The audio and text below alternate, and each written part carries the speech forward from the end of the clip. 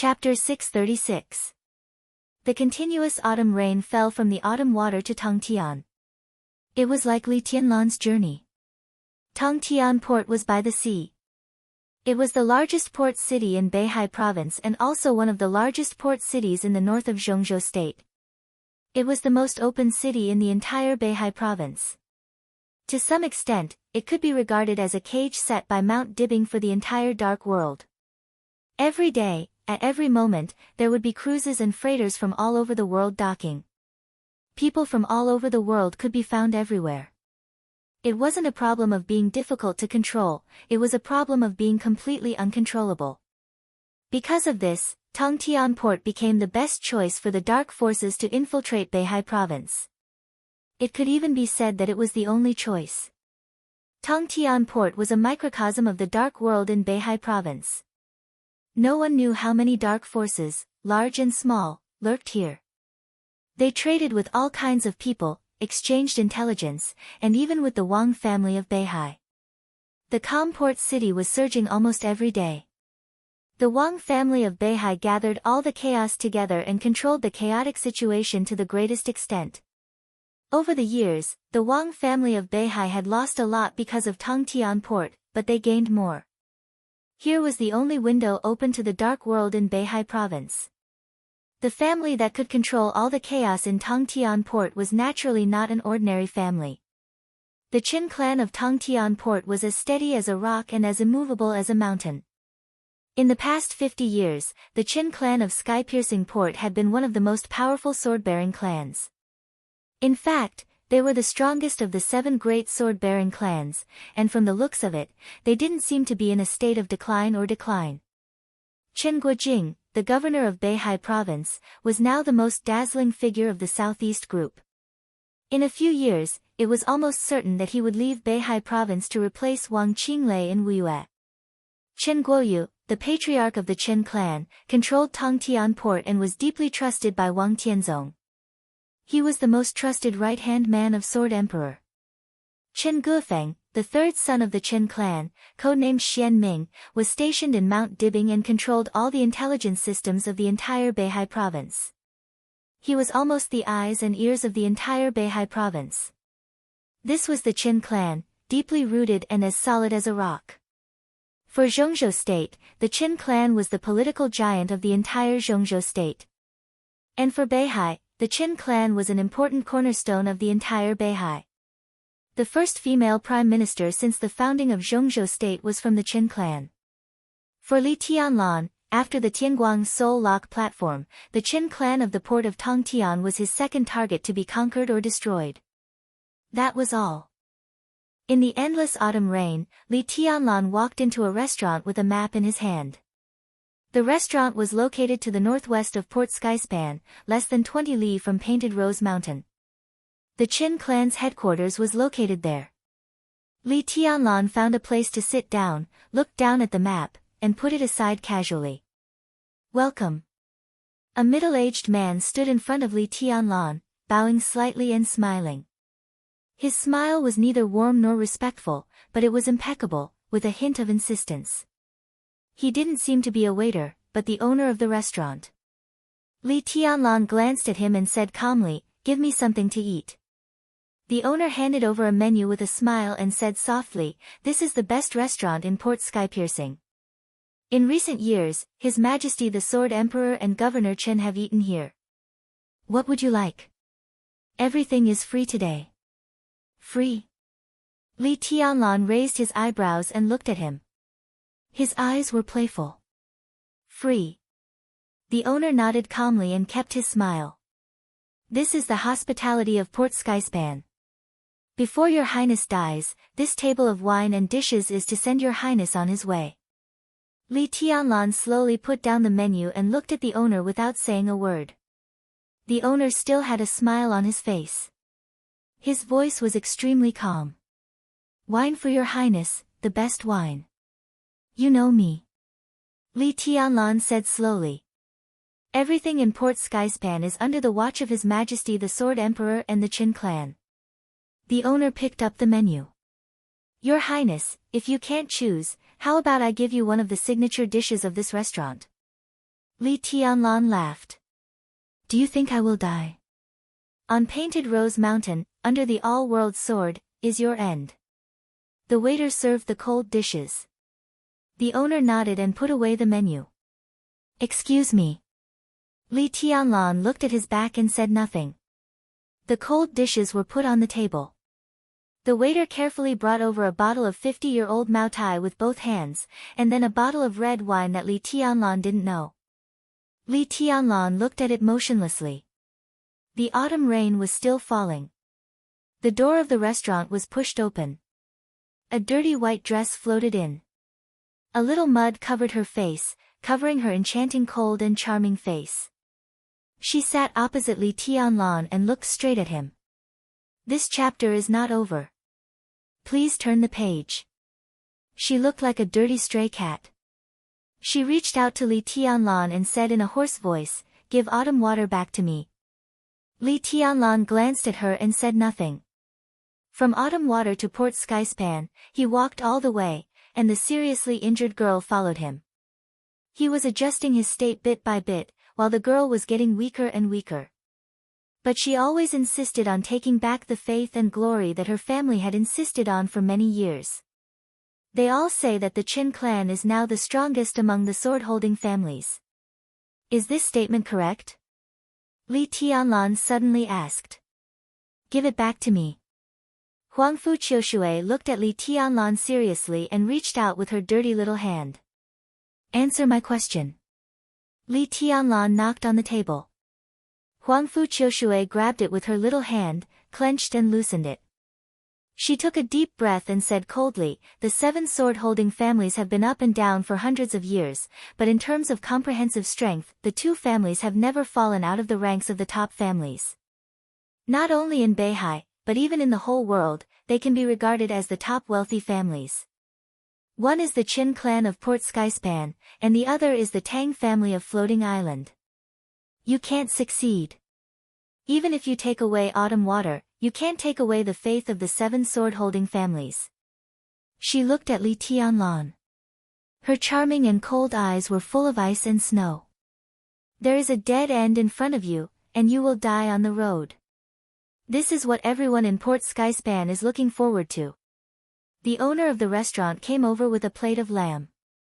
He put the dish in front of Li Tianlan and looked into Li Tianlan's eyes. Your Highness is making an enemy of Beihai province and tens of millions of people. We respect your choice, but the outcome is already doomed. He opened the Mao Tai on the table and poured himself a glass. I propose a toast to your Highness. If your Highness has any requests, don't hesitate to ask me. I will try my best to meet them. I wish your Highness a safe journey. He drank the wine in one gulp and said flatly, the wine and dishes are not poisonous. Your Highness can enjoy them without worry. You are qualified to be the enemy of Beihai province. In the face of a real enemy, Beihai still disdains to use such despicable means. He nodded, turned into the kitchen, and continued to serve. Li Tianlan silently picked up the wine glass and took a sip. I appreciate such a Beihai. He held the glass, and his voice was low. After a pause, he shook his head and said slowly, no, I respect such a Beihai. Even if we are enemies, it still can't make people feel bad. You can't win. Huangfu Qiushui looked at Li Tianlan with cold eyes. I respect everything he has done for Beihai. Li Tianlan poured himself another glass of wine. He held the wine glass and was lost in thought. In fact, what everyone didn't know was that when he came to Beihai, what impressed him most was not the sacrifice of the famous troops and the devil troop on Lingtai Mountain, nor the calmness of the Huangfu family in the face of the catastrophe, nor Huangfu Qiushui's persistence and confidence, nor the endless resources of the 7 families and the upcoming battle. What touched him the most was actually the couple standing in front of him when he ascended to Qiushui. It was that sentence. He promised His Majesty Sword Emperor. That sentence alone was Beihai in his heart.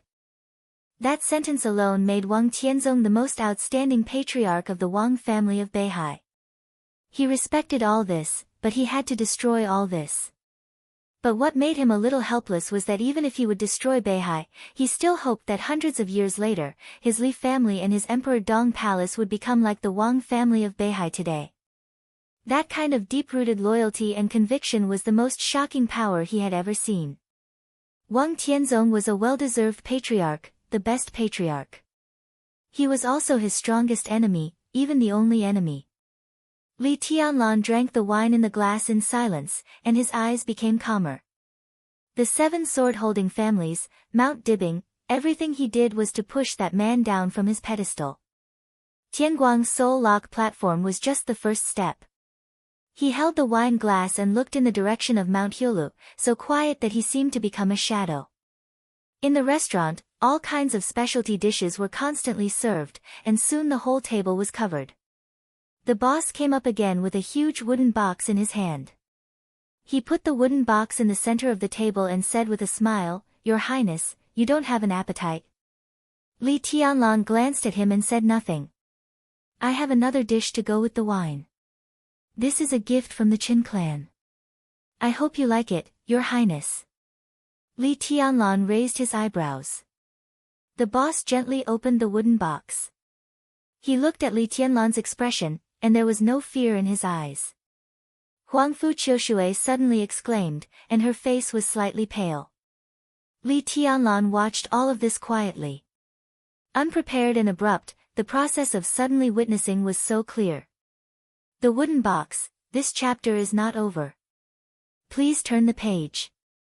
It seemed to be very far away and very vague, but it fell into his sight in an instant and became clear. Everything became a clear consciousness and appeared in his mind. In the wooden box, there was a head.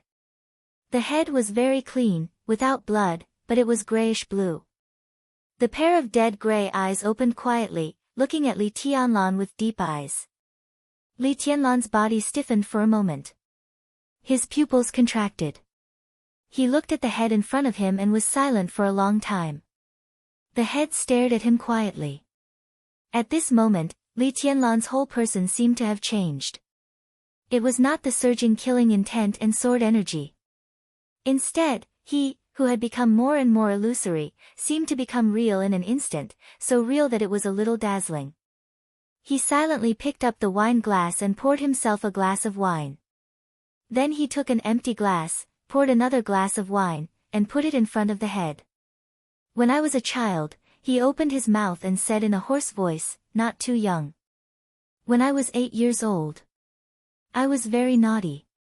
At that time, our family lived on the border, in the barren mountains and forests. Oh, the conditions were very bad. The conditions were very difficult. The materials given to us by Zhongzhou state often couldn't be kept for a long time. The rice would go moldy, and the water would go bad." He lowered his head and looked at the exquisite and fragrant dishes on the table. The food at that time was really terrible. The rice was moldy with spoiled water, and the porridge was black with a kind of stench. He shook his head hard, and his voice was a little messy and incoherent. "It was not delicious, too bad. At that time, in the deep mountains and forests, we could occasionally meet some prey, but we had many people. Even if there was prey, everyone could not get much. That year, we killed a wild boar in the camp, which weighed more than 200 kilograms. Grandpa divided the meat, and everyone got half a kilogram of wild boar. Grandpa ground the pork and put it in the porridge. The porridge was terrible, but the meat was really delicious. After I finished the porridge, I was playing outside. At that time, there was a big sister called Yunar eating meat skewers. They were very small skewers. I wanted to eat them, so I went to snatch them. She even beat me up. In the end, her father found out. Yes, that's Uncle Hu. Uncle Hu slapped the big sister and gave me the remaining skewers of meat. That night, I snuck over to their house and heard Uncle Hu coaxing his daughter. He said that there's still meat in the Southern Sky Army's camp not far from our camp. He said that he'll bring some back another day so that we can eat our fill. In the sound of his fingers tapping on the edge of the cup, Li Tianlan's eyes were a little dazed. At that time, I didn't know the cruelty of the enemy and myself. I only knew that there was meat in the camp of the Southern Sky Army. So that night, I didn't practice my swordsmanship. I sneaked out of the camp alone and wanted to find some food in the camp of the Southern Sky Army. I found the camp, but of course, I couldn't steal it. Before I got close to the camp, the patrol team of the Southern Sky Army pressed me to the ground. They slapped me in the face and scolded me in words I didn't understand. Someone wanted to cut open my stomach with a bayonet and hung me on a tree. At that time, I was scared to death and didn't want to eat meat. But that time, when I was really about to be killed by them, Uncle Hu appeared. He alone slaughtered 6 patrol teams, like a god descending to earth. The Southern Sky Army sent a regiment to chase us into Zhengzhou State. The South Sky Army sent a regiment to chase us into Zhengzhou State and chased us for nearly 30 miles. At that time, there were many experts in the South Sky Army. Uncle Hu was shot several times and was covered in blood, but he kept protecting me. At that time, he even smiled at me and said that if I wanted to eat meat, I couldn't come here by myself. It was too dangerous. He would come and get it for me. He would bring me whatever I liked. I was also silly at that time. I said that I liked Sister Yun. Uncle Hu was silly and seemed very happy. He said that when he grew up, he would marry Sister Yun, to me. He was waiting to drink our wedding wine. Crack, in the sound of breaking, the wine cup was completely crushed. The wine flowed out. Li Tianlan took another cup and filled it with white wine. Then, his arms trembled slightly. Later, there was no later. The Southern Sky Army often invaded the border. The people in the camp were busy fighting, and there were fewer and fewer people. Many uncles who loved me died. Uncle Hu also disappeared in a battle. When I was 12 years old, Sister Yun, who was already 16 years old, also died. She was humiliated by the Southern Sky Army and even had her belly cut open by a bayonet. I always thought that Uncle Hu was also dead until I saw him again. He looked at Huangfu Qiushui with a strange calmness in his eyes. Do you know where he is now? Huangfu Qiushui's face grew paler. At this moment, Li Tianlan exuded more danger than danger. Li Tianlan looked down at the head in front of him. He drank the wine in the cup in one gulp, reached out his hand, and held up the head. He bent down and gently kissed the cold forehead of the head, muttering to himself, Uncle Hu, you are here. In the almost suffocating atmosphere, Li Tianlan looked at the owner of the restaurant with the head in his hands and whispered, Thank the Qin clan for the gift for me. He paused and shook his head. No, I'll go and thank them in person. End of this chapter, bookmark for easier reading. Chapter 637. For the first time, Li Tianlan took the initiative to call Dongqing Wudi and asked to use the intelligence system of the entire giant group. He didn't go to the Samsara Palace, nor did he use the resources of the Purgatory of Heaven capital through his grandfather. Compared with these foreign forces, the penetration between the major groups in Zhengzhou State was undoubtedly the most covert and effective. To get the latest developments in Beihai Province, activating the intelligence system of the giant group was undoubtedly the fastest way. When the phone rang, the plane was crossing the sky, and the spacious cabin was solemn. Dongqing Wudi answered the phone, and his voice was a little low. Tianlan, are you in Beihai? Yes. Li Tianlan said without any nonsense. Minister, I need some information about Beihai. His voice sounded steady, but through the phone, Dongqing Wudi was keenly aware that his voice was trembling. It was a kind of unconcealable mournfulness, and eventually turned into boundless killing intent and anger. Dongqing Wudi was silent for a while and said calmly, What happened? Uncle Hu is dead. Li Tianlan's voice was soft as if he was murmuring to himself. Minister, Uncle Hu's head is in front of me now. He failed to marry his daughter to me. I owe him a glass of wine. He owes me a meal. Now, Uncle Hu is dead. He's really dead. Countless suppressed emotions that were close to madness seemed to be about to burst out in the most violent way. Dongqing Wudi subconsciously clenched the phone. He didn't know who Uncle Hu was, but he heard the unshakable determination and killing intent in Li Tianlan's voice. I'll have someone contact you, Dongqing Wudi said without hesitation. Li Tianlan said, and hung up the phone directly. The sun was about to set in Eastern Europe. The warm yellow light filled the sky, illuminating large patches of clouds. Dongqing Wudi took out his mobile phone and sent a text message. Looking out of the cabin window at the gorgeous clouds that seemed to be burning, he was silent for a long time. He actually had a lot to say to Li Tianlan. He went into Beihai alone. Tianguang Soul Lock Platform. After the Eternal Sword in Eastern Europe ended, Li Tianlan was subverting the world's impression of Beihai province in a crazy manner that no one could imagine. The army of famous generals was wiped out. Huangfu Feiyu, the general of Zhongzhou state and the vice-commander of the Beihai Corps, was seriously injured and disabled. The Huangfu family's legendary sword, Autumn Water, had changed owners. The Huangfu family was forced to give up the persistence and glory of hundreds of years. No one knew what they were thinking, but in the eyes of other people in the dark world, the imperial family that had presided over Qiushui city for hundreds of years was on the verge of collapse. Qiushui looked like a sword, but it was a sword that had countless meanings. To a certain extent, it could be regarded as the most important foundation of the Huangfu family. Now that Autumn Water was in Li Tianlan's hands, his next stop was the sky-reaching Qin clan. Zhongzhou state had been strangely silent about it from beginning to end, but Dongqing Wudi had some worries in his heart. He had wanted to tell Li Tianlan to pay more attention to propriety, but Li Tianlan's calm but trembling words had fully explained his unchangeable determination. Dongqing Wudi tapped on his mobile phone in silence and suddenly said, "General, get ready to go back to Zhongzhou state tomorrow." Tomorrow? General Nan, the deputy commander of the Navy of Zhongzhou state, turned around in astonishment and hesitated. "But there are negotiations tomorrow, ignore him." Dongqing Wudi shook his head. "Back to Zhongzhou state." General Nan nodded, and suddenly his face changed. He lowered his voice and said, "Marshal, is there any change in Yuzhou?" Dongqing Wudi shook his head slowly. "I'm going to Beihai." His voice was quiet and calm. "To inspect the Beihai Corps." In the silent restaurant, Li Tianlan carefully put the head back in the wooden box.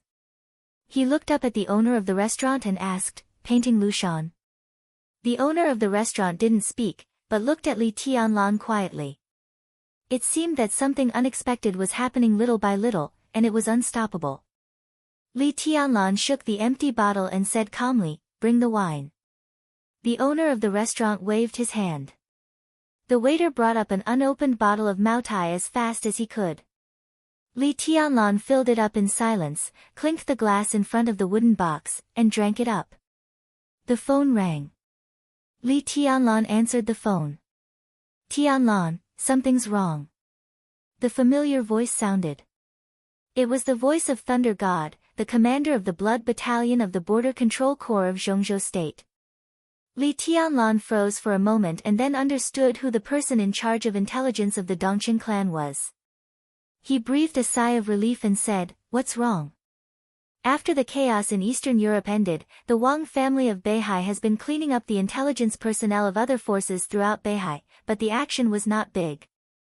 Until a day ago, when you landed in Qiushui, many hidden elites of many forces seemed to be completely exposed at once. Samsara Palace, the Heroes Club, the Jiang family of South America, even our people were affected, but, Thunder God's voice paused. But at present, the Purgatory of Heaven capital is the most affected. Almost all the elites of the Purgatory of Heaven capital hidden in Beihai have been exposed. Beihai province launched an action as soon as possible. From Qiushui to Xingzhou, it involved various cities. The elites of the Purgatory of Heaven capital lurking in Beihai suffered heavy losses. Only a few survivors succeeded in breaking out. Those elites who broke out all fled to the port of Tongtian? Li Tianlan asked. Thunder God gave a wry smile. This is the best choice. The entire Beihai province has been blocked. The floating population of the port of Tongtian can't be controlled. The chance to leave Beihai in the port of Tongtian is the greatest. Of course, the Qin clan is immovable in the port of Tongtian. It's not easy to avoid the Qin clan. Li Tianlan looked at the wooden box with the human head in front of him and fell silent. The information that deity was Li Kuangtu was no longer a secret. When he knew the news, Li Tianlan naturally understood where the elites of the Li family who had been missing and even feigned death for so many years had gone. The purgatory of heaven capital was the Li family. And Uncle Hu? He was a hidden pawn arranged by the purgatory of heaven capital in Beihai. He lurked in Beihai and successfully broke out of the encirclement as soon as he was discovered. He arrived at the port of Tongtian and finally fell into the hands of the Qin clan. The Qin clan's power was really fierce. Now that Uncle Hu was here, where were the other elites of the purgatory of heaven capital? Li Tianlan said, "I got it," and hung up the phone. A table of sumptuous dishes was placed in front of him. Li Tianlan looked at it for a while, slowly picked up the bowl and chopsticks, and began to eat. He moved very slowly, bit by bit, and ate seriously and carefully. Huangfu Qiushui looked at Li Tianlan quietly. She withdrew her dirty little hands, and her charming crystal eyes were full of fear. The fear was revealed little by little, with a pressure that almost suffocated her. She didn't know what she was afraid of. But now, Li Tianlan was too quiet, so quiet that it was almost desolate. It was a silence without any killing intent or vitality. Whether real or illusory, in this desolation, they all lost their meaning. "You don't mess around." Huangfu Qiushui looked at Li Tianlan, and her voice trembled slightly. "An eye for an eye." Li Tianlan said softly, "It's a matter of course." The rice was disappearing little by little. The dishes were also disappearing little by little. Li Tianlan slowly finished the whole table of food and picked up the box with the human head. The sword intent flowed in his hands. The 13-story building rotated slightly around him, hiding the box in nothingness. Li Tianlan stood up and walked out of the restaurant. The restaurant owner, who had been watching Li Tianlan nervously, let out a long sigh. His face was pale, and he was covered in cold sweat. The door of the restaurant was closed. Then it was opened again. Huangfu Qiushui followed him out. The restaurant owner picked up the phone, dialed a number, and said in a trembling voice, "He has set off."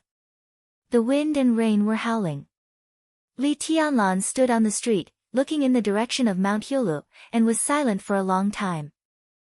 In the increasingly cold rain, he suddenly turned around and glanced at Huangfu Qiushui, who was looking at him nervously. "What do you think I should do with the Qin clan?"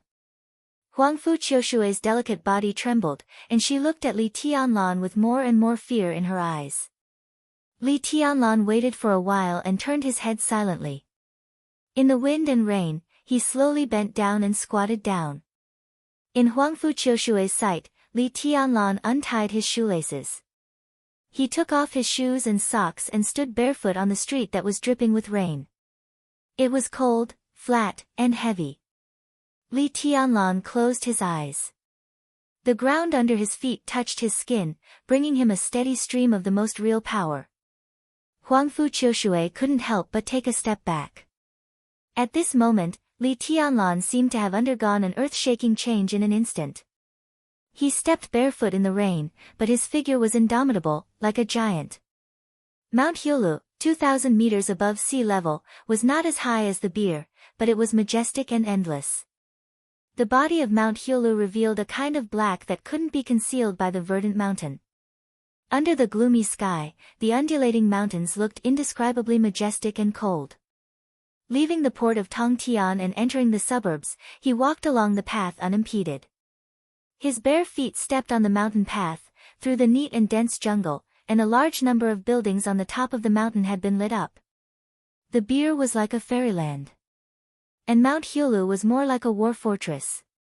Li Tianlan stared at the top of the mountain in silence. Compared with the Huangfu family, which had been quiet in recent years, the Qin clan had been active in Beihai, Zhongzhou State, and the entire Dark World. This was the top of Beihai province. A super wealthy family. In hundreds of years, the first female minister of Zhongzhou State, 2 presidents of Zhengzhou state, 4 first deputy ministers of the army headquarters, and nearly 20 members of parliament had emerged. For hundreds of years, the Qin clan had never had an invincible realm expert. But in the entire Beihai, they were the family with the most thunder-shocking realm experts, even no less than the Wang family of Beihai.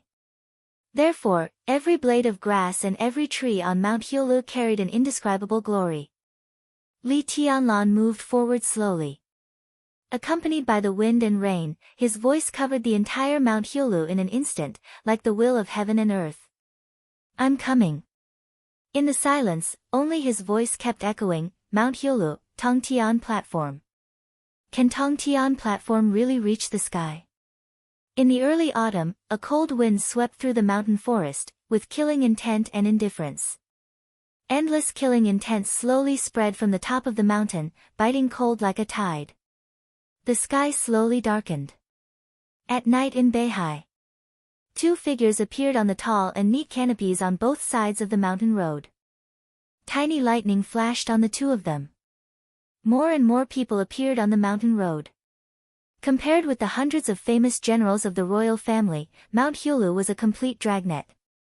There were figures everywhere. Countless people appeared in every corner of the mountain, front and back, left and right, and in all directions. Li Tianlan watched all of this quietly. His expression was calm, but his eyes were extremely bright. The lightning on the canopies became brighter and brighter. The gradually spreading lightning filled the entire mountain road, hundreds of meters, thousands of meters, everywhere was dark blue. A voice sounded from afar, full, steady, indifferent, and calm. "Your Highness, please go up the mountain to die. Your Highness, please go up the mountain. Your Highness, please go up the mountain. Go up the mountain, go up the mountain to die, go up the mountain to die, go to die." Countless echoes kept echoing in the entire Mount Heulu like a tide. The whole Mount Heulu seemed to glow in an instant. Faint blue appeared in every corner of the mountain. Light and shadow filled the air. There were dormant sparks and flashing thunderbolts. The Qin clan's heaven-reaching formation. This was the largest sword formation known in the entire Beihai and even the entire Dark World. The Qin clan had been invincible for hundreds of years. The sky-reaching formation was the foundation of their immovable mountain. It was said that the real sky-reaching formation required the cooperation of thousands of people at the same time, with the chi-controlling realm as the threshold, advancing step by step from the ice-condensing realm to the fire-flaming realm to the thunder-shocking realm. Finally, with the famous sword of the Qin clan as the core, the sword light of thousands of people was completely invincible and invincible. The sky-reaching formation was famous in the Dark World. That was because the sky-reaching port was the window opened by Beihai province to the whole Dark World. But almost no one had seen the sky-reaching formation. The sky-reaching formation didn't go out of Mount Heulu. Even if it appeared in the outside world, it couldn't be the ultimate sky-reaching formation of 1,000 people. It could only be a sword formation that was countless times simplified. Now Li Tianlan went up to Mount Heulu as an enemy. Except here, there was no complete sky-reaching sword formation in the whole Dark World. "Invite me to die." Li Tianlan laughed. "Do you think you deserve it? The Qin clan protects the world. On the sky-reaching platform, there is the power of heaven. Your Highness, do you dare to go forward?" The old voice continued to reverberate in the mountains. Li Tianlan didn't speak. He didn't hesitate, and he didn't retreat. He stepped barefoot in the rain, facing the overwhelming sword light in front of him, and strode forward. The sword energy of 1,000 people kept colliding and surging. Dense electric arcs flew directly toward Li Tianlan with blazing sparks. Li Tianlan's figure became more and more real in the flashing electric arcs. The space around him was completely distorted, becoming illusory and almost nothingness. Countless bolts of lightning and flames rushed into the empty space. There was no flash, no explosion. In the silence, that space devoured all the power without batting an eyelid. In an instant, at least 10 elites of the Qin clan were pulled out from the dark corner by an invisible force. The sword energy all over their bodies seemed to be completely exhausted in an instant. They fell to the ground, without any vitality. Li Tianlan's pace was getting faster and faster. The empty space was spinning wildly around him, and the almost violent sword intent poured into the space with countless exclamations. As his figure passed by, the nearby elites of the Qin clan were frozen in place without any suspense, without any vitality. Because people kept leaving the sky-reaching formation, the electric arcs covering the whole mountain dimmed. Humph! In the old snort, the old man's cold voice suddenly sounded, "Your Highness, do you really think that you can sweep the whole North Sea with a sword formation? At least here, this sword formation is invincible." Li Tianlan's voice grew calmer. Huang Fuqiu, whose face was pale, opened her mouth subconsciously. She seemed to want to say something, but she didn't know what to say. She was the closest to Li Tianlan, so she could feel the change in Li Tianlan. She wanted to tell the Qin clan that it was not the 13-story building beside Li Tianlan who was destroying the sky-reaching formation at this moment. At least it was not the 13-story building. It was Li Tianlan himself. In the shortest time possible, Li Tianlan had become the real core of the 13-story pagoda. His breathing and heartbeat had been perfectly integrated with the 13 swords. At this moment, the 13-story pagoda was completely absorbing all the sword light. Anyone's sword energy would be absorbed the moment it came into contact with the 13-story pagoda. It was not even absorbing, but devouring. It was devouring everyone's sword energy and even everyone's vitality. The 13-story building. At this stage, the sword formation was not even a formation of the Chosen One, but a real formation of the demon god. The 13-story building is indeed invincible. The old voice in the mountain laughed, "I wonder if your highness can still be so strong without the 13-story building?" "It will be wherever I am," Li Tianlan said blandly. "Really?" The old man laughed, "I have a gift for your highness." Bang! The sound shook the whole painting mountain for a moment. A figure flew directly through the wind and rain and landed not far in front of Li Tianlan. It was a middle-aged man about 50 years old. His whole body was covered with lightning, and his body was still trembling slightly. Under the gradually darkening sky, Li Tianlan saw the man's face. His body suddenly stiffened for a moment. Bang! Countless electric arcs exploded on the middle-aged man.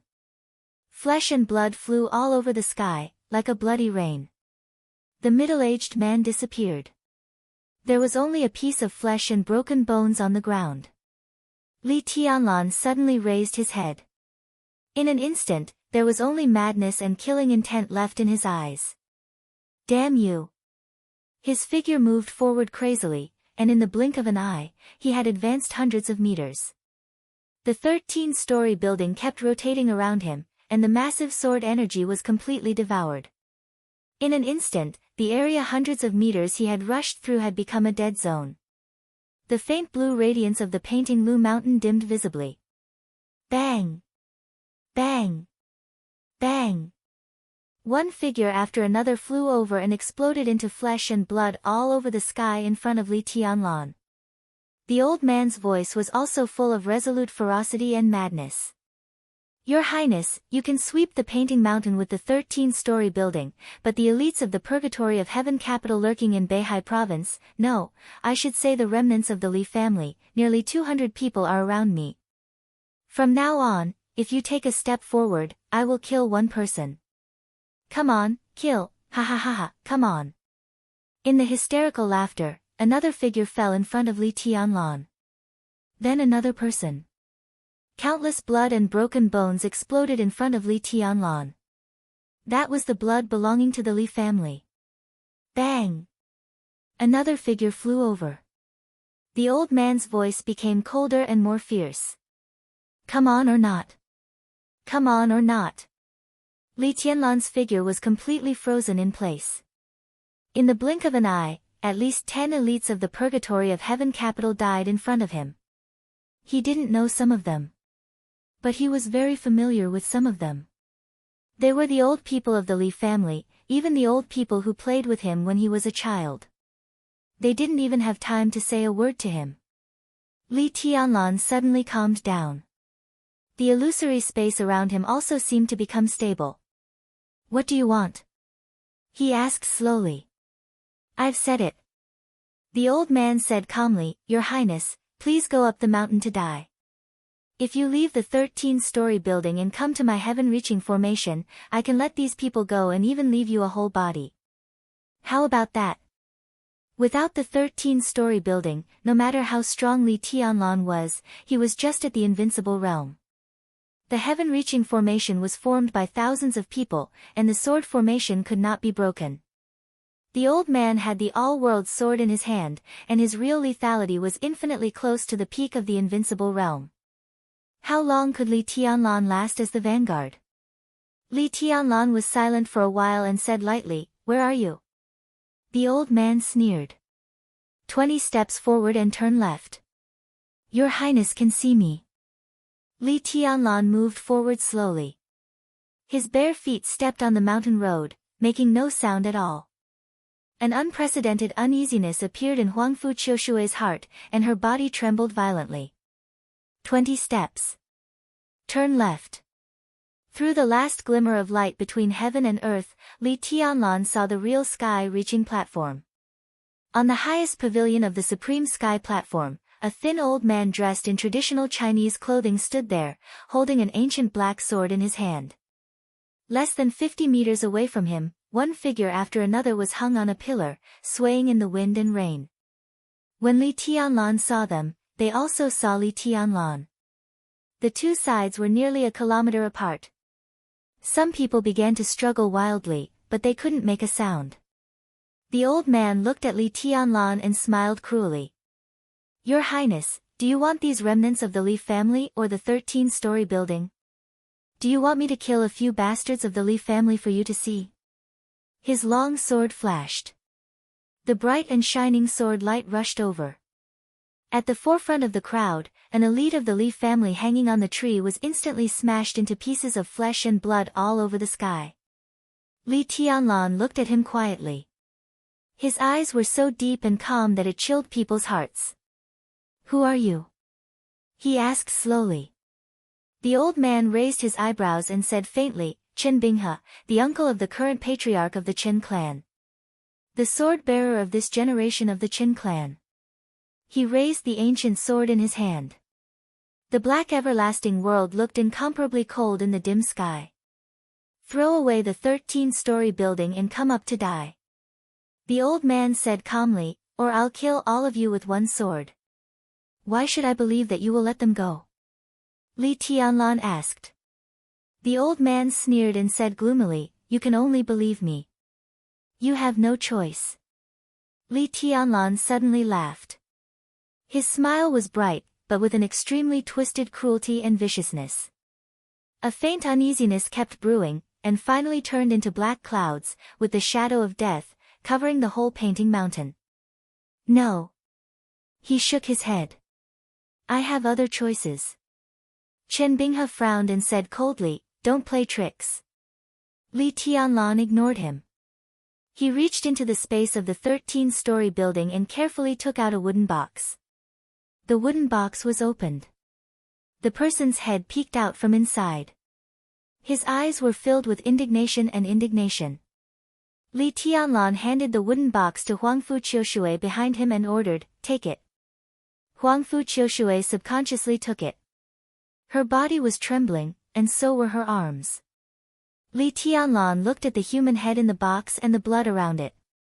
He chuckled and whispered, Uncle Hu, I'll open this mountain for you. Li Tianlan. Chen Binghe's roar turned into a rolling sound wave. Li Tianlan turned back and stepped forward. He stepped on the ground with his bare feet. In an instant, Li Tianlan, who had been calm all the way, was glowing. He was incomparably glorious, so glorious that it was almost illusory. Meanwhile, the 13 floors appeared before everyone's eyes in an incomparably real manner. This time, the 13-story building was missing a sword. But the 12 exquisite and beautiful little swords were still shining with soaring killing intent. Li Tianlan's body tightened, and endless sword energy poured into the 13-story building. He stretched out his hand and flicked it. His voice was calm. Aquamarine. In the 13-story building sword formation, the dark green little sword suddenly flew out of the sword formation and rushed into the sky. Li Tianlan flicked his fingers for the second time. Graceful. The dazzling light rushed out of the sword formation, like a meteor. The third flicked his fingers. Shadow. The sword light, which was as dark as a shadow, shot out. Tianya. Twilight. Silver moon. Void. Adjudication. Divine weapon. Donghuang. Heartbreak. One by one, the exquisite little swords flew out and hid in the void. There was only one black little sword left in front of Li Tianlan. The pure black little sword was exquisite and majestic, with unparalleled pride. The little sword slowly enlarged in Li Tianlan's hand. Li Tianlan looked at the sword and said its name. Xianyuan. Silver moon skylight. Graceful aquamarine. Tianya's gaze. Void adjudication. Phantom divine weapon. Donghuang heartbreak. Xianyuan. 13-story building, 13 swords. Every piece of Xianyuan's sword was a real famous sword that could be handed down from generation to generation. Tianguang Soul Lock Platform. At this moment, 12 swords appeared on Mount Painting at the same time. Li Tianlan held the black Xianyuan, took a step forward, and said calmly, "Open." Night fell. The next second, the whole Mount Painting, the whole world was shining.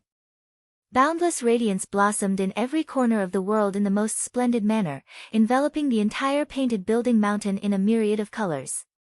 The soaring killing intent danced wildly between the heavens and the earth unscrupulously. Light. The most dazzling light was everywhere. One after another, the famous swords with perfect shapes appeared in all directions in the air. But this time, they were not exquisite, but extremely huge.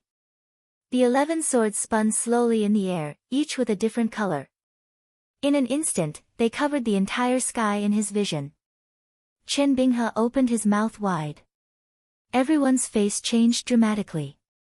In the extremely brilliant light, Li Tianlan held Xianyuan and stabbed it straight. The 11 swords shrank dramatically in an instant. The sky reappeared. The darkness was completely illuminated by the colorful light, and the continuous heavy rain turned into an unprecedented frenzied rain of swords. The rain of swords hit Mount Painting, falling in every corner. There were hundreds of people in the heaven-reaching formation. The rain of swords was thousands of drops. The rain of swords kept raging, and a large amount of blood instantly dyed the whole Mount Painting red. The blade of Xianyuan's sword stabbed out. Countless lights and shadows were constantly changing. One after another, Li Tianlan appeared in the sky. Some held the silver moon, some held the shadow, some held the horizon, and some held the twilight. 12 swords. 12 people. Forward. Forward at the same time. The blade of Xianyuan's sword moved forward. The other 11 swords, 11 Li Tianlan, and 11 sword qis were completely synchronized. Forward. Straight stab. Countless sword lights flew out of his hands. All the sounds disappeared completely in an instant. Only the light was spreading crazily. It was a splendid but silent world, real and illusory at the same time. Day and night alternated between real and illusory for a moment. Li Tianlan's figure disappeared. All the figures transformed by sword qis also disappeared. Only the sword lights crossed and converged in the air like lightning. An incomparably huge black sword appeared in the sky that was filled with dazzling light. The sun, moon, stars, mountains, lakes, and seas on the blade were shining at the same time. The huge black sword had an obvious gap, but it was full of domineeringness that could sweep the world. That was Xianyuan Feng. It was like a shadow, but also like a real body. The huge black sword that occupied the whole sky fell on the top of the Mount Painting building in an instant, like a divine tribulation that could destroy the world. There was a loud roar. The whole Tongtian port was shaking. The earth was shaking, and the sea in the distance was surging. The sky was falling and the earth was cracking. The huge sword fell down. Mount Painting Building shook wildly. The huge sword blade pierced into the towering and heavy mountain. The most thorough destruction broke out in an instant. The mountain was constantly collapsing and cracking, and boulders tens of hundreds of meters high burst into the sky. A large area of luxurious buildings on the terrace of heaven was instantly turned into powder. Everything was destroyed. The majestic terrace of heaven was razed to the ground in an instant. In the loud sound like the end of the world, Xian Yuanfeng's black sword body directly cut into Mount Painting Building. The huge crack on the ground extended for thousands of meters. The scene of disaster appeared in front of everyone in the shortest time. The sword of domination. It was like the wrath of heaven. One sword split the mountain. The whole Mount Painting Building was directly divided into two halves under one sword. The terrace of heaven standing on the top of the mountain completely became the Li family. The crazy smoke and dust continued to rise and spread in the wilderness. The world was completely silent. Mount Painting Building was divided into two. The screams in every corner of the mountain also disappeared. The smoke and dust spread to every corner of the mountain in a trance. On the still calm and even the only complete mountain road, Huangfu Qiushui held the box tightly with both hands. In the box, Uncle Hu's faint eyes had closed. Huangfu Qiushui fell softly on the mountain road. There was an extremely complicated look in her charming eyes, which was helpless resentment, but also almost fanatical admiration. The smoke and dust were still rising. This sword split Mount Painting Building, completely separating the elites of the Purgatory of Heaven capital from Qinbinghe. The sword energy of the 13-story building was mighty between the two sides, like a natural moat. One sword split the mountain. This strike was as long as the sound of boredom, but it was also as short as a flash of lightning. In the slight sound of footsteps, Li Tianlan slowly wiped the blood from the corner of his mouth and looked at the dull Qinbinghe through the smoke. The two sides were very close to each other, but separated by a cliff. Li Tianlan laughed. He looked at Qinbinghe as if he were looking at a dead man. Divine Emperor of the Highest Heaven. Chapter 638. The pungent smell of blood was all over the mountain. The billowing smoke and the sword light that illuminated the whole city slowly fell. The sky-reaching platform was filled with ruins and broken walls. The buildings that once covered the entire top of the mountain had completely collapsed. The painting mountain was divided into two. The mighty heaven-reaching platform almost instantly became a ruin. That unparalleled sword strike had almost completely split open the entire painted building mountain. A cliff that was nearly 1,000 meters deep was cleaved out of the heavy mountain. The cuts on both sides of the cliff were as smooth as a mirror. Even though the sword light had disappeared, the mirror-like sides of the cliff were still suffused with an incomparably cold chill and sword qi. Li Tianlan looked away from Qinbinghe and looked at the ruins of the heaven-reaching platform. Collapsed buildings, broken gardens, muddy water, and twisted trees. One sword split the mountain. That could almost be said to be the sword of God.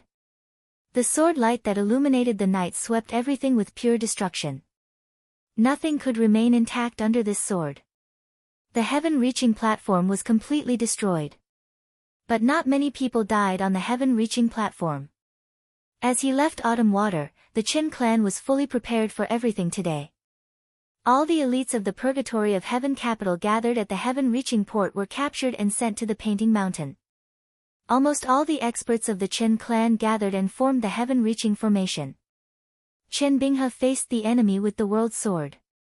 Some women and children of the Qin clan had been transferred in advance. So there was little blood and few dead people in the ruins of the heaven-reaching platform. But the Qin clan was finished. With the hundreds of elites of the Purgatory of Heaven capital as the bargaining chip and the heaven-reaching formation, the Qin clan had a great chance of winning this battle. So it could be said that the entire Qin clan fought against Li Tianlan with all their strength. No one could have thought that Li Tianlan and 13-story building could split the mountain with one sword. That sword, with a violent sword rain, smashed most of the formation of the heaven-reaching formation and split the painting mountain. Countless experts of the Qin clan were killed and injured. The women and children of the Qin clan might still be able to survive. But the entire Qin clan, after this battle, was like a beast that had lost its claws and teeth, without any deterrence. In the world, it was often easy and difficult to go up and down. Hundreds of years of foundation, countless glories, everything completely collapsed in a single sword strike. The bloody cruelty covered the heads of every member of the Qin clan. This was the price of failure. On this day, perhaps there were still many people on Painting Lu Mountain. But in Li Tianlan's mind, there was no one alive on this mountain. Li Tianlan finally withdrew his gaze. His gaze landed on Qin Binghe. It was indifferent and cold without any pity. Qin clan, his voice floated in the two halves of the painted building hill, like the wind and the waves. Unworthy to wield a sword. Unworthy to wield the sword of North Sea. He didn't deserve to hold the sword of the Li family. Like the coldest sentence, this sentence directly determined the fate of the entire Qin clan. Li Tianlan. You bastard. In the long silence, Qin Binghe finally digested everything in front of him. The Painting Lu Mountain had been split into two, and the sky-piercing platform had been reduced to ruins. More than half of the experts that the Qin clan had painstakingly nurtured for many years and accumulated over several generations had perished. Qin Binghe's entire body began to tremble. The pitch-black myriad worlds vibrated in his hand, and a violent killing intent surged out of it along with surging sword light. Little bastard. Damn you. Li Tianlan loosened his palm. Xian Yuanfeng's huge blade disintegrated once again, turning into small, exquisite swords floating in the air. The whole sword formation moved slowly in the air, covering half of Painting Lu Mountain. The subtle sword light shuttled slightly, cutting the ropes behind Li Tianlan one after another. Nearly 200 elites of the Purgatory of Heaven capital, who had been tortured until they were extremely weak, fell to the ground one by one. The sword formation froze in the air, completely protecting these elites. Qin Binghe suddenly burst into laughter.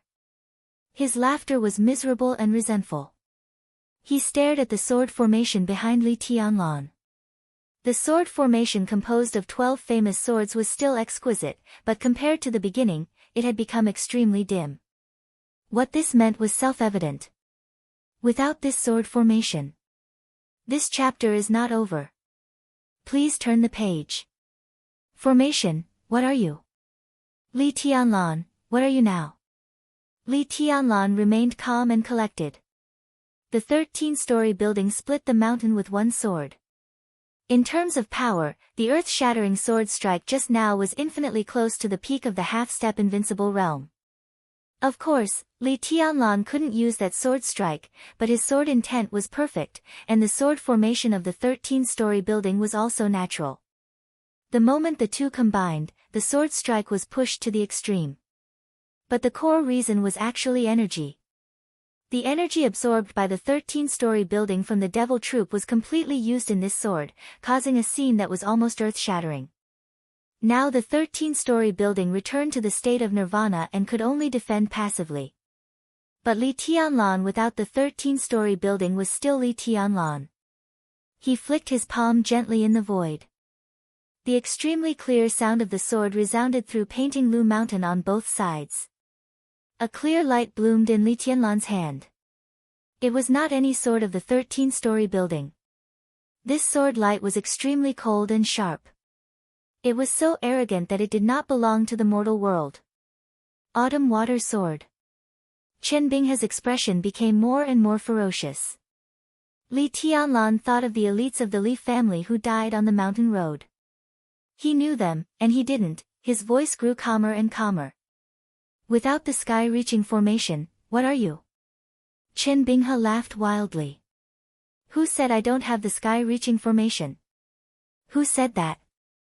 The pitch-black myriad world's sword suddenly rose up with a violent sword light.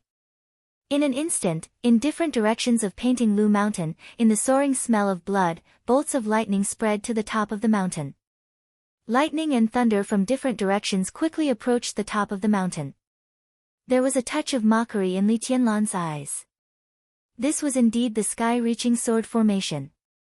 All the power was gathered in one place. But could such a sky-reaching formation reach the sky? The clear light flashed on the top of the mountain for a moment, and Li Tianlan took a step out. His figure leaped over the sky, crossed the cliff that was like a natural moat, and appeared directly in front of Chen Binghe. The Eternal World's sword chopped down with endless thunder. Densely packed arcs of electricity spread out in a frenzy. The lightning kept moving forward from all corners. Those were the thunder-shocking realm experts of the Qin clan who had not died. Everyone charged at full speed. Everyone's power turned into lightning, and in an instant, they combined with the Eternal World's sword. There was only one Eternal World's sword. But the moment the sword light chopped down, the thunder filled the whole sky. The autumn water sword in Li Tianlan's hand vibrated. The dazzling lightning seemed to tear the whole sky and smashed toward Li Tianlan. This was Chen Binghe's sword move. This was the sword move of all the remaining thunder-shocking realm experts of the Qin clan. This was the last sky-reaching formation. Li Tianlan's figure suddenly spun. There was no 13 floors. Li Tianlan was still Li Tianlan. The heavenly sun was still the heavenly sun. The cold sword light kept blooming in front of him, and the sword energy, which seemed to tear the sky apart, spread and condensed as Li Tianlan's body rotated. In an instant, an extremely sharp storm appeared on the broken Painting Lu Mountain. The storm kept spinning with Li Tianlan's rotation and turned into a tornado that filled everything. The tornado tore the space, and all the air around it was distorted in a state visible to the naked eye. Li Tianlan's figure was getting faster and faster, and the sword light was getting sharper and sharper, as if endless sword energy was flying constantly. The dazzling clear light grew bigger and bigger with unimaginable strength, and finally turned into a whirlpool of sword energy of nearly 100 meters. It was natural and flawless. The Eternal World's sword fell. The storm brought by the autumn water spun and directly hit the thunderbolts that were as dense as the sky. Boom! In the huge roar, more than a dozen thunder-shocking realm experts and Chen Binghe broke out with all their strength, and the thunderbolts that were as solid as substance shook violently in an instant. The rotating storm tore the thunderbolts that were like the sky without any stagnation. The sword light kept spinning. It looked extremely calm, but it was extremely crazy. Pieces of thunderbolts kept breaking and flying, exploding in every corner of the Painting Lu Mountain. The arc of light spread and scattered everywhere. This chapter is not over. Please turn the page. Only the clear light kept spinning in the blue sky, splitting the endless thunderbolts, cutting everything, and moving forward bravely. No power could interrupt the storm-like sword move. This was not the 13 floors. This was Li Tianlan's own kendo. The sky-splitting move. The earth-splitting sword energy kept flying with the most stunning clear light. The autumn water tore the thunderbolts that were like the sky. Several thunder-shocking realm experts who had rushed to Chen Binghe's side were torn apart in an instant. The sword light didn't stop. The shining arc of the autumn water sword hit the blade of the Eternal World's sword in an instant. It was straightforward, decisive, and fierce. There was no stalemate or suspense at all. The 10,000 worlds that represented the Qin clan's hundreds of years of glory and faith shattered in an instant. The pitch-black sword flew into the heavenly platform with lightning arcs and exploded into a pile of rubble. The autumn water that was shining with a clear light did not stop moving forward at all. It cut Chen Binghe's body in half as he screamed in fear. A large number of thunderbolts spread and disappeared in the constant turbulence. Only the indomitable storm grew fiercer and fiercer. The shining cyan light swept through the ruins of the Painting Lu Mountain with the fierce wind and rushed into the jungle. Countless trees were broken and smashed.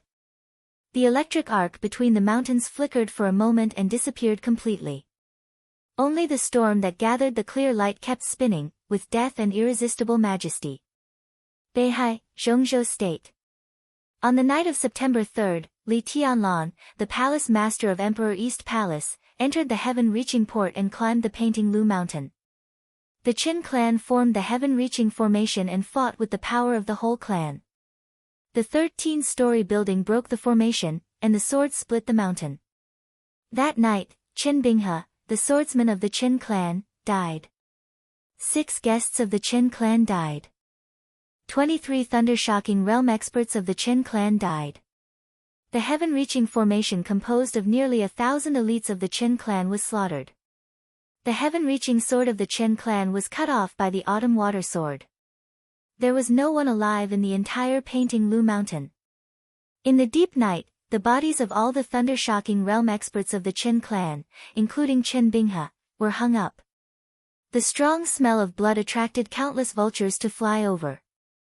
Li Tianlan watched the vultures gnawing on their bodies in silence for a long time. Countless bodies gradually turned into skeletons without flesh and blood. Li Tianlan flicked his fingers and ignited the fire. The fire spread from the Painting Lu Mountain, devouring the bodies, the ruins of the heaven-reaching platform, and everything. Li Tianlan was silent for a long time. In the strong fire, he felt lonely for the first time. The fire was spreading. Li Tianlan slowly turned around. Nearly 200 elites belonging to the Li family and the Purgatory of Heaven capital looked at him, and their eyes were full of fanaticism. Someone knelt down first. Everyone knelt down one by one, densely and neatly. Greetings, young master. It didn't matter what their identities were. The Purgatory of Heaven capital was good. The Li family was good. From now on, they all belonged to Emperor Dong's palace. Li Tianlan raised his hand. A bright light flew out of his hand and fell on the ruins of the heaven-reaching platform surrounded by fire. The light kept twisting and extending, and finally turned into a sharp and cold long sword. 13 floors, divine weapon. Li Tianlan looked at the crowd kneeling in front of him and said calmly, "Get up, let's go to Mount Dibing." He went down the mountain first. Nearly 200 elites of the Purgatory of Heaven capital followed behind him in a mighty manner. Huangfu Qiushui, who struggled to stand up from the mountain road, followed the crowd. She looked at Li Tianlan in the front with a blank look in her eyes. At this moment, she seemed to suddenly not know what she was doing. The autumn water sword was still in Li Tianlan's hand. At this moment, everything in her sight seemed to be witnessing history. Witnessing the arrival of a real new era. Late at night on September 3rd. The fire filled the Painting Lu Mountain. In the blood and bones, the heaven-reaching platform of the Painting Lu Mountain was set on fire. Only the famous divine weapon belonging to Dong Huang remained there, cutting off everything on the heaven-reaching platform. End of this chapter, bookmark for easy reading. Chapter 639. Time passed from late at night to early morning. The autumn rain turned into a rainstorm, sweeping the entire Beihai with a cool atmosphere. Beihai province was in the north. Strictly speaking, it was also a province without spring and autumn. After the cool summer passed and the rainstorm passed, the cold winter would come quietly. Just like Li Tianlan's journey, from Qiushui to Xingzhou, through the wilderness and the sea, the cold temperature went all the way north. The snow would fall in the cold temperature. The entire Beihai province was covered with snowflakes, beautiful and holy. The rainstorm was accompanied by thunder, and the world was in chaos. The sky above Tongtian port was gloomy and black. The world seemed to be unchanged. Rain was everywhere, day and night, and there was almost no light. Li Tianlan never left Tongtian port. Nearly 200 elites from the Purgatory of Heaven capital followed him out of Mount Hulu. As soon as they returned to the downtown area of Tongtian port, Li Tianlan directly booked the best hotel in Tongtian port. 187 people occupied 2 floors. In Beihai, it was midnight. Li Tianlan spent a lot of effort to find a doctor, and he accompanied the doctor to walk from room to room, checking the physical condition of each elite. Qin clan took advantage of the absolute control of Tongtian port to capture nearly 200 elites from the Purgatory of Heaven capital in the shortest time. This move was indeed ruthless, but the main purpose of doing so was to deal with Li Tianlan. All-World Sword, Qin Binghe, and Tongtian Formation. Chen Zhu used a head to directly infuriate Li Tianlan, and these nearly 200 heads that could be chopped off at any time were important chips to suppress Li Tianlan. Because of this, although these elites were inevitably tortured when they fell into Chen Zhu's hands, not many of them were really tortured. Most of them only had some seemingly serious external injuries, as well as a sense of weakness and powerlessness brought about by hunger and cold. After a few days of rest, they would basically be able to move freely. Several seriously injured elites were sent on a plane to leave Beihai that night. Li Tianlan walked from room to room. It was already the morning of September 4th when he sent the doctor away. The rain was still pouring. Li Tianlan sat in a rattan chair in the hotel, looking at the wind and rain outside through the huge French window. He was as quiet as a shadow. In the slight sound of footsteps, Huangfu Qiushui, who had changed into a white dress, walked over gently. She stood beside Li Tianlan and poured him a cup of tea. She had just taken a bath, and her dirty little face had become as clean as before. Her entire body was tender and delicate, and from head to toe, she seemed to be emitting a kind of lustrous and gentle radiance. There was no light in the room. She stood in the gloomy morning light like a white lotus, stunning the wind and rain outside the window. The tea in the small teapot rippled gently. Huangfu Qiushui put the teapot on the crystal table and did not speak. "How did you get in?" Li Tianlan glanced at her and frowned. Huangfu Qiushui had followed him from the beer to the sky bridge, up the painting mountain, and then to this hotel. Huangfu Qiushui didn't know what to do with Li Tianlan. Li Tianlan also didn't know why he let the girl follow him for so long. He looked up at the pretty face in the dim light.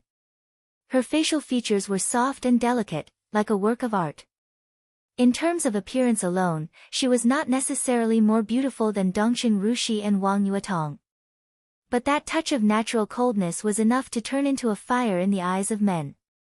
It was a kind of charm without any deliberate intention. It was cold and clear, charming and clean, plain and light, but with a kind of unforgettable elegance. Martial god Huangfu. Huangfu Qiushui. Li Tianlan thought of these two names in silence. Huangfu Qiushui was slightly stunned and whispered, "I've been here all the time." She naturally followed Li Tianlan into this suite, took a bath here, and slept in the bedroom. Li Tianlan was busy taking care of the wounded of the Purgatory of Heaven capital, so he didn't notice. Perhaps the elites of the Purgatory of Heaven capital noticed, but they didn't say much. So the night passed very peacefully. Until Li Tianlan came, she personally made a pot of tea and put it in front of Li Tianlan. Li Tianlan glanced at her again.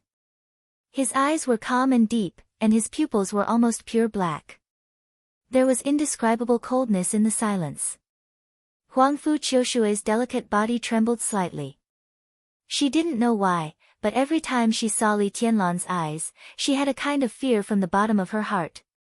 Her courage to fight with Li Tianlan at the same realm on the spiritual mountain seemed to have long disappeared.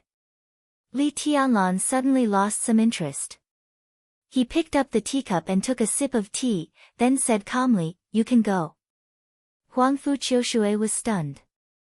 That charming and pure little face was filled with confusion, and it was breathtakingly beautiful. She asked subconsciously, "Where to?" "Wherever you want to go." Li Tianlan's voice was emotionless. Huangfu Qiushui stared at Li Tianlan blankly for a while. She gently bit her lip. In the dark environment, her lips were beautiful and rosy, shining with a seductive luster. "That, you." "Qiushui," she stammered and whispered, "can you give it back to me?" "Qiushui is not yours." Li Tianlan answered the question directly for the first time. Vaguely, he seemed to know why she had been following him. "That is my trophy. You have the right to take it back, provided that you defeat me." He looked at the pair of soft and charming eyes shining with countless emotions, and his tone was low like the temptation of a demon. Or, Tianguang is on the spiritual platform. When you think it through, tell Tianguang, and then take it to Tiannan to find me. Qiushui is yours. And the Huangfu family is mine. Huangfu Qiushui's body shook, and she shook her head. Her face was pale. Impossible. Li Tianlan said no more. He picked up the teacup and said, "You can go." "I won't." Huangfu Qiushui looked at Li Tianlan with wide eyes, and her voice was stubborn. "If you don't go, you will regret it." "I won't go, I won't go." "Come and kill me," Huangfu Qiushui said fiercely. Li Tianlan didn't speak. In the still gloomy but gradually brightening dawn, he looked at the wind and rain outside the window. His movements were stiff, and his eyes became a little dazed. "I won't. Let go of me, you bitch." "I won't let go, Li Tianlan, you bastard." "Bitch, let go." "I won't. Let go of me." "I won't let go, I won't let go, come and kill me." His thoughts went back to Eastern Europe before the end. At this time, he suddenly remembered that when he first saw the master of Samsara Palace in Eastern Europe, in the hotel room, she seemed to be like him now, facing the window, guarding the tea, and watching the wind and rain outside the window. But what was she thinking at that moment? Li Tianlan held the teacup and sighed softly. He stretched out his hand and pointed to the bedroom door. Huangfu Qiushui stood there very disobediently. Instead of going back to the bedroom, she pulled out a chair and sat opposite Li Tianlan. She opened her eyes wide and stared at him. She was like a kitten who had suffered all kinds of grievances but still refused to give up and still insisted. Grievances couldn't be said in the world. It didn't make sense. Li Tianlan's eyes did not waver at all. She was a beauty, a stunning beauty in the world, and also an enemy. There was a slight knock on the door. Li Tianlan answered with a Huangfu Qiushui was about to get up and open the door, but the door had been pushed open. A middle-aged man with grey temples and an ordinary appearance walked into the room with a pot of wine. The middle-aged man was completely the kind of person who could be forgotten at a glance. He was so ordinary that there was nothing special or outstanding about him. He looked a little old and his breath was extremely weak, but he was unusually hearty and enthusiastic when he smiled. "Young master," he called softly. Li Tianlan, who didn't know what to think, looked back, got up at once and walked over. "Uncle Yi, you should rest more now." The middle-aged man's code name was Tian Yi, which was also his real name. Among the nearly 200 elites of the Purgatory of Heaven capital, he was one of the people Li Tianlan was most familiar with. In Li Tianlan's memory, Tian Yi disappeared from the Li family's camp less than 6 years ago. At present, his tombstone was still in the Li family's cemetery in Lonely Mountain, so Li Tianlan recognized him at first sight. "It's okay." Tian Yi smiled, put the wine pot on the table, and sat down. He glanced at Huangfu Qiushui in surprise, but didn't say much. He just said softly, "I'm here to discuss something with you, young master." "Go ahead." Li Tianlan smiled and looked at the wine pot. "Uncle Yi, I haven't recovered from my injury. Let's drink tea today." Huangfu Qiushui stood up, took an empty cup, and was about to pour tea. Tian Yi waved his hand and said with a smile, "No, I'm happy today, so I want to drink." He took the cup from Huangfu Qiushui's drawer and poured himself a full cup. Li Tianlan's mouth moved, but he didn't say anything. "How is His Highness's injury?" Tian Yi took a sip of wine, was silent for a moment, and suddenly asked. Li Tianlan was stunned for a moment before he understood who Tian Yi was talking about. He frowned slightly and shook his head. "He is still in a coma. His injury is very serious, and his foundation is completely destroyed. But the immortality seal is a unique skill that can reshape the foundation. But at present, even if he can recover, it will take a long time to recuperate, and," he paused and said calmly, "how can there be a unique skill that can really reshape the foundation? The immortality seal is also flawed. Even if it can be recovered, it will be difficult for him to return to the peak state when he was in Eastern Europe." Tian Yi held the wine cup, and his eyes were a little complicated. During the trip to Eastern Europe, the Purgatory of Heaven capital had suffered heavy losses. Li Guangtu was seriously injured and in a coma. The purgatory of heaven capital had been in chaos to varying degrees. This was just an internal problem. In East Island, Jifeng Sword Training School and Wuji Palace were also eyeing covetously. Li Kuangtu's state and the future of the purgatory of heaven capital were almost inseparable. Actually, inside the purgatory of heaven capital. Young master, you should. Tian Yi took a deep breath and hesitated, as if it was difficult to speak. I know. Li Tianlan said calmly, he doesn't like me. He even wanted to kill me, right? Tian Ye's face changed slightly. The purgatory of heaven capital is the Li family, but it belongs to him. But Uncle Yi, does the purgatory of heaven capital really belong to him? Li Tianlan asked. Tian Yi smiled bitterly. How is that possible? There are many old guys in the purgatory of heaven capital like me who watched the young master grow up. How can they give up the young master? Li Tianlan nodded and poured himself a glass of wine. It's a good thing, but also not a good thing. Tian Yi sighed, nodded, and said nothing more. There were still forces supporting Li Tianlan in the purgatory of heaven capital, but the purgatory of heaven capital, which belonged to deity, obviously did not regard Li Tianlan as the successor of the purgatory of heaven capital. This was an irreconcilable contradiction. It was good because in the process of Li Tianlan controlling the purgatory of heaven capital in the future, there would be forces supporting him to help him. It was not good because the Li family, which had been down for a long time and had not really risen, could not afford the so-called civil strife. This was undoubtedly a thorny problem. It was impossible for him to give up the purgatory of heaven capital. And with Li Kuangtu's stubbornness, he was destined not to compromise.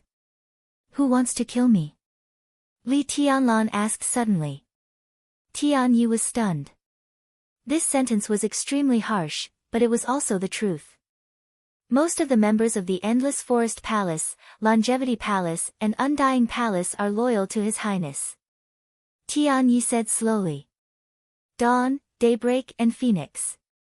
Li Tianlan narrowed his eyes and nodded. But most people in the Hall of Heavenly Death will support young master. Tian Yi said calmly. Li Tianlan raised his eyebrows and was about to speak when Huangfu Qiushui beside him suddenly stood up and said incredulously, Heavenly Death belongs to the purgatory of heaven capital. Tian Yi glanced at her and said quietly, strictly speaking, Heavenly Death belongs to young master. You are a heavenly death? Huangfu Qiushui subconsciously made a sword-drawing gesture, but when she moved her palm, she remembered that the autumn water sword had been taken away by Li Tianlan. She stood there with a blank face. Tian Yi keenly noticed Huangfu Qiushui's subconscious movement underwater and frowned slightly. What is heavenly death? Li Tianlan remained calm. Tian Yi glanced at Li Tianlan helplessly and hesitantly. Only now did he realize that there was something wrong with Huangfu Qiushui. Huangfu Qiushui was extremely beautiful, while the young master was truly young and promising. He had thought that this beautiful girl was a little pet that the young master kept in his bed, but looking at her now, it was obvious that this was not the case. 15 years ago, the day before the Qin clan's celebration, the Tongtian port was under martial law. The Qin clan captured nearly 300 spies from various superpowers in one day. That night, the sword light was like the sun. Chen Bingshan, the leader of the Qin clan and an expert of the half-step invincible realm, was beheaded.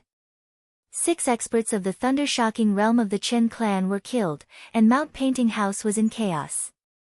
12 years ago, the Polar Ground Alliance found the ice marrow, which is an extremely important material for making the immortality potion. The Polar Ground Alliance was close to the water, so they collected all the ice marrow and made an agreement with the Wang family to exchange for the immortality potion. On the 3rd day after the news was leaked, the headquarters of the Polar Ground Alliance was ambushed. The ambush lasted for nearly 15 minutes. Someone fought to the death under the full attack of Tyrant. The ice marrow was completely plundered, and the Polar Ground Alliance suffered heavy casualties. 10 years ago, the Emperor of Heng State passed away. 2 assassins sneaked into the imperial palace of Heng State where experts gathered.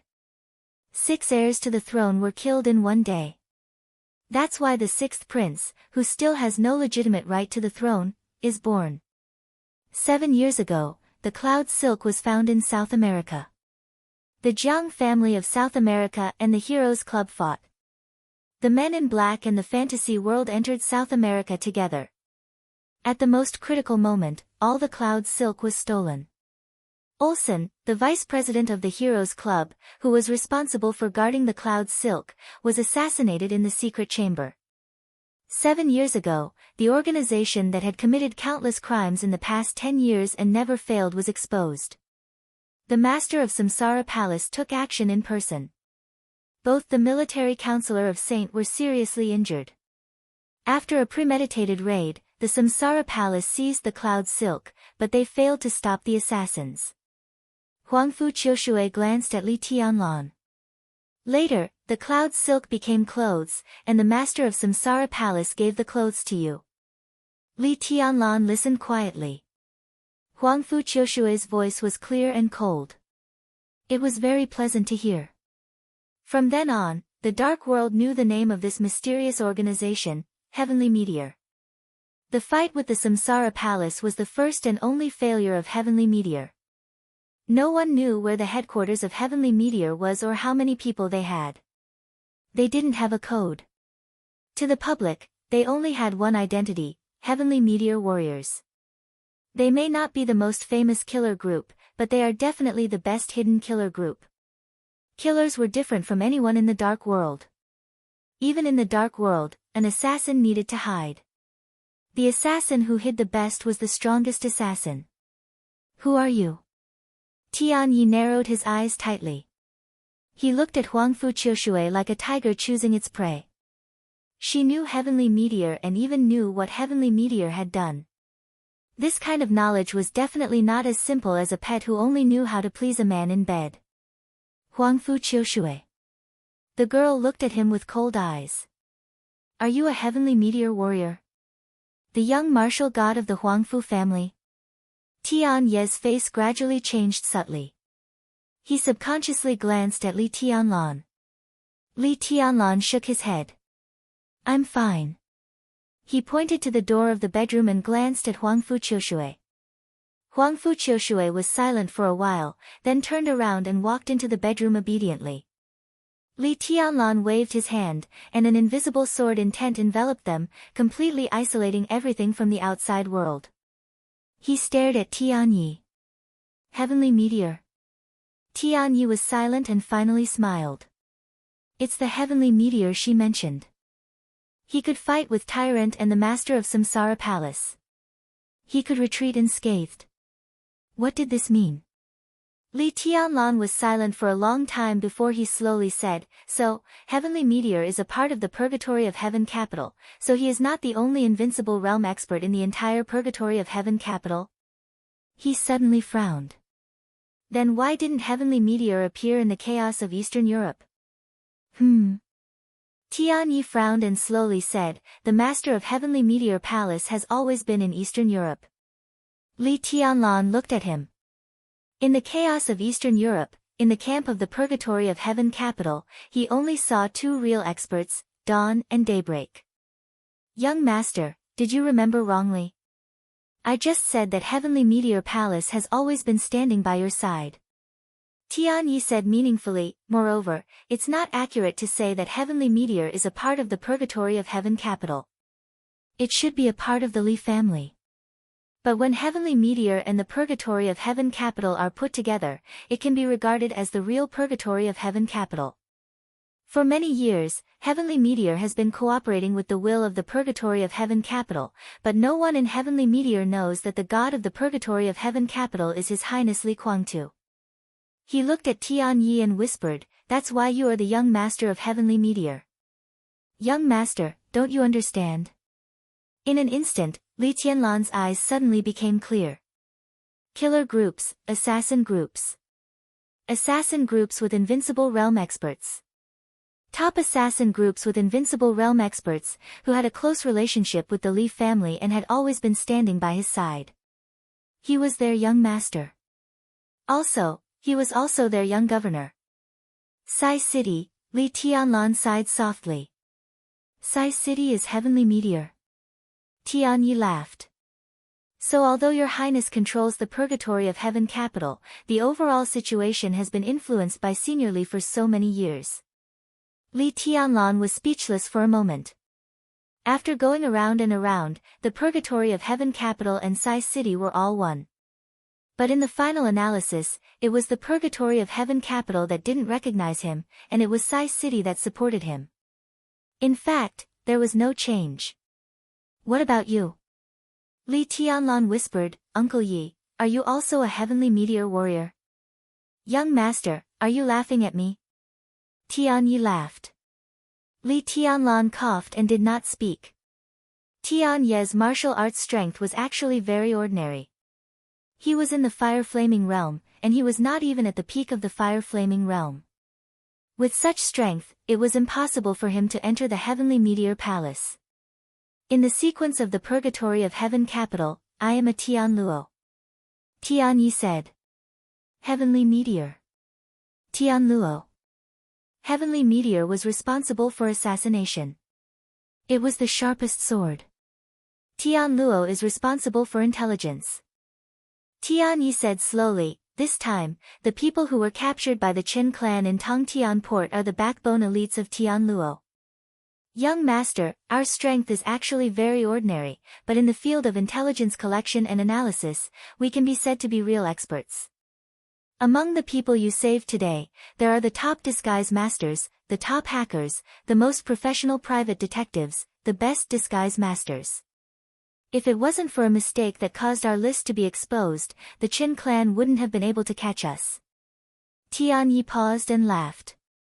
But for now, although some colleagues were sacrificed, it is also a good thing. Including me, there are nearly 200 people here, which can be regarded as gifts from the Lord of Tianluo Temple to your highness. Gifts? Li Tianlan raised his eyebrows. Yes. Tianyi nodded. We are not going back. I heard that young master wants to take root in Tiannan, so we will go there. Young master, in an intelligence organization, we can be regarded as the most important skeleton, the most important framework, and the development of intelligence will be very fast. If young master trusts us, we are willing to be your eyes and ears in Tiannan from now on. Li Tianlan was silent for a long time. The core skeleton of an intelligence organization, the top team of talents, he took a deep breath and laughed. I couldn't ask for more. Tianyi laughed and raised his glass. The Lord said that you will definitely like it. Who is your Lord? Li Tianlan suddenly asked. Tianyi paused and shook his head. It's not convenient to reveal it now. When the right time comes, the Lord will appear in front of you. He hesitated and said softly, actually, you have seen him. Well, you should have seen him. Li Tianlan glanced at him, and his eyes were full of persistence. In the past, he always felt that the so-called secrets often represented the past, and he only had a road ahead of him, so there was no need to deliberately pursue anything. But now, facts after facts told him that even the past was also extremely important. The affairs of the world were like a chess game. No one knew when and where a chess piece was placed, and there might be unexpected changes many years later in the future. I don't think there is anything I shouldn't know. Li Tianlan said seriously. Tianyi hesitated, quickly took his hand, and wrote a word in his palm. That was a surname. But Li Tianlan instantly understood when he had seen the so-called Lord of Tianluo Temple. His expression became extremely interesting, and he was a little stunned. It's him. This is a dead move. Tianyi smiled bitterly and said, Young master, you'd better not use it unless it's a last resort. Li Tianlan pondered for a long time, then nodded and raised his glass. There's one more thing. Tianyi said slowly, Young master, if we talk about combat effectiveness, we really can't make it to the public. If we follow you to Mount Dibbing, I'm afraid we will be a burden. The Qin family caught us and brought us to Mount Painting Tower. They must have made a backup of our identities. At this time, it has been sent to Mount Dibbing. If you want our intelligence organization to run faster, we still need a lot of preparation. At least, we need to prepare a new identity, which is very troublesome. Time is pressing. I think it's better to take them to Tiannan first. Li Tianlan nodded and said softly, okay. Tian Yi smiled and looked at Li Tianlan. Young master, it's right to take a temporary rest in Port Tongtian. Be careful when you go to Kanglan City. Li Tianlan glanced at him and asked, why? The Jiang family of Kanglan City holds the amber and is brave and fearless. Tian Yi narrowed his eyes. The Jiang family is the most peculiar family in Beihai. In the past hundreds of years, there have been ups and downs. Among the 7 sword-holding families, the Jiang family's foundation can be said to be the worst. But in terms of strength, in recent decades, the Jiang family is the strongest. The Tang family of the Floating Island and the Qin family of Tongtian have been firmly standing among the top wealthy families in the world for hundreds of years. But this is the comprehensive strength. If only in terms of combat effectiveness, the Jiang family can be said to be the first in recent decades. Li Tianlan held the glass and looked at Tian Yi. After a moment of silence, he asked, Invincible Realm? Among the 7 sword-holding families, the Jiang family had the Invincible Realm. This was the only possibility. It should be gone now. Tian Yi said, the Jiang family does have the Invincible Realm. But countless news have been verified by us in many ways. Because of his age, the Invincible Realm should have fallen from his peak. But even so, if he really goes all out, he may be able to reproduce the strength of his peak. Do you have any information? Li Tianlan asked. It's been a long time, Tian Yi smiled bitterly. At present, we can only be sure that he is still alive. As early as more than 20 years ago, he has not fought. In terms of age, he is more than 10 years older than Senior Li. When Senior Li had not entered the Invincible Realm, he had already stood on the divine list. Now he is nearly 100 years old. Young master, you should know what this means. Li Tianlan's eyes focused for a moment. He was 100 years old and had not fought for more than 20 years. As long as any warrior was alive, it was impossible for him to give up martial arts. He had not fought for so many years, undoubtedly to recover his strength. After so many years of recovery, how earth-shattering would it be when one move broke out? The Jiang family of Kanglan, Li Tianlan looked at the wind and rain outside the window and was silent for a long time. Then he slowly asked, what's his name? Heaven Knife Deek.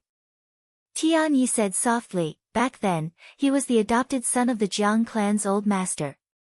According to Old Li, in his era, in terms of saber techniques, he could be considered a true grandmaster of his generation. He was known as the Heaven Saber. Heaven Knife Deek. Li Tianlan looked at the wind and rain outside the window. The wind and rain suddenly became stronger.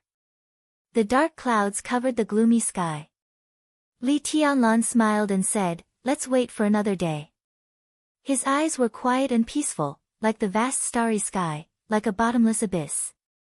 From his eyes, Tian Yi did not see any hesitation, mockery, contempt, or hesitation. What he saw was only confidence, extreme confidence, and indomitable will.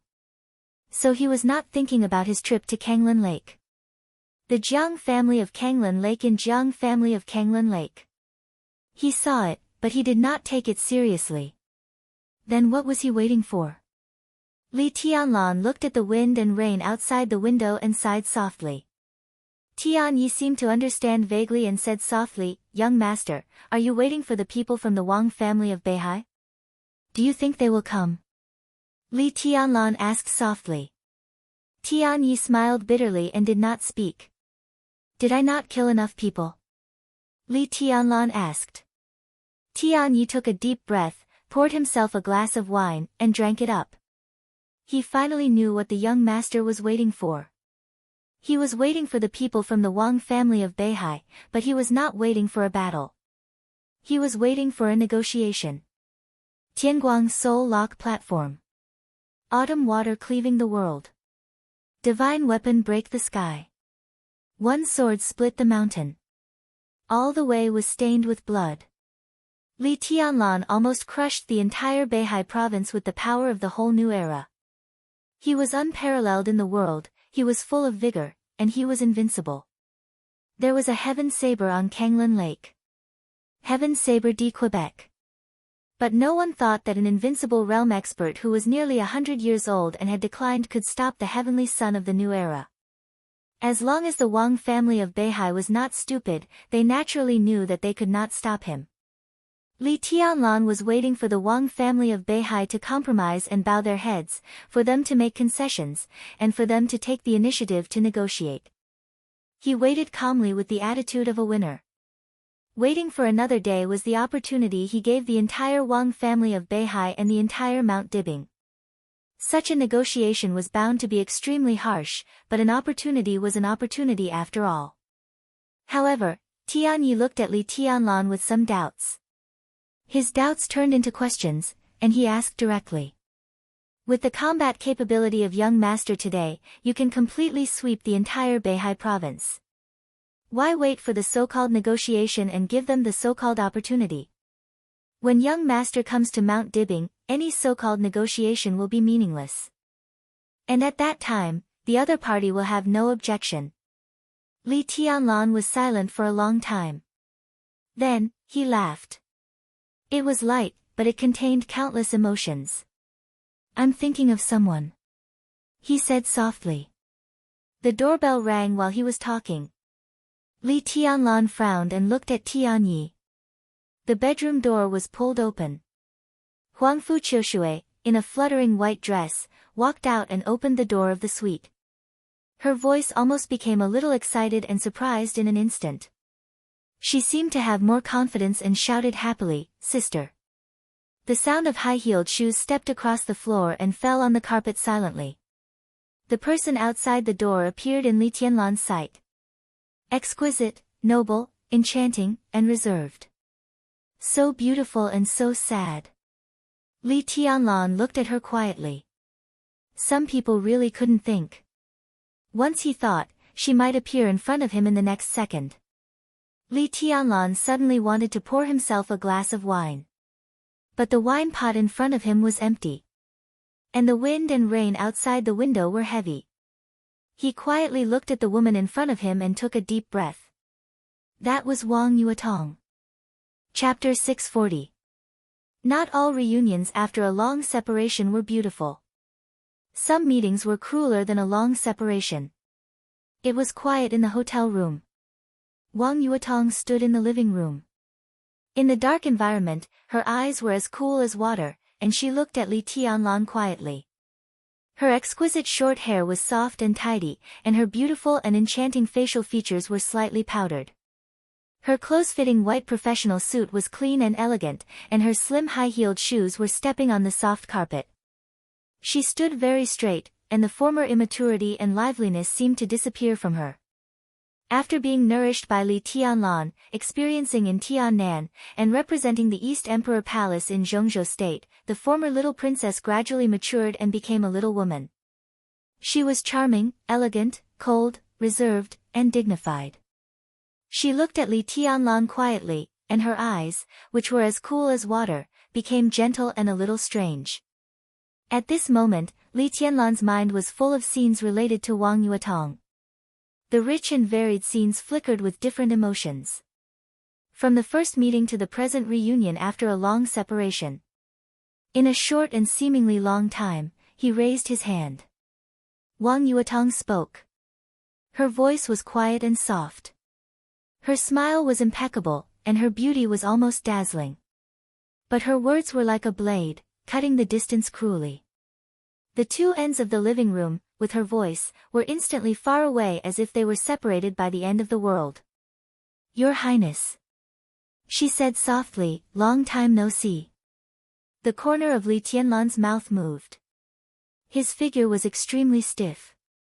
In silence, he clenched his hands and put them back on the table. Young master, I'll go back first. Tian Yi sighed and stood up, his voice calm. Li Tianlan nodded. Tian Yi walked out of the door. When passing by Wang Yuetong, she glanced at Huangfu Qiushui, who was surprised at first but now was at a loss. Huang Fu Qiushui blinked, quietly stepped back for a distance, and then quietly slipped back into the bedroom. In the quiet and almost suffocating environment, Li Tianlan finally moved. He pulled out the chair beside him and said hoarsely, "Sit down." Wang Yuetong walked over gently. Her every move carried a kind of perfection cultivated from childhood to adulthood. She had a myriad of manners, as if she was born reserved and noble. Li Tianlan looked at her quietly and whispered, "When did you come to Beihai?" "Your Highness is wrong." Wang Yuetong did not sit next to Li Tianlan, but opposite him. She smiled slightly, but her eyes were trembling. "Beihai is my home. I came here to go home. I came back last night." "Yeah, go home," Li Tianlan muttered to himself. "Speak." Wang Yuetong looked at him tenderly and strangely. Li Tianlan lit a cigarette. In the lingering smoke, his silence seemed endless. "State your conditions." Wang Yuetong said softly, "You've stayed here for one night, which proves that we can negotiate. We'd like to hear your conditions." "Conditions?" Li Tianlan glanced at her. His voice was calm as well. The calmness of both sides fused together and became complicated. It turned into absolute love and reluctance. In the end, the silence turned into an emotion called heartlessness. "Beihai might be able to give you the explanation you want," Wang Yuetong said quietly. Li Tianlan laughed at himself. Of course, he had conditions. But he had never thought that this condition would be stated in front of Wang Yuetong. The cigarette slowly burned out. The messy sound of wind and rain filled the world. The chill of early autumn in Beihai seemed to permeate through the window. It was so cold that it made people desperate. Li Tianlan slowly put out the cigarette in the ashtray. "Hand over all the heads of the Devil Troop and the remaining 6 famous swords of Beihai Province. The Beihai Corps must publicly apologize to the Snowdance Corps." He still had many conditions. But these were the 3 most important ones. Wang Yuetong listened quietly. Her eyes became softer and softer, faintly shining. "Is there no other way?" She looked at Li Tianlan and asked softly. Li Tianlan did not hesitate. He shook his head slowly, but very firmly. "No. Beihai will not agree to your conditions. This is beyond the bottom line of our compromise." Wang Yuetong's voice calmed down. It was so calm that there was no indifference or gentleness. Li Tianlan nodded and said, The negotiation was light and breezy. The interaction was light and breezy. The beginning was light and breezy.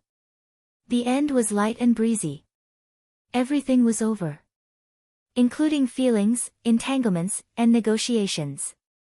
Wang Yuetong stood up. She didn't fight for anything and didn't want to say anything more. Li Tianlan made a condition. Wang Yuetong refused. "So be it. I'm leaving," she said softly. Li Tianlan reached out his hand. Wang Yuetong's delicate body, which was about to turn around, suddenly trembled. In silence, her delicate palm was held by Li Tianlan's hand, very tightly. Wang Yuetong did not turn around. Li Tianlan did not speak. Wang Yuetong laughed with a trembling breath. All her perseverance seemed to collapse in an instant when she felt Li Tianlan's temperature. Tears slowly flowed down. Her palm slowly exerted force. She once again thought of the late spring more than 3 years ago, when people came and went in the square of the Sky Academy. That calm and fateful encounter. It seemed that from that time on, she had been approaching him, walking to his side, and entering his world. He rejected and resisted again and again. He was incomparably cold and even indifferent. Wang Yuetong did not think about anything. She was really sure that she had fallen in love with this man. So, regardless of position, opposition, difficulties, and injuries. She was so brave that she threw herself at him again and again. Even if she was covered with cuts and bruises, she did not turn back. And now, in the rainy port of Tongtian, when the chill of early autumn swept Beihai, in front of Li Tianlan, for the first time, she took the initiative to turn around and leave. Li Tianlan took her hand. Tears seemed to be endless. It was not until this moment that Wang Yuetong realized that when she was asked to stay, the pain in her heart would be more painful than when she took the initiative to approach him. The silence behind her continued, as if it would not change for thousands of years, as Li Tianlan held her hand and did not let go. His grip was so strong that it seemed to be able to resist everything. Wang Yuetong bit her lip tightly and raised the other hand to wipe her tears. Her voice was extremely calm. "Your Highness, please behave yourself. You are mine." Li Tianlan's voice sounded behind her, hoarse and firm. "You belong to me. You are mine." Wang Yuetong cried silently and laughed silently. Li Tianlan did not say that he loved her. This man, even when he asked her to stay at the last moment, was still so overbearing. He said that she belonged to him and only him. Her palm gradually exerted force, as if she wanted to pull out of Li Tianlan's hand. "This chapter is not over. Please turn the page. I belong to Beihai." Her voice trembled slightly. It had been nearly 2 months. She was in Tiannan. He was in Eastern Europe. There was no conflict between them, no quarrel, and no phone call between them. Before leaving, she still lay in his arms and called him a good husband and a good brother. When they met again, she called him Your Highness. She belonged to Li Tianlan, or in other words, belonged to him. But now she belonged to Beihai. "Your Highness," Wang Yuetong said softly, "let's break up. You are mine." Li Tianlan raised his voice abruptly and pulled Wang Yuetong into his arms with a sudden force of his palm. The familiar fragrance came to his face. Li Tianlan's face was a little ferocious. He pressed Wang Yuetong's short hair and directly covered her beautiful lips with his mouth. Wang Yuetong struggled hard. She kept patting Li Tianlan's back with one hand, and held Li Tianlan's neck tightly with the other hand. The soft lilac catered to his wildness, and her white teeth bit Li Tianlan's lips. Tears silently flowed down her cheeks. Li Tianlan's lips were bitten until they bled. The blood and tears mixed together, and it was salty. At some point, the two had been tightly hugging each other, and all the forced pretense of modesty was completely shattered.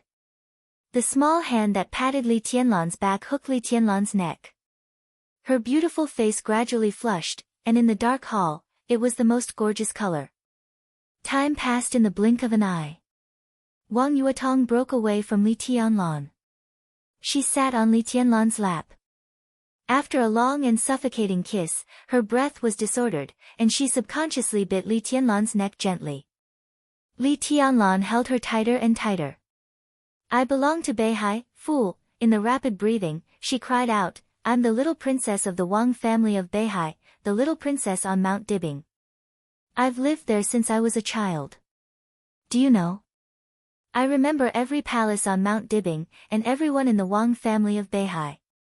I've been on the stage of Formidable Person, and I remember nearly 1,000 names on the stone of Formidable Person. I remember their stories. It's the holy land of the Wang family of Beihai, the holy land of the 8 influential families in Beihai province, and also the holy land in my heart. Devil Troop, do you know who they are? They are my elders, and the elders of everyone in the 8 influential families. You want to go on the stage of Formidable Person, and you want to kill the Devil Troop. I won't agree. How can I agree? I'd rather you kill me than agree, you fool." She held Li Tianlan and cried loudly. Her excitement gradually became low, but Li Tianlan just held her tightly and said nothing. "I should have thought of this day, but no matter how I prepared, I couldn't bear to do it," Wang Yuetong whispered. She raised her beautiful eyes, which were red and watery from crying. Her delicate body sat on Li Tianlan's lap and kept trembling. She pursed her red lips and gritted her white teeth. She seemed to have exhausted all her strength. "Li Tianlan," she formally called Li Tianlan's name. "Let's break up." She got down from Li Tianlan's lap and resolutely broke free from Li Tianlan's arms. At that moment, the whole world seemed to have entered a cold winter. It was a world of ice and snow, without any warmth. She tried to stand up straight and tidied up her somewhat wrinkled clothes. I'll wait for you on Mount Dibbing, waiting for you to kill me. Her whole soul seemed to suddenly tremble for a moment. Li Tianlan held Wang Yuedong's hand again. He stood up. Wang Yuedong's body trembled, and she couldn't help throwing herself into Li Tianlan's arms. She cried and said, "Let me go. Don't hold me anymore. Let me go." Li Tianlan stood there expressionlessly, letting Wang Yuetong beat his chest with her other hand. He took her hand and pulled her body closer and closer. Wang Yuetong seemed to be tired. She grabbed Li Tianlan's collar with her tender white hand and sobbed. Li Tianlan just looked at her without saying a word. Wang Yuetong, who was mentally and physically exhausted, leaned on Li Tianlan and greedily sniffed his scent. She slowly put down her hand that was grabbing Li Tianlan's collar and hugged his waist tightly. The sky was still gloomy. It was raging. In the dark environment of the room, Wang Yuetong buried her small face in Li Tianlan's arms. She sobbed and whispered, "I want it." The three simple words were like a wildfire, almost burning all of Li Tianlan's reason in an instant. Without any hesitation, he bent down, picked up Wang Yuetong, and put her on the tea table in front of him. Wang Yuetong shook her head desperately and pointed to the bedroom. Li Tianlan's eyes were red. He rushed over with her in his arms, as if he were holding a light doll. The bedroom door was violently kicked open by him. The white sheets, the white walls, the white curtains, and the white furniture were clean. She sat on the bed in a daze, and her white dress was also clean. Huangfu Qiushui, who was startled, suddenly stood up and stared blankly at Li Tianlan and Wang Yuetong, a little confused. No one paid attention to Huangfu Qiushui. At this moment, Li Tianlan only had eyes for Wang Yuetong. Wang Yuetong only had eyes for Li Tianlan. The cold early autumn was blooming with warm spring colors, bright and beautiful. The wind and rain beat the entire Tongtian port. Clear water flowed all over the quiet valley. There were orioles in the valley, and their moving songs surrounded the entire world. They were soft and gentle, crisp and pleasing to the ear. The dreamlike mountains and rivers were changing shape under the supreme will, and the soft sky light emitted an intoxicating white luster. Time passed by. They lingered on. There was no grudge, no position. This was a fairyland, a paradise. The sky was always gloomy in the morning or at noon. The wind and rain were still falling. Wang Yuetong sat in front of the dresser beside the bed and tidied up her short hair. Her mood completely calmed down. She was no longer wild and delicate. She became calm, gentle, reserved, and noble. "I'm leaving." Her crisp voice, like that of a oriole, was slightly hoarse. Li Tianlan raised his hand as if he wanted to grasp something. In silence, he slowly put down his raised hand. There seemed to be a lingering ambiguous atmosphere in the air. Wang Yuetong tidied up her clothes and looked at the corner. Her blushing face flashed a touch of unnaturalness. She forced herself to calm down and said, "Let's go together." Huangfu Qiushui curled up in the corner. Her cold and charming face was as red as blood. Her slender legs were closed together, trembling slightly. Her disordered breath caused her plump chest to rise and fall gently. She seemed to be completely immersed in her own world. Hearing Wang Yuedong's voice, she slowly raised her head and looked at Wang Yuetong. Her hazy and charming eyes were full of an incredible look. Wang Yuetong coughed and walked to Huangfu Qiushui in high heels. Her slender heels stepped on the carpet, light and soft, as if she were walking in the clouds. She reached out to Huangfu Qiushui. Huangfu Qiushui shook her head, her face getting redder. Her legs seemed to be softer and weaker than Wang Yuedong's, without any strength. No one knew what this 17-year-old martial god had experienced this morning. "Wang Yu, this chapter is not over. Please turn the page." Wang Yuetong seemed to be ashamed, her eyes wandering. For the first time, there was a touch of embarrassment in Li Tianlan's eyes. He wanted a suite with more than one bedroom. But he and Wang Yuetong broke into Huangfu Qiushui's bedroom. There was no reason. Because it was close. Just because it was close and convenient enough. He and Wang Yuetong were in this almost pure white room. No one noticed Huangfu Qiushui, who was also in a white dress. What was even more bizarre was that Huangfu Qiushui had not left. She sat in the corner and witnessed everything from beginning to end. He silently lit a cigarette, took a deep breath, looked at Huangfu Qiushui, and said lightly, "You go." Huangfu Qiushui looked at Li Tianlan in a daze. Her eyes were dazed and blurred. The previous coldness had completely disappeared, and her eyes were full of strange emotions. Not long ago, in this room, she saw with her own eyes Li Tianlan's power in another field. In that state, Li Tianlan was completely like a lion, while Sister Yuedong's fair and tender body was like a little lamb that had no ability to resist. The little lamb was constantly being bitten by the lion, struggling, resisting, begging for mercy, and fawning. No matter what she did, she could not resist the lion's power. The most real scenes hit her heart without any concealment.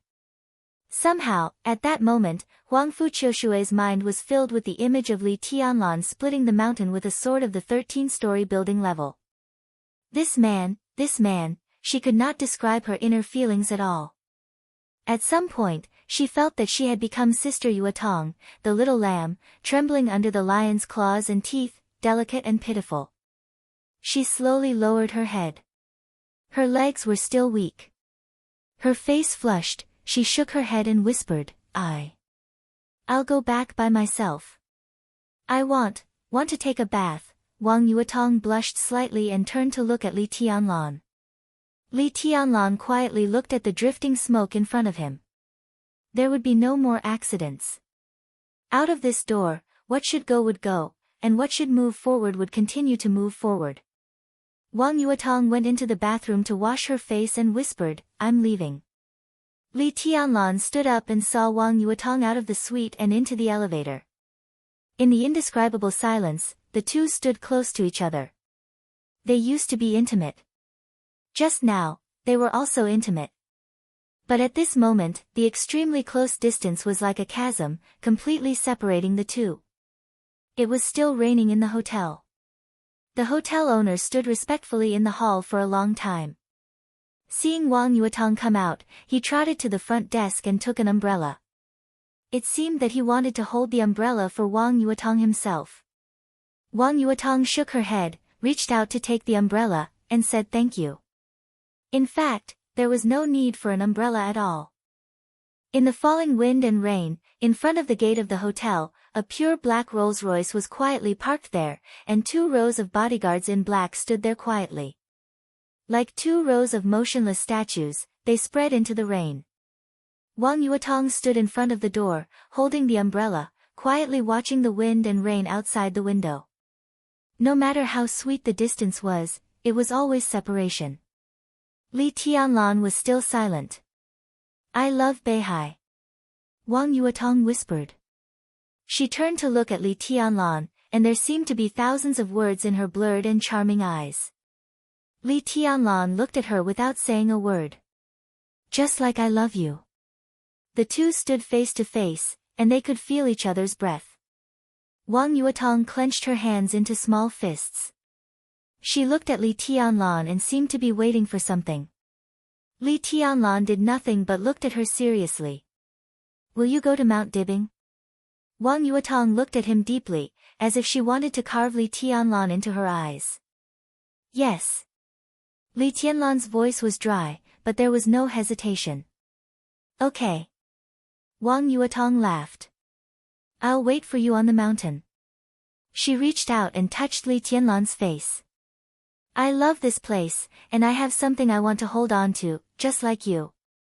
Your Highness, I believe that you will go to Mount Dibing, and I believe that you will see me. If we meet again, we will be enemies."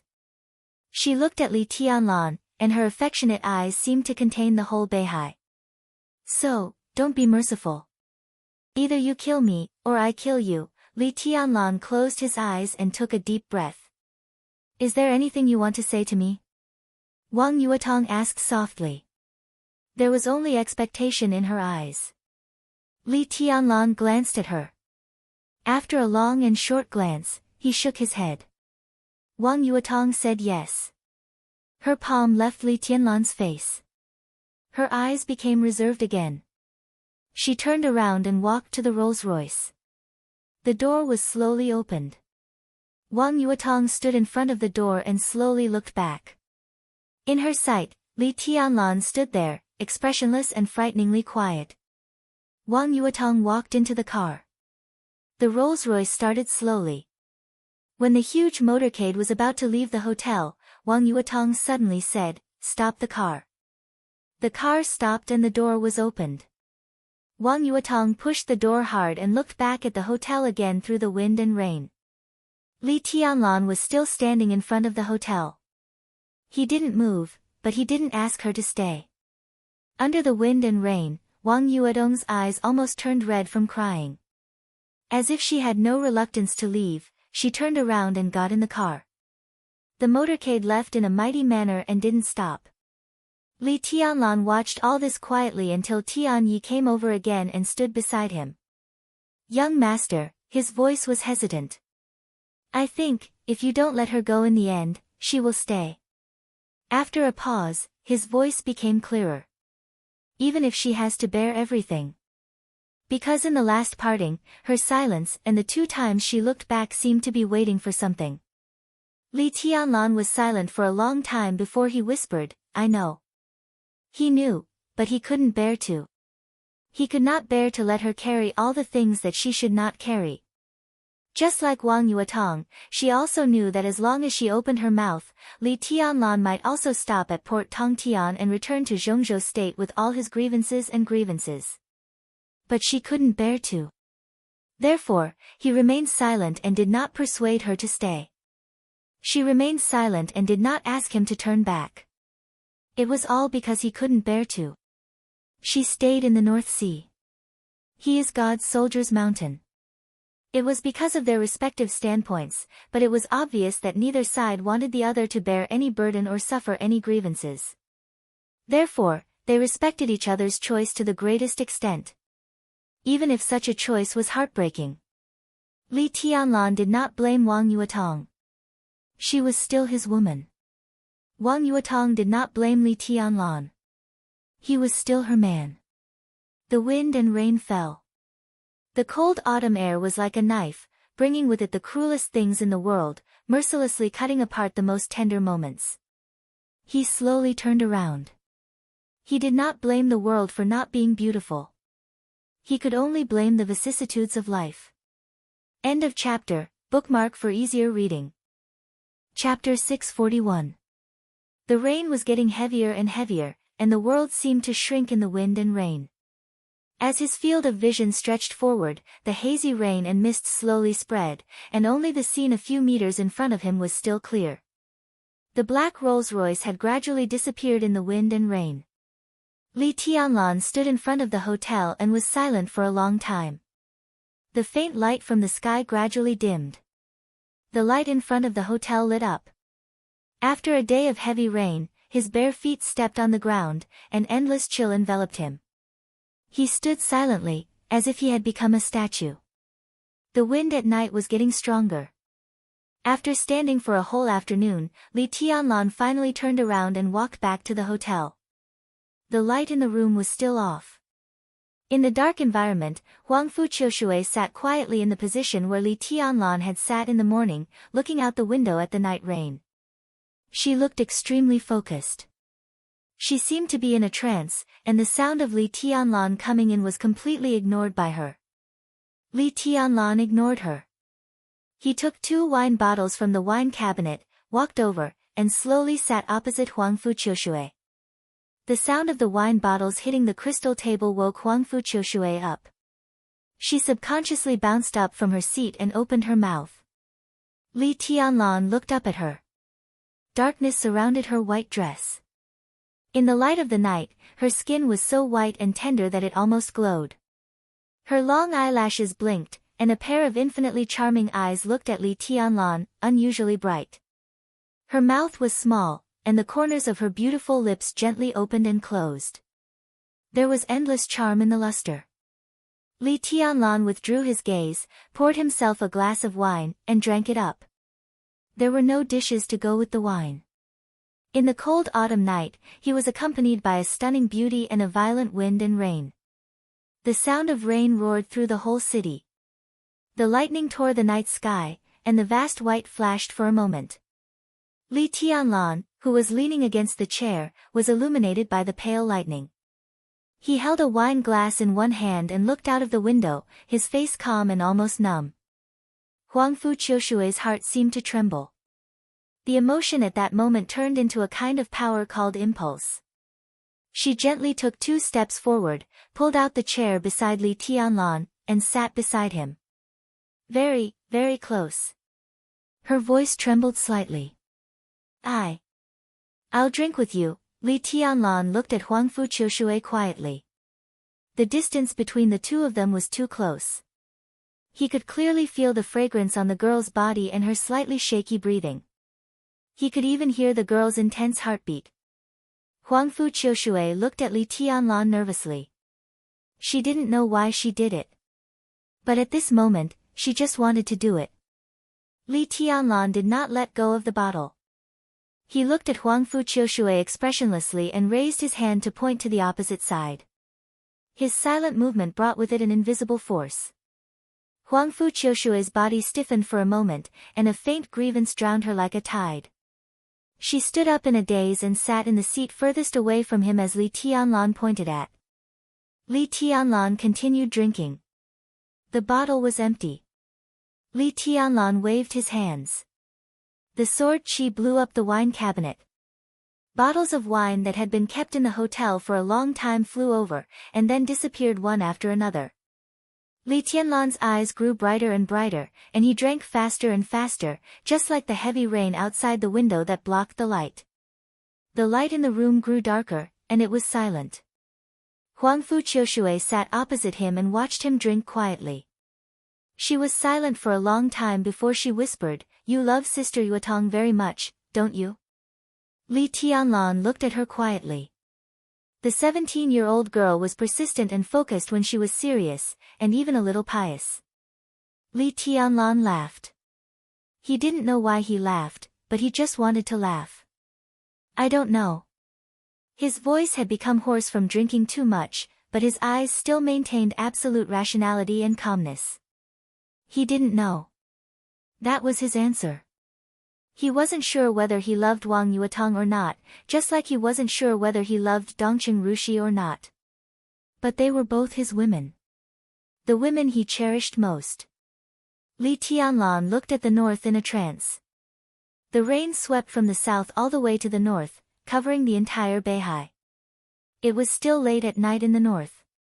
In the heavy rain late at night, a row of motorcades was driving on the road to Mount Dibing. He didn't know what the little woman sitting in the back of the car was feeling. Was it missing? Was it sadness? Was it determination? Or was it entanglement? Li Tianlan didn't want to think about it, but he couldn't let it go.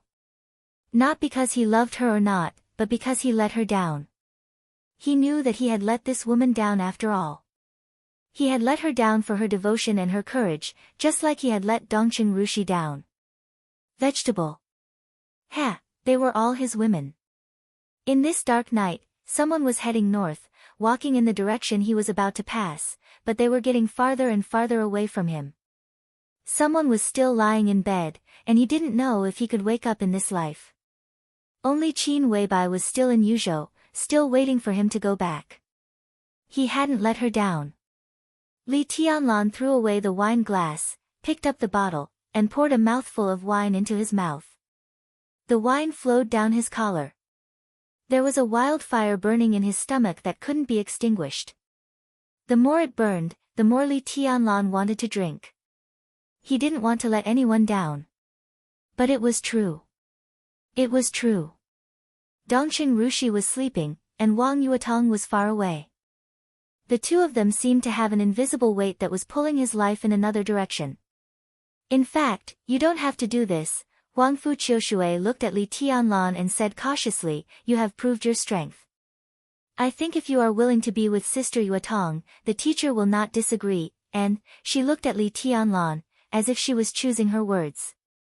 Li Tianlan looked at her. His eyes were extremely cold. "What do you know? This chapter is not over. Please turn the page." Huangfu Qiushui bit her lip and stopped talking. Li Tianlan leaned back in the chair and waved his hand to turn on the light in the living room. The light dispelled all the darkness. The soft light flowed through the hall and fell into Li Tianlan's eyes, twisting and trance. Li Tianlan held the wine bottle in his hand tightly and stopped talking. Huangfu Qiushui observed him carefully. Her face was slightly red, but she looked at him attentively and carefully, almost gazing. Her eyes fell on Li Tianlan's bare feet. Li Tianlan had been barefooted since he went up the painting mountain until now. Huangfu Qiushui hesitated and walked into the bathroom. After a while, she came out with a foot basin with a massage function. The clear water swayed in the basin, reflecting her cold and beautiful face, which was a little blurry. Li Tianlan looked at the soft light in the living room motionlessly, as if looking up at the starry sky. Huangfu Qiushui squatted down in front of Li Tianlan. The hem of the white dress fell on the carpet, layer upon layer, like a blooming white flower. Huangfu Qiushui looked at the tools in front of her and Li Tianlan's feet. She bit her lip gently, and her eyes flashed with complicated brilliance. "Can you give Qiushui back to me?" she asked in a low voice. Her voice was so soft that she didn't even hear it clearly. Li Tianlan didn't respond. Huangfu Qiushui seemed to find an excuse for herself. Her tender white hand stretched out trembling. She held Li Tianlan's feet, put them in the basin in front of her, and carefully washed them. Li Tianlan lowered his head and looked at Huangfu Qiushui quietly. At this moment, he suddenly thought of Qin Weibai. Qin Weibai had also washed his feet. Her gentleness surrounded Li Tianlan little by little, and even made him take everything for granted. But Huangfu Qiushui was different. Qin Weibai was a goddess. But she was also a woman who belonged to him. And Huangfu Qiushui, her tender white palms moved gently in the water. On her snow-white wrist, a green jade bracelet shone softly in the water. Li Tianlan narrowed his eyes. He didn't have to think to know that countless people in the whole of Beihai dreamed of holding this pair of noble and white hands and clasping fingers with her. But now, these hands were gently kneading his feet, carefully trying to please him. It was so lowly. Li Tianlan looked at her quietly. "Do you know the Jiang family?" he asked suddenly. Huangfu Qiushui shook her head reflexively. Her hands didn't stop moving. After a while, she whispered, "Is it the heaven saber?" Li Tianlan said, indifferently. Huangfu Qiushui hesitated and struggled, but she couldn't help it. She shook her head, but said honestly, "I've seen Grandpa Heaven Saber. At his peak, Grandpa Heaven Saber once entered the top 5 on the divine list. I haven't seen his saber, but I heard from my teacher that his saber is very domineering. In recent decades, he is the best saber user. Can I kill him?" Li Tianlan asked. The Heaven Saber Emperor had sealed his saber for more than 20 years and had been recuperating for more than 20 years. He didn't expect to hear any information from Huangfu Qiushui, so he asked casually. Huangfu Qiushui lowered her head and served Li Tianlan's feet. She whispered, "I don't recommend you go to Kanglin Lake." Li Tianlan twitched the corner of his mouth and didn't speak. He casually raised his foot and stepped on Huangfu Qiushui's skirt. Huangfu Qiushui's delicate body trembled slightly. She lowered her head, and there was no anger in her infinitely charming and beautiful eyes. Instead, they became softer. She hesitated, slightly lifted her skirt, wrapped Li Tianlan's feet, and gently wiped them. At that moment, Li Tianlan saw a piece of snow-white and smooth calf. "First time washing someone's feet?" Li Tianlan asked carelessly. Huangfu Qiushui's small hands shook. She raised her head and looked into Li Tianlan's eyes. She whispered, "Yes." Her hands could be said to be the noblest hands in Beihai province. She was the student of summer solstice, the inviolable goddess in the eyes of countless peers in Beihai, the young martial god of the Huangfu family, and the future sword-bearer of Qiushui. How could such a pair of hands be used to wash a man's feet? It was a complete blasphemy. Li Tianlan laughed. He breathed out the smell of alcohol, but his eyes were extremely cold and playful. He lifted his feet along the soft hem of her dress, lifted Huangfu Qiushui's chin, and touched her face with his toes. Her face was extremely soft and delicate, almost fragile. I'm so honored. His feet rubbed Huangfu Qiushui's face. He said lightly, why? You. I want.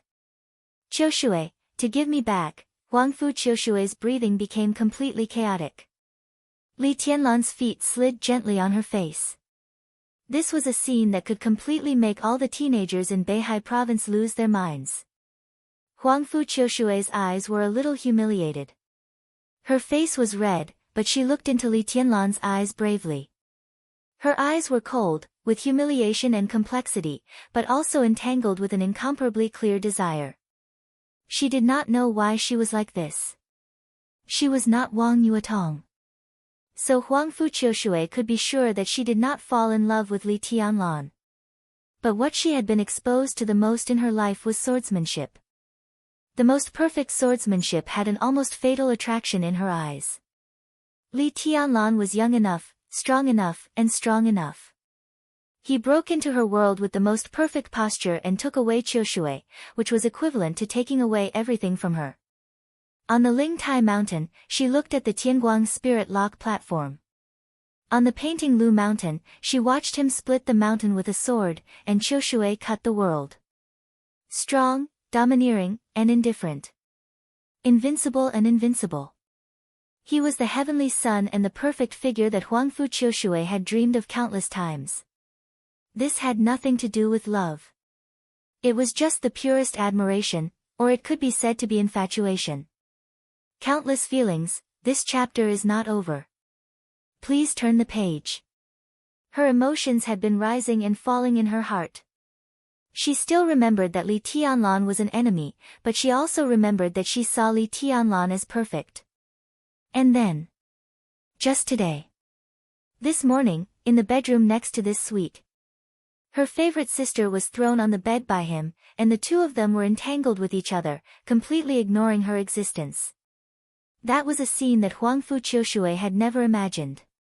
Li Tianlan was like the strongest lion, gnawing on the white sheep under him, the prey that the conqueror could see. She heard Wang Yuetong screaming, begging for mercy, provoking, and then conquering again and again, crazy and happy. Those scenes almost completely destroyed Huangfu Qiushui's reason. For the whole day, she was in a trance. She thought of Li Tianlan's sword light and Li Tianlan's almost barbaric biting. The scenes kept changing. It turned out that even enemies could hug together and fight on another battlefield. She didn't love Li Tianlan, but at this moment, his feet were mercilessly desecrating her face. The desire in her heart suddenly magnified 1,000 times. She thought of the scenes she saw, and her body seemed to be on fire. She really hoped that she was Li Tianlan at that time and was conquered by him again and again, tonight, now, or anything else. She looked at Li Tianlan's eyes intently. At this time, Li Tianlan could do anything to her. She might resist, but she would not refuse. Because of desire. She longed for his strength to destroy everything about her, to make her fall once, or for a lifetime. Li Tianlan played with her face. After a long time, he slowly put down his feet and said lightly, "I'm not interested in little girls." He pointed to the tools on the ground. Huangfu Qiushui bit her lip hard, slowly picked up the basin and walked into the bathroom. She hid in the bathroom for a long time, washed her face with cold water, and slowly walked out. All the wine bottles on the table were empty. Li Tianlan sat in the chair and slowly fell asleep. Huangfu Qiushui hesitated to wake him up, but stood behind him. "Can you give Qiushui back to me?" she murmured something under her breath. Li Tianlan didn't wake up. Huangfu Qiushui seemed to have put down the burden and reached out to gently knead Li Tianlan's shoulder. The messy wind and rain gradually subsided. Huangfu Qiushui turned off the light. In the dark environment, the sound of rain occupied the whole world. Huangfu Qiushui slowly kneaded Li Tianlan's shoulder, seriously as if she was practicing swordsmanship. A little sword intent rose and fell with Li Tianlan's breathing. He seemed to be sleeping, but also meditating. The perfect sword intent hovered around his body almost all the time. In this way, Li Tianlan was getting stronger almost all the time. Huangfu Qiushui felt the sword light. She was shocked, but more than that, she couldn't extricate herself. She didn't tell Li Tianlan that from the very beginning, she could understand the 13 floors, which represented the supreme achievement of the Chosen One. Although she couldn't understand all of the sword formation. But if he could understand it, he could understand it. From darkness to dawn. The sky broke, and the morning sun was slightly cold. Nearly 200 elites belonging to Tianluo gathered in Tianyi. He walked into the room and saw Huangfu Qiushui, who was kneading Li Tianlan's shoulder. He smiled and gestured for her to leave. Huangfu Qiushui hesitated and pointed at Li Tianlan. Tianyi shook his head with a smile and walked out quietly. It was still raining. It was getting brighter and brighter. Li Tianlan, who had slept all night, opened his eyes. The gentle kneading on his shoulder continued, and the fragrance of the girl was extremely gentle. Li Tianlan was silent for a while, reached out and patted the small hand on his shoulder, and said flatly, "Qiushui won't return it to you." Huangfu Qiushui said, "Oh," obediently, but her hands didn't stop. She just whispered, "They all left an hour ago." Li Tianlan froze, looking at the wind and rain outside the window. After a moment of silence, he said, his voice was calm. And his eyes were calm. Everything yesterday seemed to be completely in the past. In front of him was a new day in Beihai. His journey would eventually continue. Let's trigger. His eyes looked to the north. That was the direction of Kanglan City. Kanglan Lake in Kanglan City. The Jiang family of Beihai held the amber, loyal and brave.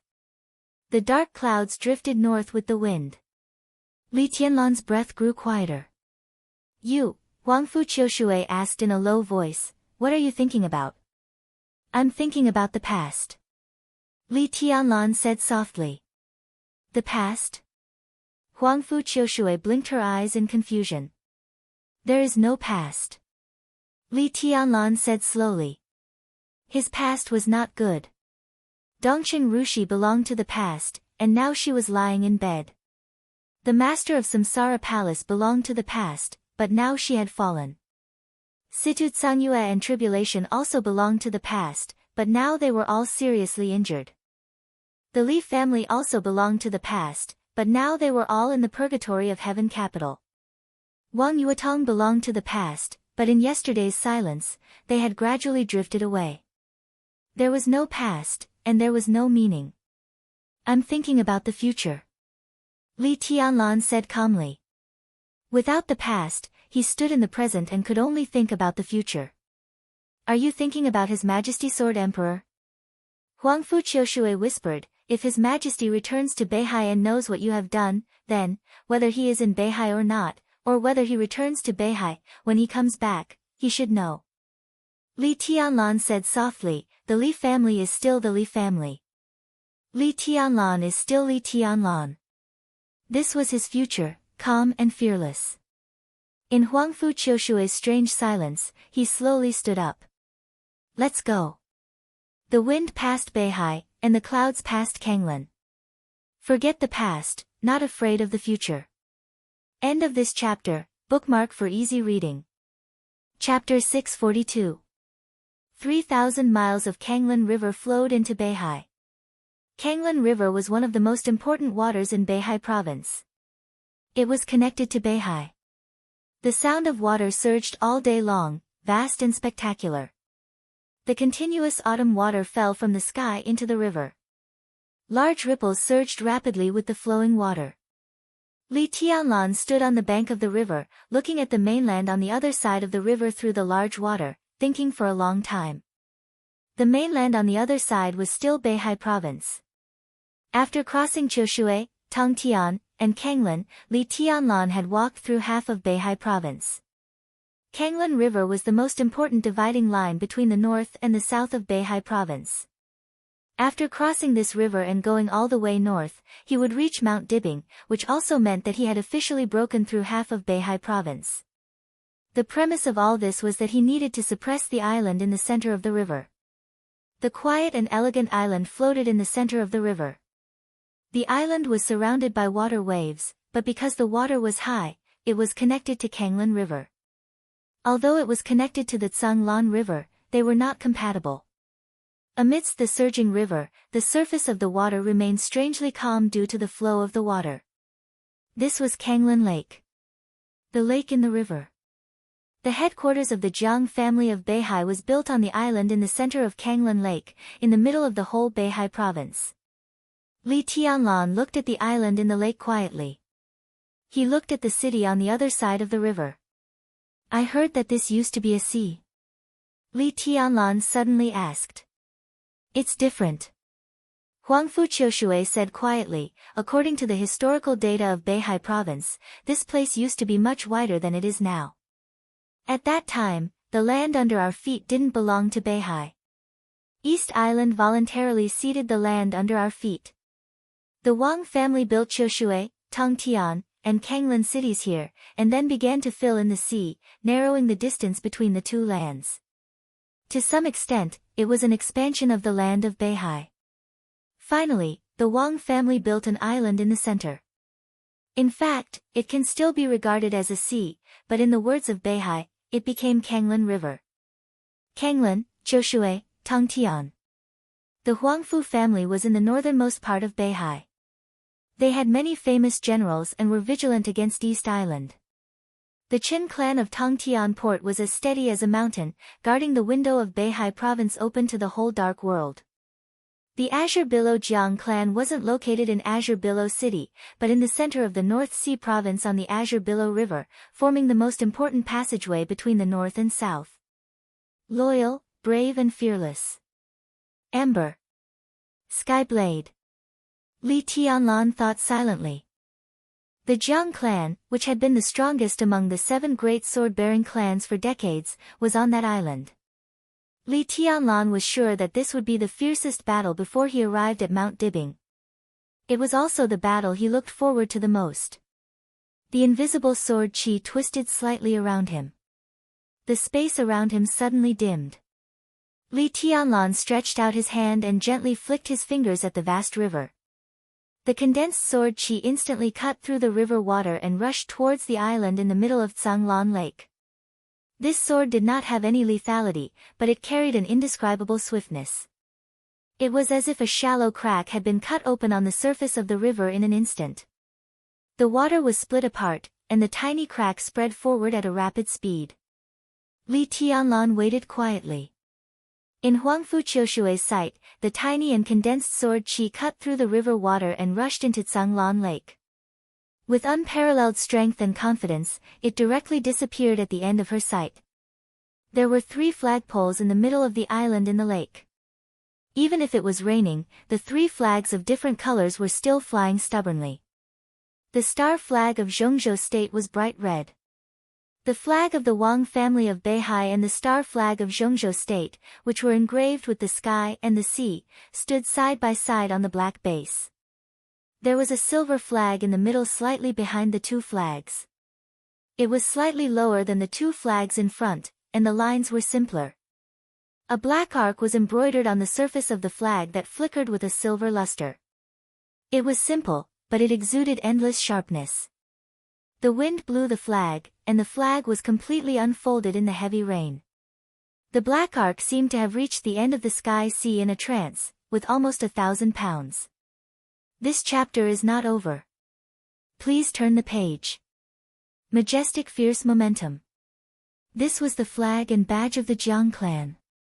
The subtle sword qi cut through the river water, pierced through the lake, and rushed into the island. The space of the whole island seemed to be distorted. Wherever the sword intent passed, the space was constantly overlapping and compressed. The sword chi, which had crossed a long distance, was even more powerful and almost became a complete entity. The sword chi passed through the center of the island. The flags of the Wang family and Zhongzhou state were still fluttering. The silver light drifted down in the air and slowly fell to the ground.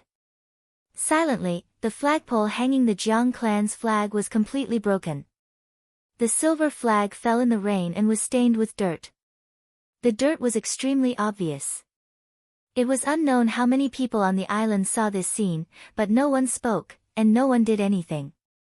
Everyone in the Jiang clan seemed to have sunk into an indescribable silence, not saying a word.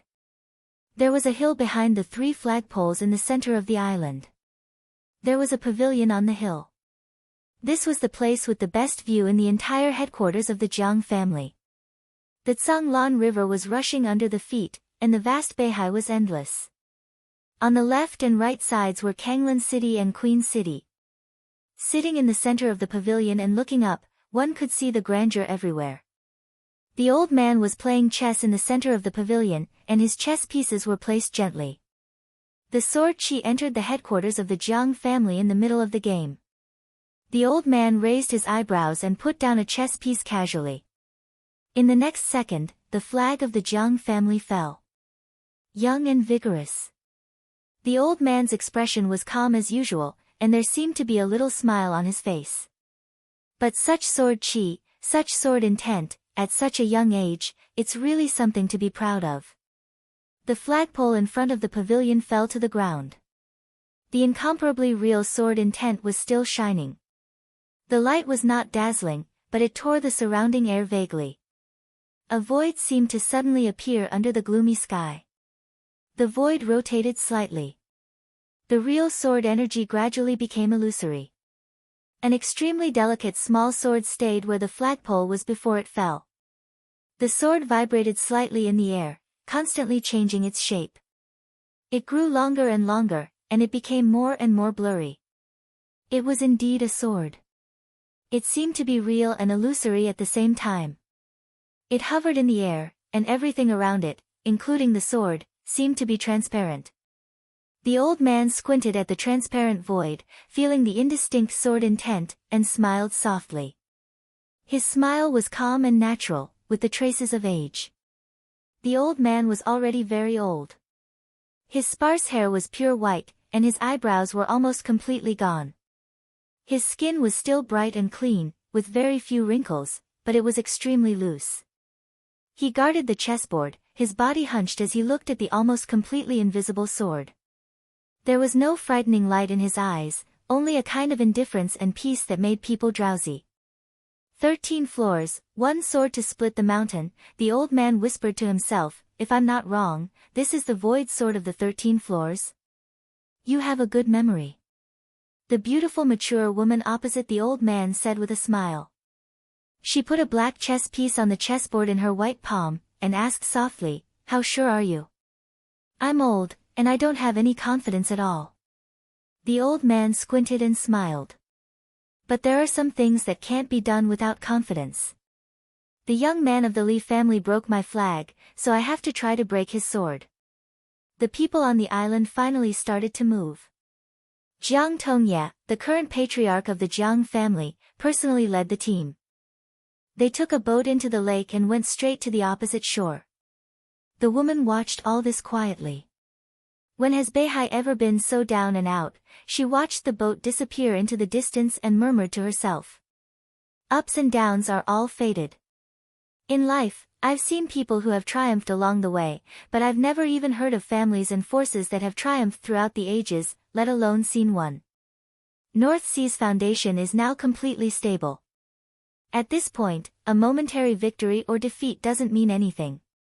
As long as we have Beihai, we can have everything. This chapter is not over. Please turn the page. The old man looked down at the chessboard in front of him and said slowly, the child of the Li family came to Mount Dibbing just to ask for an explanation. He took away Qiushui and ended all generations. In fact, it's nothing.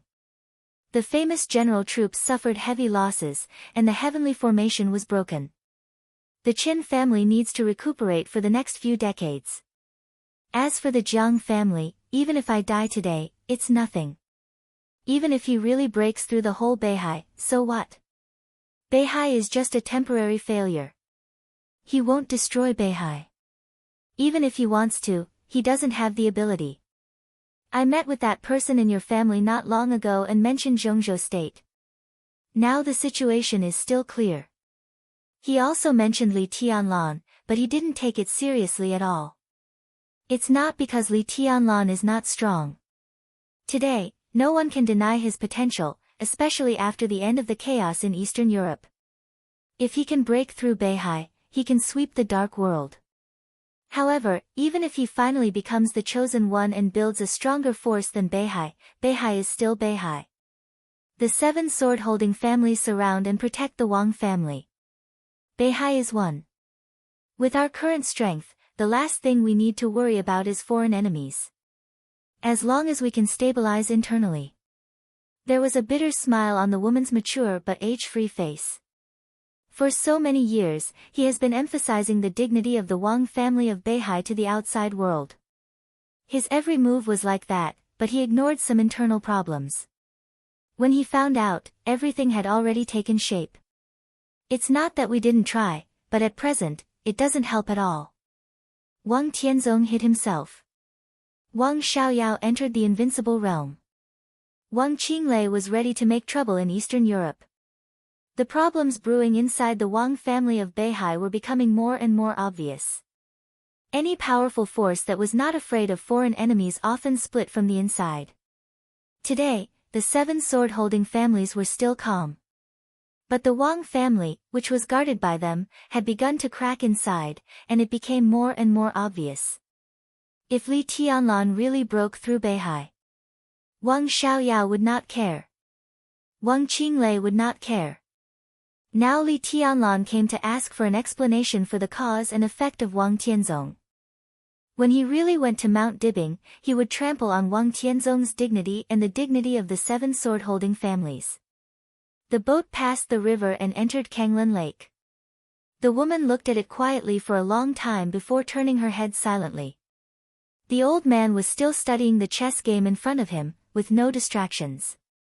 The woman stood up, bowed deeply to the old man, and whispered, "Old man, please." She knew what her request meant. She also understood that the old man was ready. Only when he was fully prepared could he look so calm. Today, the dignity of Mount Dibing and the 7 sword-holding families was almost all tied to the old man's saber. Heaven Saber de Quebec.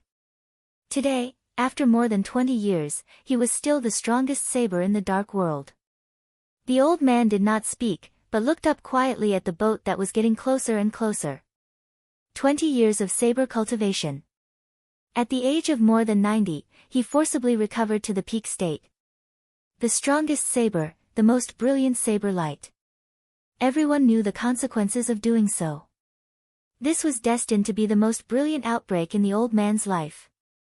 No matter whether he won or lost, his ending was doomed. He would be the first invincible realm expert to be crushed by the general trend in the new era. And all this was just the beginning. Just the beginning. He thought of what Li Tianlan said in Yuzhou. He was the overall situation. It was also the general trend. DK took a deep breath and straightened his body little by little. His surname was not Jiang. However, this was also his beloved family, his beloved Beihai. So, to some extent, he had no choice, just like Li Tianlan. Li Tianlan had no retreat. DK would die. In the roaring wind and rain, the old man held a chess piece in his hand and muttered to himself, "The strongest sword formation." End of this chapter, bookmark for easy reading. Chapter 643. The exquisite boat slowly stopped on the shore. The woman in the pavilion was no longer in the mood to play chess. She looked at Li Tianlan and Huangfu Qiushui standing on the boat and was silent for a while. Then she said softly, "Old master, I'll go talk to him." DK nodded and said nothing more. The woman turned and left. In the sound of some hurried footsteps, a middle-aged man solemnly walked up to the pavilion with a tray. There was a pot of warm wine and a plate of peanuts on the tray. There was nothing else. The man nodded to the woman and slowly walked into the pavilion. DK had already stood up. His body was straighter and straighter. At this time, he was lowering his head and fiddling with the black and white chess pieces on the chessboard. This game was far from the final stage, so it was natural that the winner could not be seen. The old man held the white chess piece and placed it. His moves were not exquisite, but the black flag in his other hand was frequently used. The strangulation of the black and white chess pieces had completely turned into a one-sided crushing. The old man watched with great interest that the black chess pieces could no longer turn the situation around. He slowly smiled, happy like a child. The middle-aged man held the tray and stood motionless in front of the old man. Looking at his smile, his heart suddenly ached and his voice became hoarse. "Old ancestor, the wine you ordered." "Tong Hui, sit down." DK smiled and waved his hand, motioning the middle-aged man to sit down. "How is our Yang Yang and your little Bao?" "Very good. Some time ago, they told me that they would go on a trip after graduation." The middle-aged man felt sad, but he forced himself to smile. He was Jiang Tonghui, the younger brother of Jiang Tongye, the patriarch of the Jiang clan. In the Jiang family, he could be said to be the real second in command. At this time, looking at the old ancestor's increasingly strong spirit, his heart was empty. DK's surname was not Jiang. When the old master of the Jiang clan took him to this island, not to mention Jiang Tonghui and the others, even their father was still a child. When they were born, DK had already become the famous heaven saber in the dark world. He had been staying on this island for many years, and because of his existence, the Kanglan Jiang clan had become the most powerful sword-wielding force in decades. Family. DK's surname was not Jiang, but he had the highest status in the Jiang family. Whether it was before or after he sealed his blade, this old man who had truly dedicated his life to Kanglan and the Jiang family had never interfered in the affairs of the Jiang family. Most of the time, he stayed in this pavilion, watching the surging river and the mighty North Sea. He was silent, but the entire Jiang clan became extremely confident because of his existence. But today, the corner of Jiang Tonghui's mouth moved, and he suddenly whispered, "Patriarch, there's still time." His voice trembled with pain as he muttered to himself, "There's still time." DK, who had sealed his blade and recuperated for more than 20 years, was destined to need time to forcefully recover to his peak state at the age of 90. If he did not want to die, there was still a way. DK glanced at him, and for the first time, a sharp glint flashed across his eyes. "Do you know what you're saying?" Jiang Tonghui lowered his head and gritted his teeth, "Patriarch, I'm not afraid of death. This island of the Jiang family is built with our blood. If possible, I'm willing to personally lead the elites of the Jiang family to fight against Li Tianlan. At worst, you can't represent the Jiang family." DK said calmly, "In the eyes of some people, if I don't fight, no matter how many people the Jiang family sends, they are cowards. This has nothing to do with cowardice." Jiang Tonghui whispered, "It's whether it's worth it or not." DK raised his head and looked at him. He was quiet and did not say a word. This time, it's obvious that His Majesty didn't do a good job. There's no right or wrong, but he didn't do a lot of things last night. That's why Li Tianlan swept the North Sea today. Strictly speaking, Li Tianlan just wants an explanation. This is a matter of Mount Dibbing. Patriarch, I don't think it's worth it to fight with him. Many people also think it's not worth it. Jiang Tonghui's voice was hurried. DK looked at him and suddenly laughed, "Who else thinks it's not worth it?" Jiang Tonghui's face was slightly pale, and he did not speak. "Wang Xiaoyao? Or Wang Qinglei?" DK took the initiative to ask. Jiang Tonghui smiled bitterly, wanting to say something but stopping on second thought. "Stay away from them." DK said calmly, "My surname is not Jiang, but I have always regarded myself as a member of the Jiang family, and the Jiang family has always regarded me as one of their own. Now in the family, I have the highest seniority. For so many years, I have never asked you for anything, but recently. DK looked into his eyes. I have to ask you, or an order. Stay away from them. I'll talk to your elder brother later. During this time, put down the family affairs and go out to relax. Patriarch, Jiang Tonghui's face changed slightly. Why? To keep you alive. To keep the Jiang family intact. DK snorted coldly and said slowly, how dare you get involved in the internal affairs of the Wang family? Pig brain. It's not clear whether they are enemies or friends. How dare you get involved? I'm not sure about Wang Qinglei, but how can Wang Xiaoyao be so simple? You are a member of the Jiang family, a member of the sword-holding family. It is the responsibility of the sword-holding family to protect the Wang family. But there are some things that you can't touch. Don't you understand? DK paused and laughed at himself. As for me, I'm an old man. Heh. My grandson's son is dating your daughter. What else can I not accept after living to this extent? He flicked a drop of wine from the flagon and wrote 4 words on the table. For hundreds of years, this has been the insistence of the Jiang family. I have lived for a long time, but I dare not live up to these 4 words. You, a young boy, can't live up to these 4 words. You don't deserve it. Do you understand? Loyal, brave, and fearless. Jiang Tonghui looked at the words written by DK and remained silent. DK waved his hand, go. Jiang Tonghui stood up, slowly turned around, and walked out of the pavilion. It was windy on the Kanglin River. The wind blew through the pavilion, and the rain poured in diagonally. DK sat alone in the pavilion, picked up a peanut and put it in his mouth. He looked at the 4 words on the table in silence for a long time. The boats stopped on the shore. Li Tianlan still stepped on the flat ground with his bare feet, quietly staring at everything on the island. Countless sword intents flew from the center of the island and gathered in front of him, layer upon layer. The sword of the void was constantly vibrating in the center of the island, forming a connection with the 13th floor. From the shore to the center of the island, almost all the sword intents passed through was the domain of the 13th floor. Li Tianlan penetrated through. This chapter is not over. Please turn the page. The domain felt everything around it and was silent for a long time. Your Highness, you've worked hard all the way here.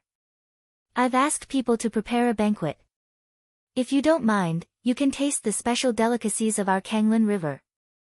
Jiang Tonghui, the patriarch of the Jiang family, led the 2 to the island, his voice calm. The patriarch of the Jiang family, who was over 50 years old, could be said to be the most low-key one among the 7 sword-holding families. Before DK sealed his saber, the Jiang family was completely shrouded by DK's saber light. After DK sealed his saber, Dijiang, whose real name was Jiang Hongwei, became more and more dazzling under the guidance of Wang Tianzong. Among the patriarchs of the 7 sword-holding families, Jiang Tonghui was the most easily ignored one. But in Li Tianlan's eyes, he was also the most unfathomable one. Li Tianlan glanced at him and suddenly said, before I came to Kanglin River, I heard that among the 7 sword-holding families, the Jiang family is the strongest. The saber formation, the sword formation, the raging fire formation, the ice formation, and the thunderclap formation, layer upon layer, can evolve into a real invincible formation. Do you look down on me too much, or does the invincible formation not need much cooperation at all? In his perception, the island was completely empty. It might not be accurate to say that it was empty. But in all directions, Li Tianlan did not feel any hostility or killing intent. It was calm everywhere, as if everyone regarded him as a real guest in Kanglin River. It's because we think too highly of your highness. Jiang Tonghui said quietly, even if it's the invincible formation, it can't exert much power in front of the 13 floors. In that case, why bother? The old ancestor is already waiting for your highness. When your highness is ready, the old ancestor will fight with your highness. Heaven knife Deke. Li Tianlan raised his eyebrows and asked, only him? One person is enough. Jiang Tonghui said in a deep voice, the old ancestor can't beat you alone, and neither can the Jiang family. If the old ancestor can beat you alone, why do we need others? Li Tianlan slowly put away the domain of the 13 floors. He had been prepared that maybe he would not meet Dijiang on the trip to Kanglin River, but he did not expect that he would not even see the invincible formation of the Jiang family. Here, he only had one opponent. Heaven Knife Deke. This battle was destined to be extremely tragic, but for the entire Jiang family, it was the best. Li Tianlan finally saw the real magnanimity and calmness that belonged to a wealthy family in the Jiang family. Even if the Jiang family did not use the invincible formation and Deke used his saber alone, in the whole Beihai, who dared to say that the Jiang family did not go all out? Lead the way. Li Tianlan said calmly, no matter the outcome of this battle, I have to propose a toast to the old master. No matter the outcome of this battle, I have to propose a toast to your highness. Jiang Tonghui leaned sideways and stretched out his hand, neither servile nor overbearing. If you win, I will propose a toast to your highness's glory. If you lose, I will propose a toast to your highness's courage. Li Tianlan let out a long laugh and took Huangfu Qiushui directly to the buildings on the island. On the island, the Fearless Hall, which would only be opened when the Jiang family received the most important guests, was filled with the aroma of wine and food. Jiang Tonghui took Li Tianlan and Huangfu Qiushui to the front of the Fearless Hall, reached out and said, please, but did not go in himself. Li Tianlan did not think much and pushed the door open casually. Under the gloomy sky, the Fearless Hall was lit with soft light. The light shone from every corner of the hall and filled the whole hall. Li Tianlan was stunned. There was a woman sitting in the hall full of light. The woman was dressed in a black ancient costume embroidered with golden patterns. Her sleeves were loose, and her hair was coiled up. Her beautiful face, without any trace of age, was calm. She looked at Li Tianlan quietly with her deep eyes, and her whole person was indescribably noble and peaceful. Li Tianlan suddenly thought of Wang Tianzong on the last night in Eastern Europe. Under the polar night sky, the Sword Emperor, who swept the world, was also dressed in a black ancient costume embroidered with golden patterns. He was also inviolable. He looked at the woman's face. The beautiful face was calm with a touch of majesty, which invisibly diluted the enchantment between her eyebrows. Li Tianlan had never seen her. But this face was indeed familiar. This face was very similar to Wang Yuedong's. No, it should be said that Wang Yuedong's appearance was very similar to hers. His heart moved slightly. Behind him, Huangfu Qiushui's soft voice had already sounded. Teacher. She was a little surprised and trotted to the woman's side. Her incomparably charming little face suddenly became a little aggrieved. She pulled the woman's sleeve, wanting to say something but stopping on second thought. With this word, teacher, alone, Li Tianlan no longer doubted the woman's identity. The hostess of the Wang family of Beihai. Summer Solstice. It was not DK who was waiting in the Fearless Hall, but Summer Solstice, whom Li Tianlan had never expected. She came to Kanglin in person. Summer Solstice gently held Huangfu Qiushui's palm and laughed softly. Qiushui is lost. Huangfu Qiushui's little face blushed and she secretly glanced at Li Tianlan. She knew that the teacher was talking about the autumn water sword, but at this time, she felt that the teacher was referring to something. It doesn't matter. Summer Solstice pulled her to sit beside her, touched her soft hair, and whispered, let the old master here get it back for you later. If he can't get it back, you can get it back by yourself when you are strong in the future. Huangfu Qiushui was silent and nodded obediently. Summer Solstice turned to look at Li Tianlan, who still looked calm, and smiled softly. This is the first time we have met. Li Tianlan coughed and nodded.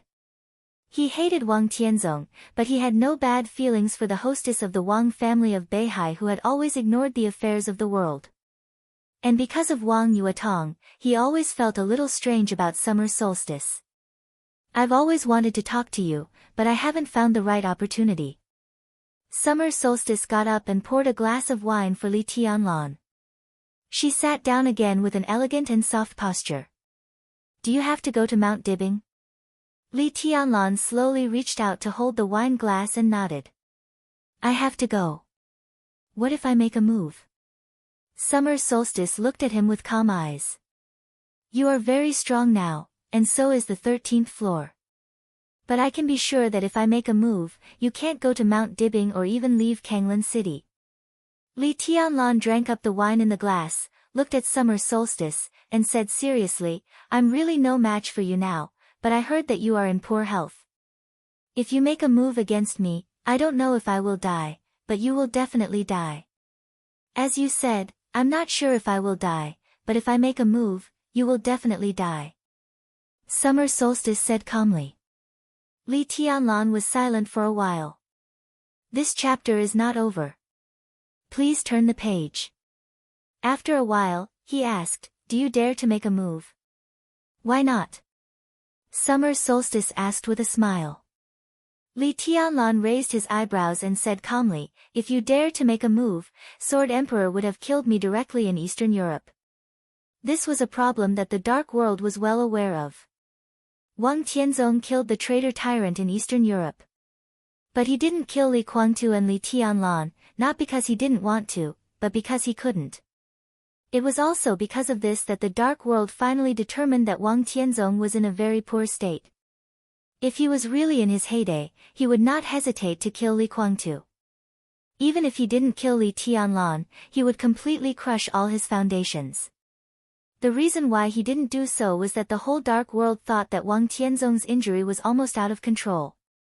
In the case of his injury not healing, he obviously didn't want to face the complicated situation of the whole purgatory of Heaven Capital and even the Li family's hidden power for many years after the death of Li Tianlan and Li Guangtu. After all, even if Beihai was not afraid of foreign enemies, there were still internal troubles. I'm not the same as him. Summer Solstice said softly, women are crazy, especially when they really fall in love with a man. They are willing to do anything for their man and bear any consequences. Her eyes were indifferent. Tianzong doesn't dare to do it, but I dare. I don't have the responsibility of being a patriarch. I have always been a very selfish woman. After I kill you, I don't care what happens to Beihai or the 7 sword-holding families. In my heart, as long as my man and my children live well, I will be satisfied. Even if Beihai is destroyed, what does it have to do with me? My family or my children are enough. She tilted her head. At that time, Tianzong was not prepared enough and didn't dare to do anything to Li Guangtu. It was I who united with Kunlun City and set off a case of treason. I dared to do what he didn't dare to do. Why do you think I didn't dare to do it? Do you know the identities of the 3 members of the devil troop you met in Qiushui? Summer Solstice looked at Li Tianlan quietly. Before they became devils, one was my father, and the other 2 were my uncles. Tianlan, I sent them out because I really wanted to kill you. Li Tianlan's palms suddenly trembled, and a little wine in the cup spilled out. He looked up at Summer Solstice. Summer Solstice was also looking at him, and there was no expression on her beautiful face. Li Tianlan was silent for a long time before he slowly said, if that's the case. He picked up his chopsticks and pointed to the sumptuous dishes in front of him. Why didn't you kill me? Because I didn't want to. Summer Solstice said with a smile. She meant what she said. She dared to kill Li Tianlan, and she had put it into action. So it was not that she didn't dare, but that she didn't want to. It was not that she didn't want to give up Beihai, but she didn't want to give up Wang Tianzong. Even if it was a lightless world and a dreamless world, he was still there. Even if she couldn't see him for the time being, such a world was still extremely beautiful for her. Li Tianlan was silent for a moment and asked, how is the Sword Emperor's injury? Very bad. Summer Solstice said slowly, that sword strike caused him a lot of trouble. That's why I came to see you today. Li Tianlan looked at her and didn't speak. The Eastern European sword strike is almost eternal. The master of Samsara Palace and Xianyuan Feng are part of the reasons for it to be able to do this. The 13-story building is the main reason, right? Summer Solstice said softly. Her tone was extremely domineering, leaving no room for negotiation. I want to take a look at the sword formation of the 13-story building. Li Tianlan raised his eyebrows. He thought about it seriously and opened his palm. Countless sword energy began to change around him. One after another, delicate little swords emerged around him. Tianguang was on Lingtai Mountain. The divine weapon was on Picturesque Mountain. There were 11 swords left in the 13-story building. The 11 swords slowly rotated around him, with some extremely profound law. Li Tianlan looked at Summer Solstice calmly and frankly. He didn't believe that anyone else in the world could understand the 13-story building except him. Wang Tianzong might be able to. But he was destined not to see it. Summer Solstice looked at it quietly for a long time. The 13-story building with only 11 swords had two obvious flaws.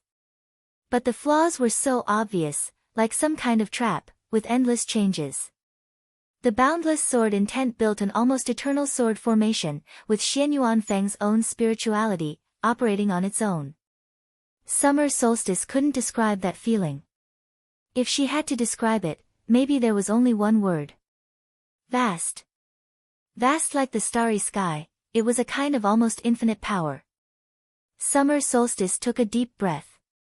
Her expression was solemn and even awe-inspiring. This is the most perfect sword formation I have ever seen in my life.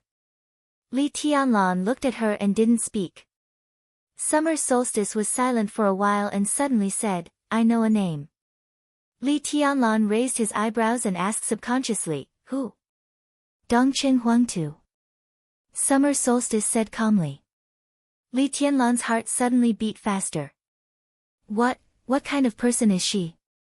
Summer Solstice looked at him with a complicated look in her eyes. I said I know a name, but only a name. I heard this name from Qin Weibai. Dongqing Huangtu, she said he was the chosen one. She said that in the last battle of Dongqing Huangtu's life, there were people from the Wang family of Beihai, including a woman. Li Tianlan looked at her. It wasn't me.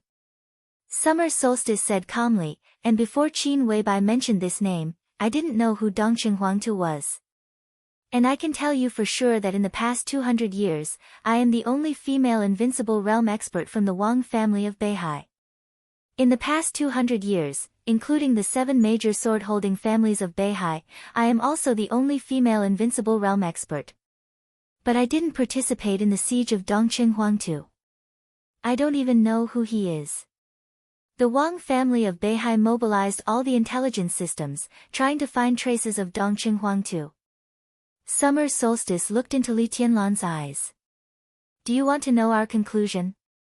The corner of Li Tianlan's mouth moved. Summer Solstice said slowly, there is no Dongqing Huangtu. There is no chosen one. Dongqing Huangtu doesn't exist at all.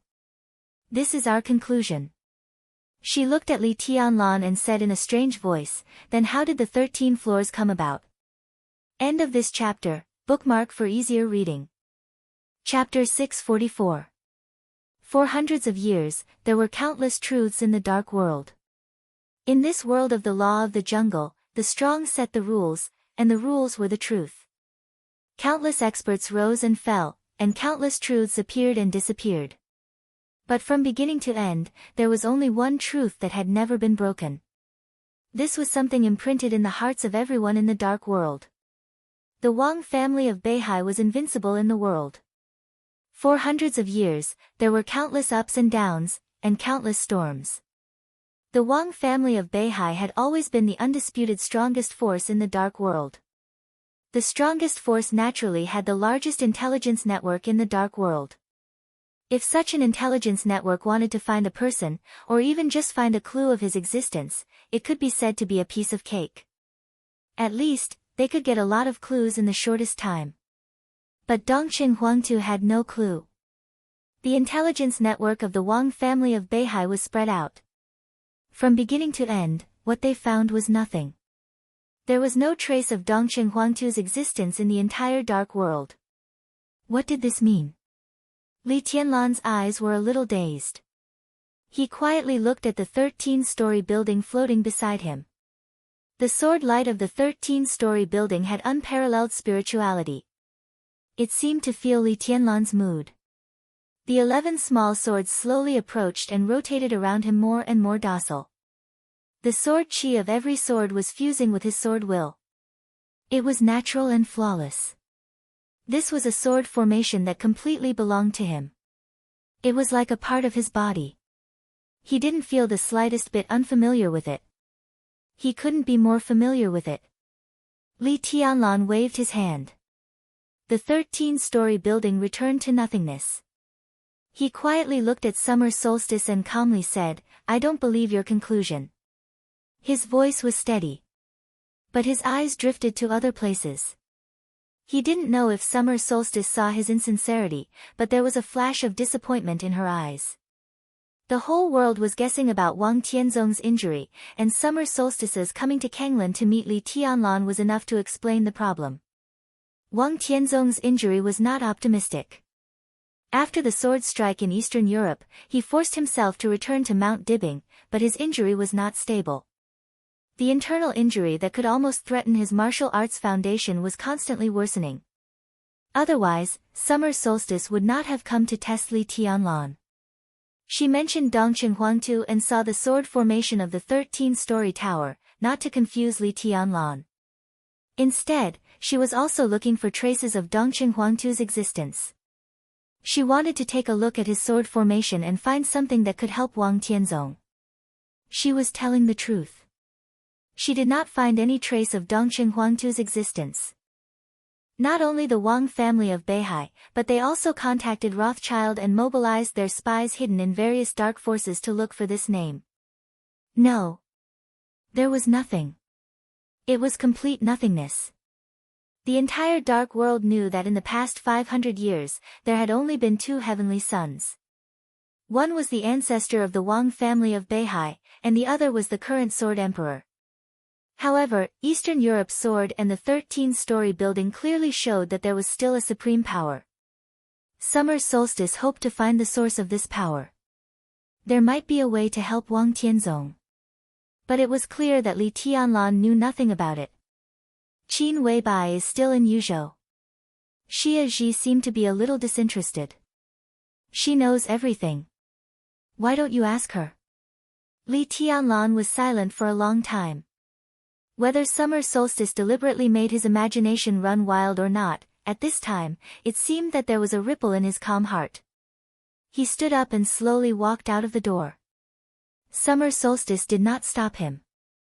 Huangfu Qiushui subconsciously wanted to stand up, but as soon as her butt left the seat, her palm was grabbed by summer solstice. Huangfu Qiushui was stunned and looked at Li Tianlan's back blankly. Summer solstice's palm was very soft, but it seemed to carry great power. Huangfu Qiushui sat where she was and suddenly became a little sad.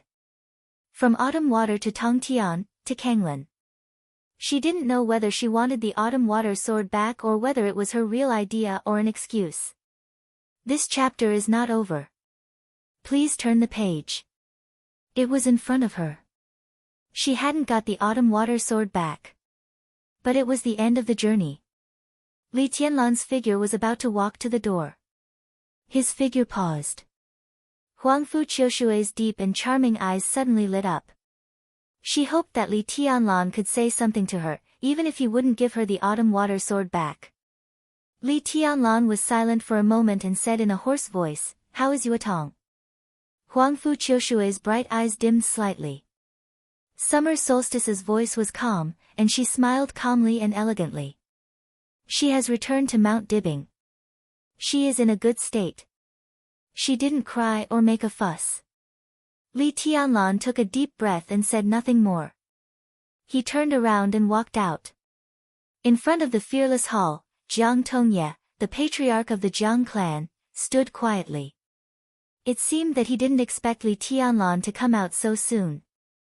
He looked at Li Tianlan strangely, nodded, and said calmly, "Your Highness, the old ancestor is waiting for you." "Where is he?" Li Tianlan asked directly. Jiang Tonghui didn't speak, but his eyes subconsciously looked at the pavilion in the center of the island. The black pavilion was shrouded in the wind and rain, with a touch of incomparable sharpness. Li Tianlan nodded. Lead the way. The chess game was already messed up. The warm wine was half done. The river went all the way east with the crazy rain, mighty and mighty. DK's old palm gently stroked the railing, squinted at the rushing river, silent like a statue. He could see the fearless hall. He could see the young man brought here by Jiang Tongye. Some sword intent was emanating from him bit by bit, converging into an ethereal shadow. The sword energy entered the pavilion. DK turned around slowly. In his sight, a figure so young that even DK felt a little excessive was standing in front of the chessboard, looking down at the game in front of him. This was a figure that was as faint as smoke. He stood there and looked extremely real, but the sword will around him caused the entire space to become a little distorted. His face, which could not be considered handsome, was calm, but his whole person gradually emitted an indescribable temperament. It was temperament, not aura. It was a kind of natural elegance, or elegance, that was revealed bit by bit with each of his actions. Like a kind of light breaking through the night, it was slowly but irresistibly radiating. Your Highness is so elegant, it's admirable. DK smiled, without hostility, but extremely calm and gentle. The young man pointed to the chessboard in front of him and shook his head. Your Highness, do you know chess? DK asked. I don't. He turned around and looked at the old man. Heaven Saber. I'm D. Quebec, DK chuckled. He was silent for a while and nodded. Li Tianlan. You're just one of his sword intent. DK laughed. But standing here, you're still Your Highness. He poured himself another glass of wine and took a small sip, feeling very nostalgic. Li Tianlan looked at him calmly and said in a flat tone, I suddenly thought of my grandfather. He said quietly, in that camp, every time he drank, he was like you. No, he was even more stingy than you. He could drink a bottle of poor quality liquor for half a year. Your grandfather, DK thought for a moment and laughed. I didn't have much contact with him. But that little guy can support the Li family to this point, he is indeed a hero. Little guy, Li Tianlan looked at Dijiang and did not speak. Since he was a child, his grandfather had always been called Senior Li by others. It was the first time he had heard such a sentence from the little guy. Don't look at me like that. It's not too much for me to call him little guy. I had a good relationship with your grandfather's father in those days. Li Tianlan's mouth twitched and he did not speak. DK did not seem to be in the mood to talk about the past. He drank up the wine in the glass and then again. This chapter is not over. Please turn the page. He took out a glass. There was not much wine in the flagon. He poured it out patiently. There were exactly 2 glasses. DK smiled and pushed a glass of wine in front of Li Tianlan. He chuckled and said, I'll drink the last glass of wine in my life with Your Highness. Li Tianlan did not move. Now he was just a sword intent, so he naturally could not drink. Dijiang raised his glass. Li Tianlan thought for a moment and gently raised his hand. His glass floated up under the control of sword intent and touched Dijiang's. The wine in the glass disappeared. DK put down the glass.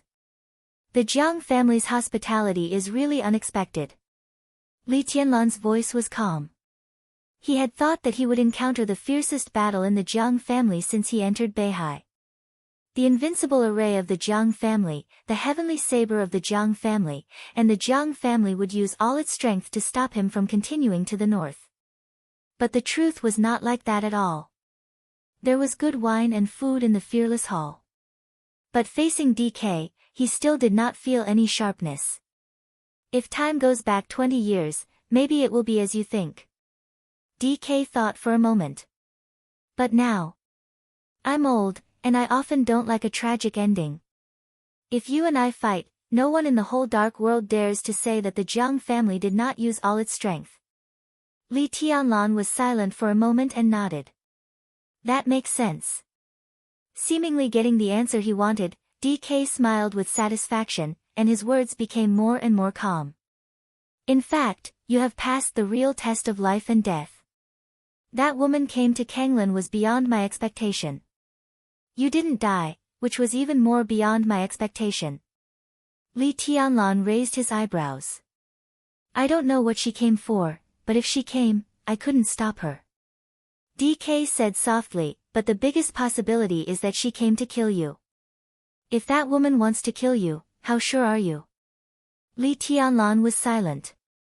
Summer solstice was extremely young when she entered the invincible realm. After her realm was stabilized, she directly entered the peak of the invincible realm. Even among the experts at the peak of the invincible realm, she was among the top. If she forced a move, even if Li Tianlan had the 13-story building, he could at most die with her, and that was to cause her injuries. As for living, he was not sure. Maybe the whole Beihai doesn't dare to kill you, but that woman doesn't care about it. DK said softly, back then, Sword Emperor's father killed nearly 30 people in Summer Solstice's family. There are many stories for her to be with Wang Tianzong. But how much affection can she have for the whole Beihai? Among the 7 sword-holding families, over the years, she has a good relationship with the Huangfu family. Her family is from the Xia clan, but she doesn't care about the whole Xia clan. Many people in Beihai will care about the future of Beihai. If that woman goes crazy, she is the most likely to care. Li Tianlan listened quietly. He was silent for a long time before he laughed at himself. It seems that I'm lucky. It seems that I'm also lucky. DK smiled. She won't kill you, so I can wait for you to fight with me. I'm still alive. Why should I let the younger generation of my family bleed? I've never liked a tragic ending. DK took out a sword from under the table. The quaint long sword was crystal clear, like a piece of extremely precious crystal, shining with an extremely gorgeous luster. The Jiang family's famous sword, amber. DK looked at Li Tianlan. Today, you and I will fight. If you win, you can take the sword. If you lose, your Highness's unique skills will be left behind. The long sword vibrated slightly on the table. DK looked into Li Tianlan's eyes. Do you dare to fight with me? Li Tianlan narrowed his eyes and looked at D. Quebec. He suddenly smiled and said calmly, please. DK's eyes suddenly lit up for a moment. He reached out and patted the table gently. Buzz! The amber suddenly shot up into the sky. At the same time, Li Tianlan stood up directly. His figure twisted for a moment and turned into an incomparably sharp and exquisite small sword. End of this chapter, bookmark for easier reading. Chapter 645. The awe-inspiring sword chi suddenly filled the entire pavilion. Li Tianlan's figure disappeared. The small black sword was surrounded by an incomparably sharp sword light and spun crazily, growing longer and longer. It was like the deepest darkness, rich, pure, silent, and majestic. Its existence was incomparably real. But it was truly meaningless. It was meaningless, it was all illusory. 13 Pagoda, Xianyuan sword. This was the most important and core sword of the 13 floors. It was also the most important reason why Xianyuan Feng could form the 13 floors. The Xianyuan sword stopped. The slender black sword body hovered in the air, carrying with it a majestic and almost endless sword chi. It was proud and piercingly cold, like the king of all swords. DK's eyes flickered. The turbidity in his eyes had completely disappeared, replaced by an almost dazzling light. The strongest sabersman in the dark world for decades was now facing a sword formation that no one knew about. The strongest sword formation, the strongest sword. He had no regrets in this life. Boom, with a muffled but clear voice, DK straightened his body completely. His body straightened and stood up at the same time. It was as if the sharpest blade in the world had been unsheathed. Snow-white blade light radiated from every part of his body. The space was directly split apart, and the ancient pavilion standing in the center of the island was directly reduced to dust. DK had already moved forward. His palm was extremely old, but it was like a bolt of lightning that grabbed the hilt of the Xianyuan sword. For a moment, the entire island seemed to be able to sense the fierce, almost domineering aura spreading wildly. It was the saber light that had been silent for many years and carried the aura of time. It was also the glory of the last battle of his life, where he no longer had any worries. Jiang Tongye, who was approaching the gazebo, suddenly raised his head and looked in the direction of the gazebo. Li Tianlan, who had been following him, took a step forward. His figure suddenly disappeared. The next second, the black Xianyuan sword appeared beside Jiang Tongye, and Li Tianlan's real body had already appeared in the pavilion. DK stretched out his hand. The 13-story pagoda spun wildly around Li Tianlan, and the all-encompassing sword energy merged perfectly with his sword intent. He pointed his finger at DK's palm. A black ripple appeared in the entire space as he extended his finger forward. Pure black flashed for a moment before it was completely filled with all sorts of flickering lights. Annihilation form. 2 fingers touched DK's open palm. Like a raging tide, the sword chi surged forward and instantly drowned DK's old figure. The pavilion, the hill, and everything around it were completely shattered by the surging sword chi. The mighty sword will rushed through the world like a flood, and the trees around the pavilion were uprooted in an instant. The green land disappeared, and it turned yellow at a speed visible to the naked eye. All the water was evaporated, and the green land turned into a desert under the sword chi. The mighty sword light rushed all the way into the azure billow lake, bringing up a vast wave. The black Xianyuan sword passed through the chaotic space of knife light and sword chi and appeared around Li Tianlan. The 11 swords slowly rotated around him. With the addition of the Xianyuan sword, the entire sword formation became more and more ethereal and unpredictable. Li Tianlan stood in the air, looking at Quebec. He raised his eyebrows slightly. The wild rainwater was evaporating around him. The wind was strong by the river, and the gale was whistling past. Li Tianlan hovered in the air, motionless. His face was calm and emotionless, but his whole person gradually emitted an indescribable elegance. The dragon vein and his swordsmanship seemed to be merging little by little. The 13-story buildings rotated around him, and his surroundings gradually became blurred, as if there was a white mist shrouding his body. This chapter is not over. Please turn the page. The aura of the sword light was hazy and mysterious, but it made people feel awe from the bottom of their hearts. It was raining. But he stood there like the sun in the clear sky, and his every move carried a light that people could not look directly at. He was like a scorching sun, and also like a real god. At this moment, Li Tianlan could be said to be truly peerless. DK stood in front of Li Tianlan. The two were less than 20 meters apart. After the first fight, the clearest result appeared in front of everyone. The scarlet blood, which was almost dazzling, fell from the sky bit by bit and fell into the desert under their feet. DK's aura was still stable and powerful, but one of his sleeves had been completely torn. At that moment, the saber light and the sword energy crossed each other. Li Tianlan, who was in the 13-story buildings, was not hurt at all, but countless sword energy kept tearing at DK's arm, leaving countless wounds on his arm.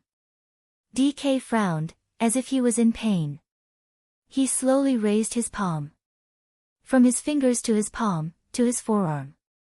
His arm was truly riddled with holes. Countless strands of sword chi were still wrapped around his arm, tearing at every inch of his skin with naked and eerie killing intent. DK raised his head and looked at Li Tianlan.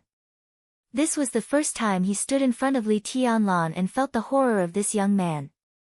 Li Tianlan, who was 22 years old and had not yet entered the invincible realm. DK smiled.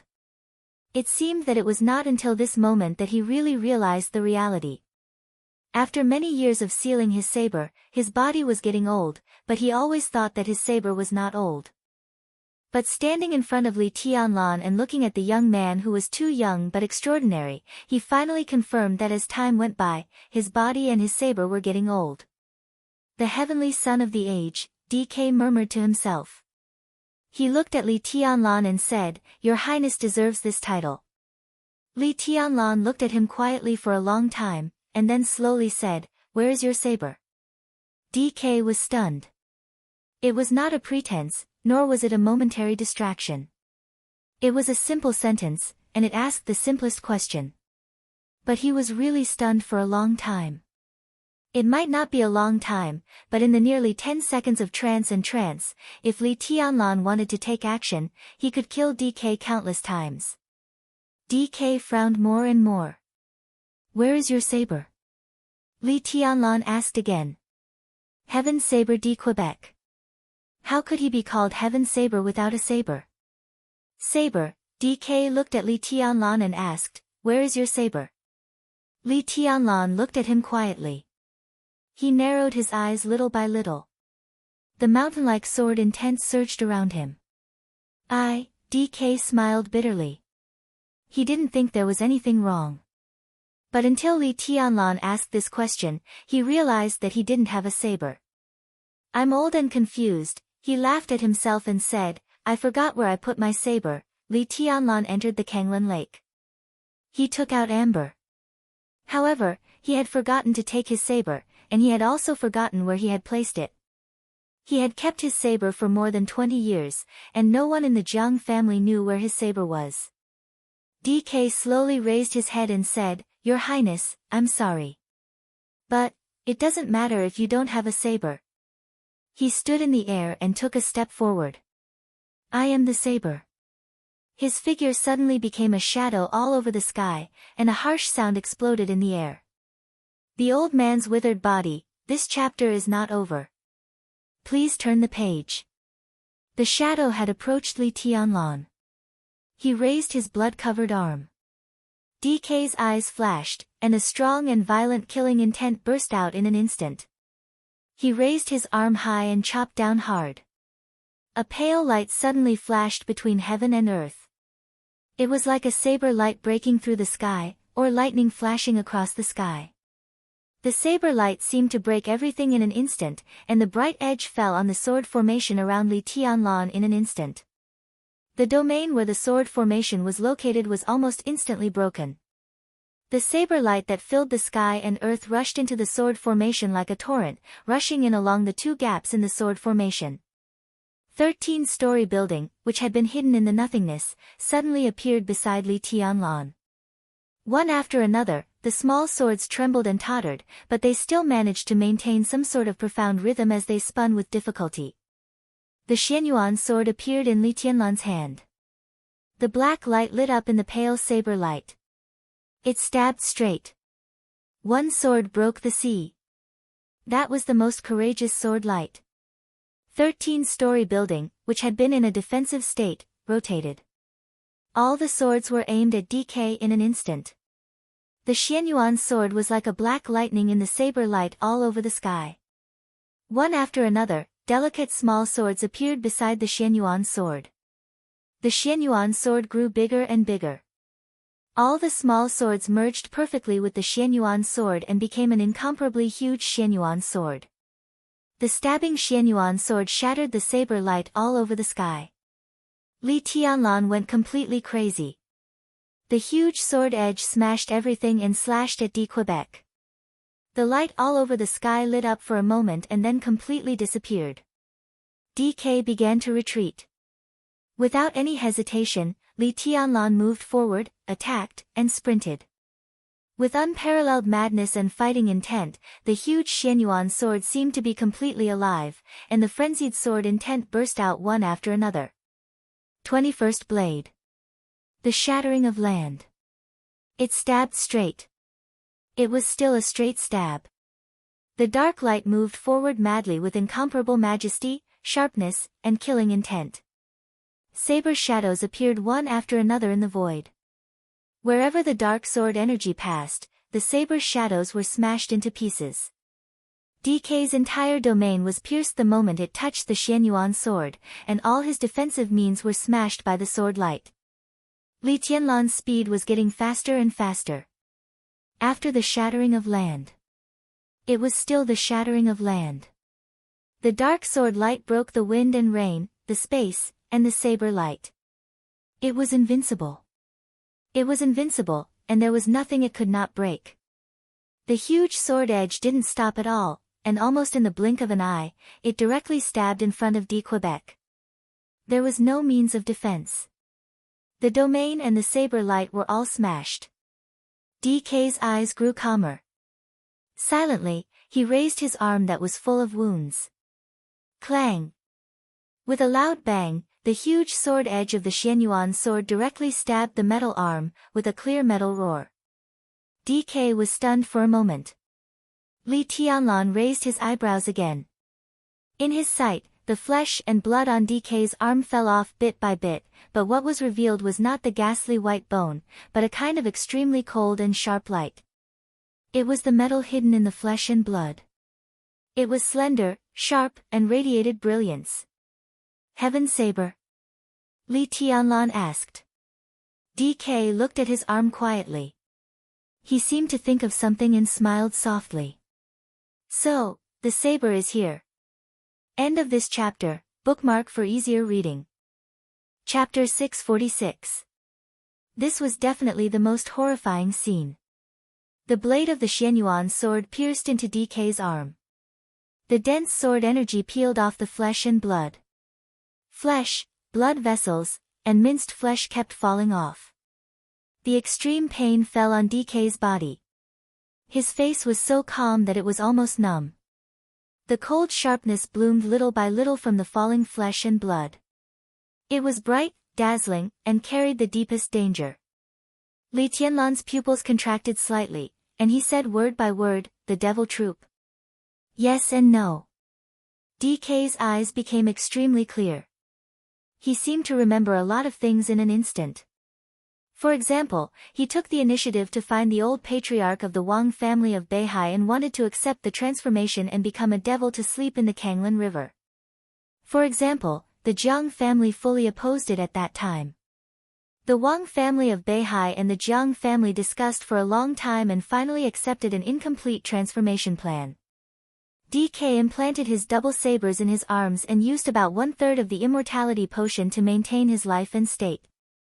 Finally, he ensured the existence of the top combat capability of the Jiang family for decades. So he could not be regarded as a real devil.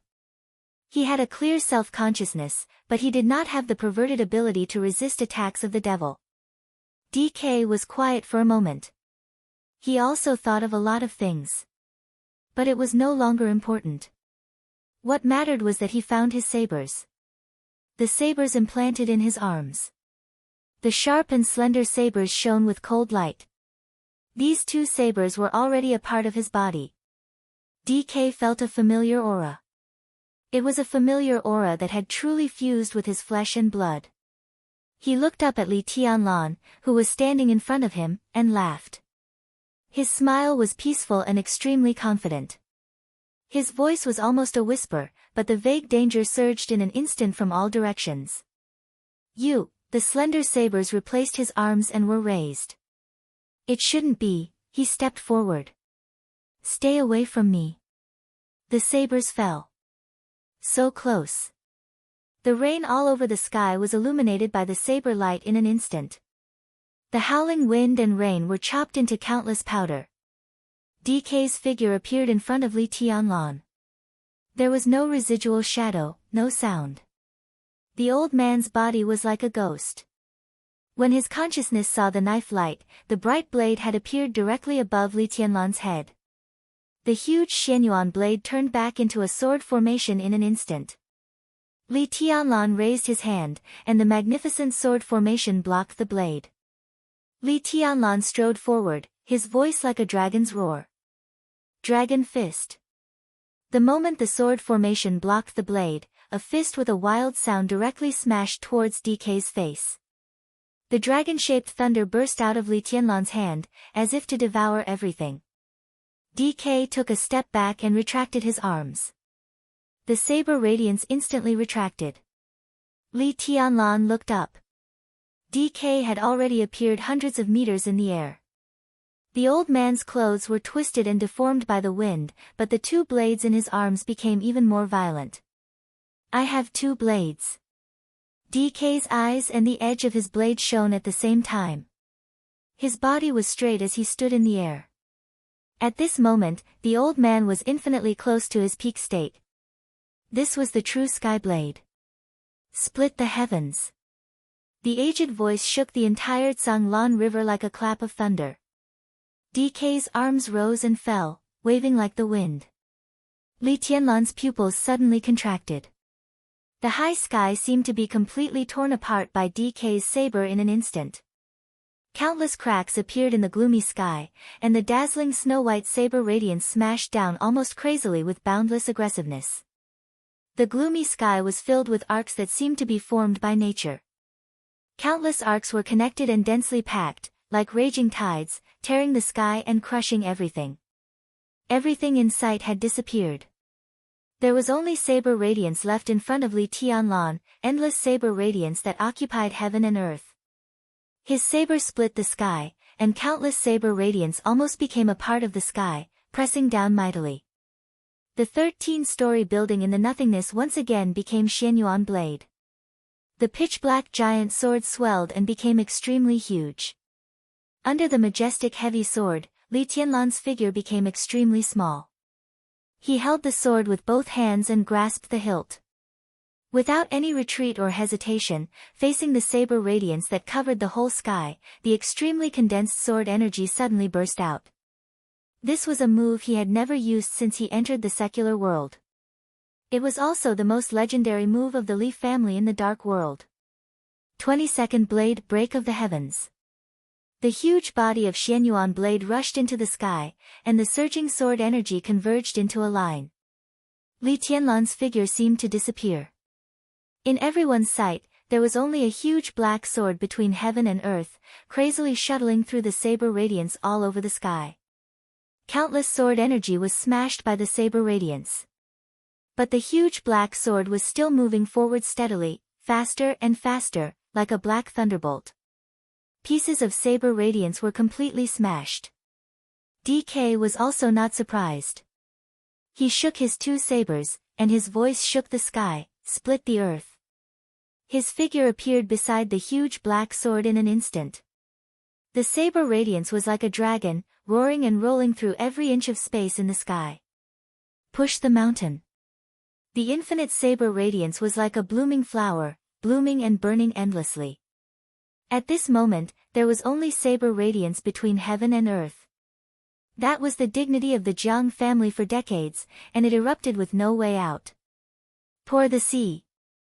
The saber light filled the space between the heavens and the earth.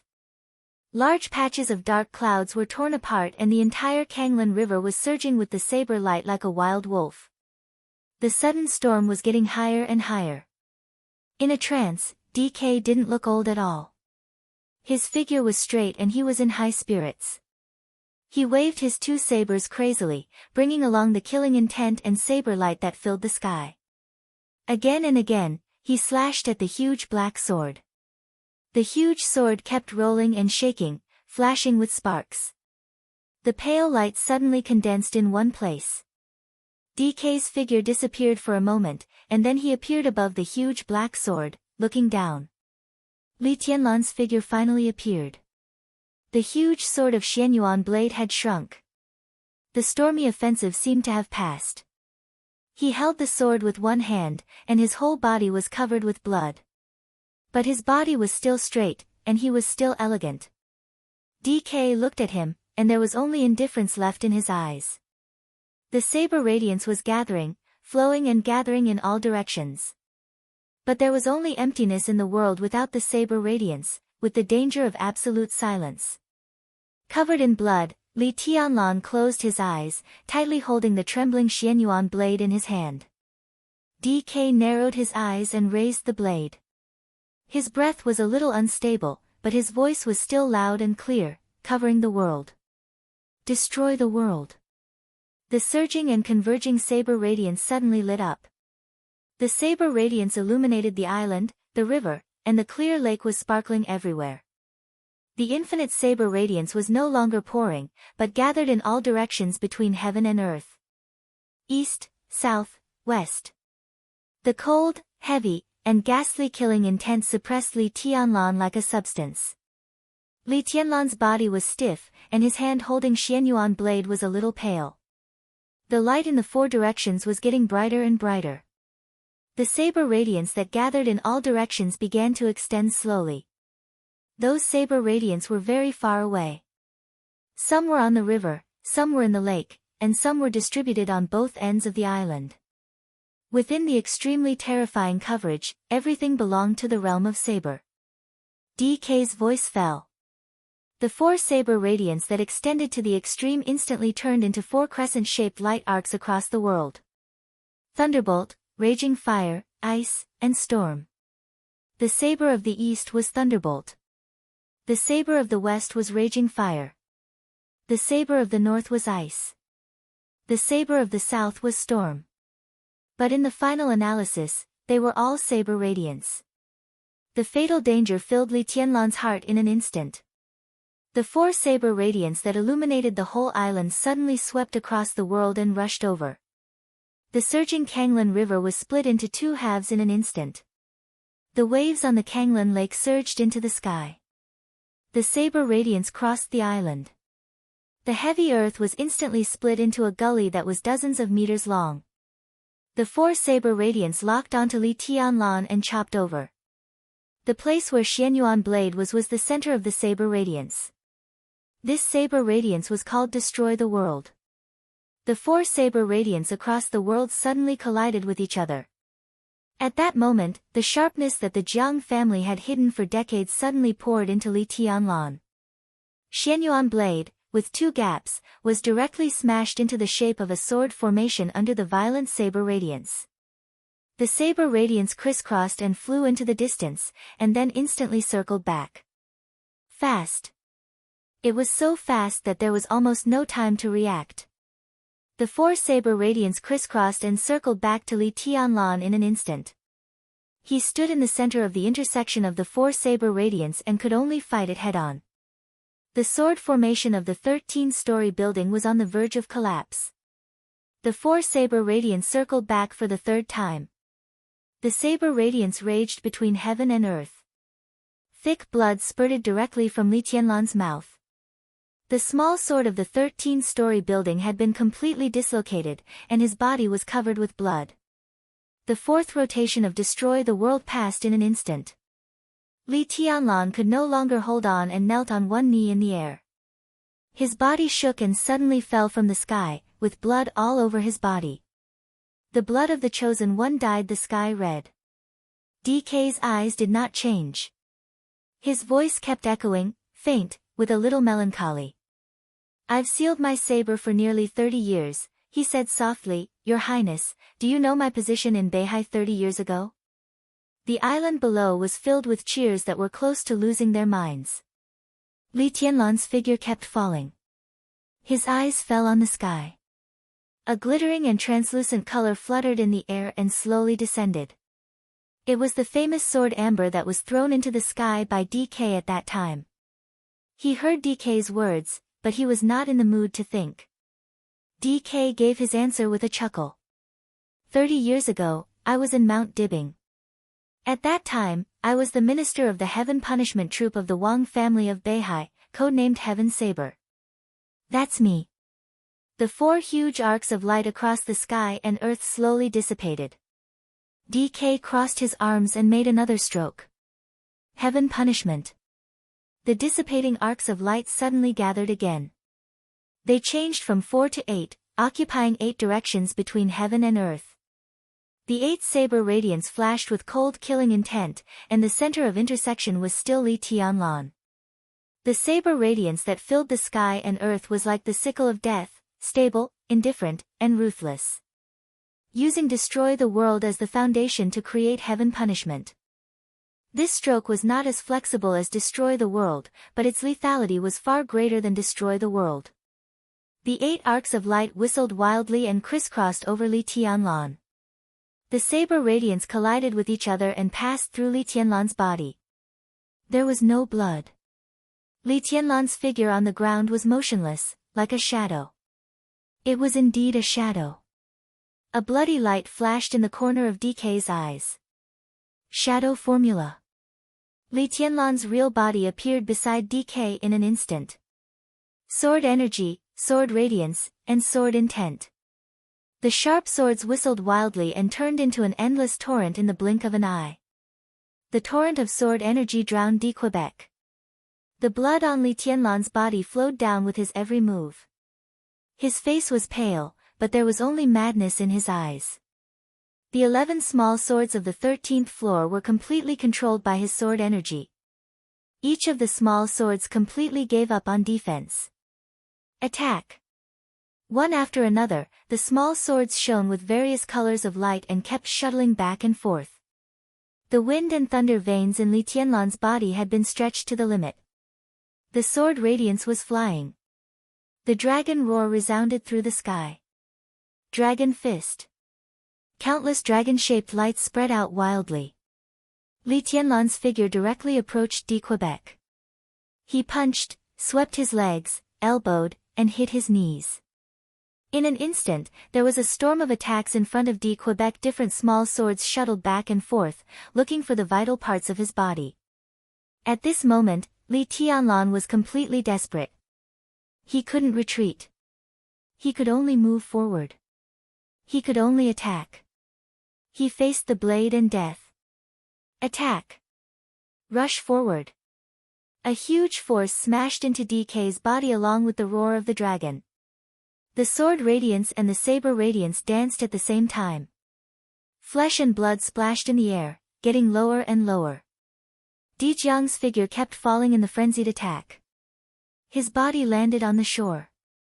The sword radiance flashed, and the dragon roared incessantly. But in the violent attack, the saber radiance kept flashing. DK's figure retreated into an attic of the Jiang family. In less than half a second, the entire attic was completely shattered by the huge force in an instant. His old figure was smashed into the wall of a villa under the impact of the huge force. The colorful flowing light rushed over almost at the same time. Before people could see DK's face clearly, the whole villa had been turned into countless flying debris and dust. Attack, attack, attack. Li Tianlan was unprecedentedly focused and crazy. Houses, attics, trees, and rockery. Anything in front of him was smashed in an instant. It was as if there was an invisible but indomitable giant holding a huge sledgehammer on the island, destroying everything on the island furiously. DK's figure retreated into the fearless hall. The thick pillar collapsed completely in an instant. His old figure appeared on the shore. Countless boats on the shore flew up and kept exploding, like balls of sparks. Di Jiang stepped on the water, and his body suddenly sank. Li Tianlan stopped. He stood high in the sky, looking at the water in front of him, panting and silent for a long time. Blood flowed out of his flesh and blood, dripping into the lake of Kanglin together with the rain. The lake of Kanglin was full of ripples. Li Tianlan stared at the water, his body trembling slightly because of the absolute movement.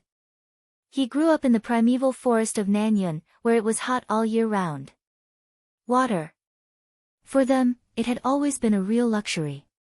So Li Tianlan couldn't swim. He would not be DK's opponent if he entered the water. DK lurked in the lake of Kanglin. There was silence between heaven and earth. A subtle whistling sound broke the silence. The glittering and translucent radiance fell from the sky. Li Tianlan reached out his hand. That crystal-clear flowing light was pulled by an invisible force and flew over. Li Tianlan held it in his hand. He held the famous sword of the Jiang family, the amber. The amber was hidden in the nothingness by 13-story building. Li Tianlan became more and more powerful. His figure rushed into the sky. Blood was still falling from the sky. Li Tianlan's speed was getting faster and faster, and he became a small black dot in the blink of an eye. The water of the lake of Kanglin began to surge. Li Tianlan, who had become a small black dot, suddenly fell. Colorful lights lit up in the air. That was the unparalleled sword intent. It was the killing intent that was sharp enough to split mountains and seas. The surging sword light occupied heaven and earth. Only Li Tianlan's steady and powerful voice was left on the lake of Kanglan. Open. One sword to split mountains. One sword to split the sea.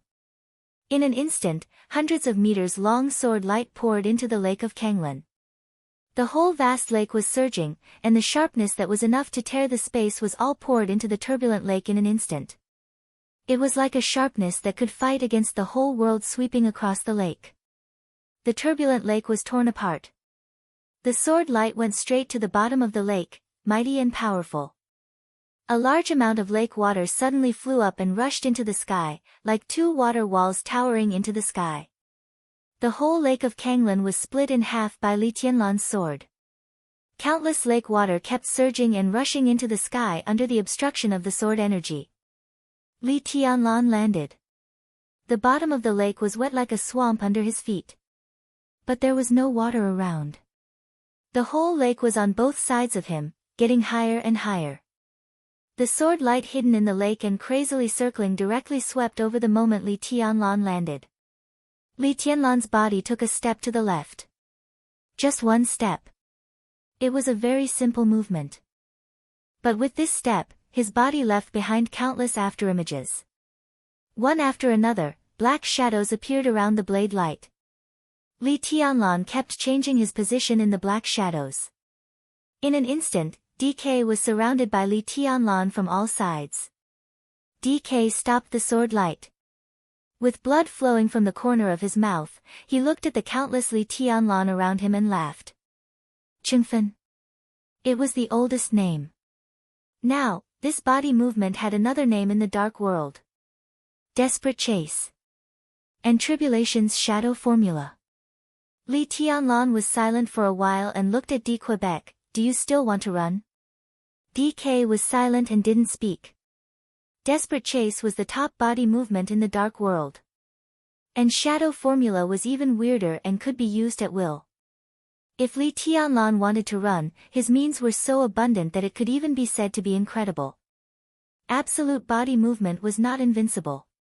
As long as DK's sword was fast enough, no matter how exquisite Li Tianlan's body movement was, it would be useless. But the key was that DK's sword was not fast enough. He broke out in an instant. Creating the world. Toppling the mountains and overturning the seas. Destroying the world and punishing the sky. Under the full outbreak, his state had begun to decline. If he ran, Li Tianlan could catch up.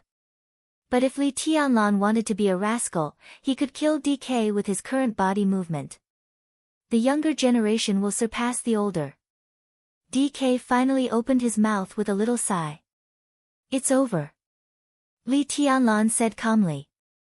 He took out the amber. The crystal flowing light flew out of his hand and fell in front of D. Quebec. Li Tianlan reached out and looked at D. Quebec. Give it to me, and I'll leave you a whole body. DK narrowed his eyes slightly. It's not over. He spoke slowly, softly, but with great certainty. Li Tianlan didn't speak. DK raised the two swords that were integrated with his arms. I still have one more move. He looked at Li Tianlan. His state had declined. But he still had one move, the real and strongest one. The last move. Chapter 647. On the island that was torn apart by the blade light, countless people looked up at the sky. DK's voice echoed in the air. This move is called Qianqiu. For decades, the dark world had not seen Qianqiu, eternity, or great tribulation. But everyone in the Jiang family knew what this move meant. Jiang Tongya, the patriarch of the Jiang family, stood near the collapsed pavilion. The surrounding woods had been completely cut up by the sword and saber. The gloomy sky fell, and DK's figure kept rising into the air, getting higher and higher. He flew out of the bottom of the lake, as if he had merged with the gloomy sky. The separated Kanglan Lake fell with a rumble. Large waves kept colliding and surging. Li Tianlan stood on the surface of the lake, looking at DK, who was rising, and at the raised blade. Jiang Tongye knelt down near the pavilion and kowtowed heavily. At the back, Jiang Tonghui, who was responsible for protecting the important figures of the family, also knelt down. All the important figures of the Jiang family knelt down one by one.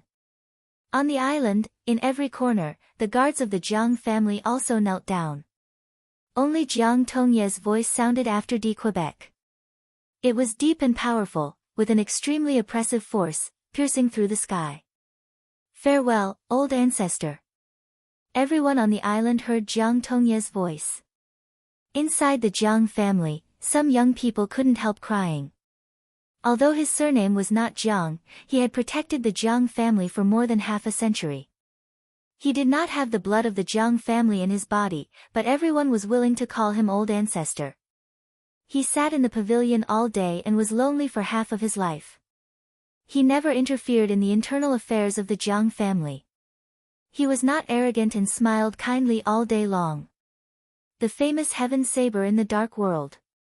Finally, it was time to leave. Behind the Jiang family, Summer Solstice raised her head slightly and remained silent. Huangfu Qiushui stood beside her, holding her hand, and asked cautiously, "Teacher, is the old master going to die?" "He didn't have to die, but the old master's body can't support it anymore."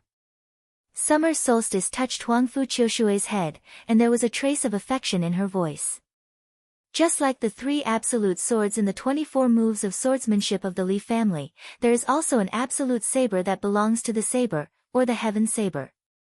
Xia Ji smiled and said, "Immemorial, 1,000 autumns, and great tribulation."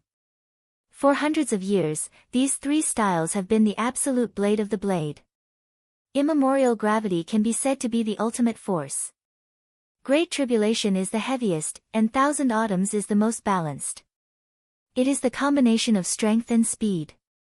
Each of these 3 styles is a real blade of heaven. The corner of Huangfu Qiushui's mouth twitched as she said in a low voice, "I've seen the manuals of these 3 moves." "Yeah." Xia Ji said softly, "The tri-invincible saber was originally the Wang clan saber. It was only in the hands of the Jiang clan that it truly flourished. Everyone knew that the Wang family of Beihai had a real chosen one hundreds of years ago. In other words, the real chosen one founded the Wang family of Beihai. However, hundreds of years had passed, and very few people knew that the prodigy from back then had a younger brother. Just like the relationship between Wang Tianzong and Wang Xiaoyao. Biological brother. As for the ancestor's brother, he used a saber. Immemorial, 1,000 autumns, and great tribulation. The tri-invincible saber could be said to be the painstaking work of his life. In that era, he had been hidden in the unparalleled light of the Chosen One. It was an era when the ancestors of the Wang family of Beihai and the ancestors of the Lin clan represented the real peak combat power. All his talents were hidden in the light of those 2. Until he took an apprentice. The saber that belonged to Beihai gradually emitted a light that could not be ignored. And his apprentice was the ancestor of the current Jiang clan. Xia Ji's eyes were a little dazed.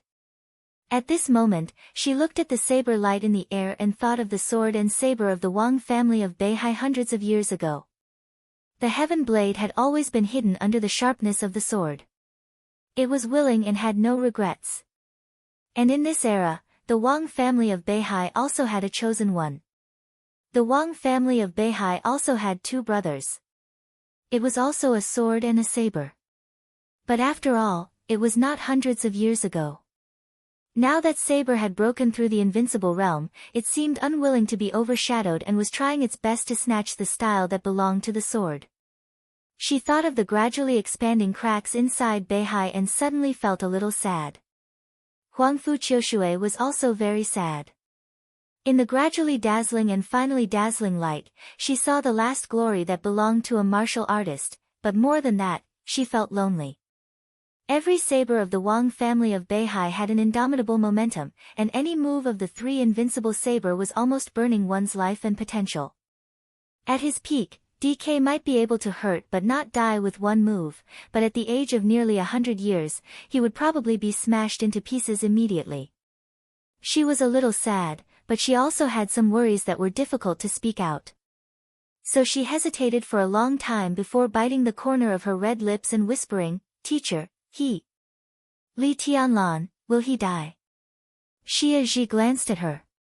Her eyes were somewhat meaningful. Huangfu Qiushui blushed and pretended to look at the sky seriously.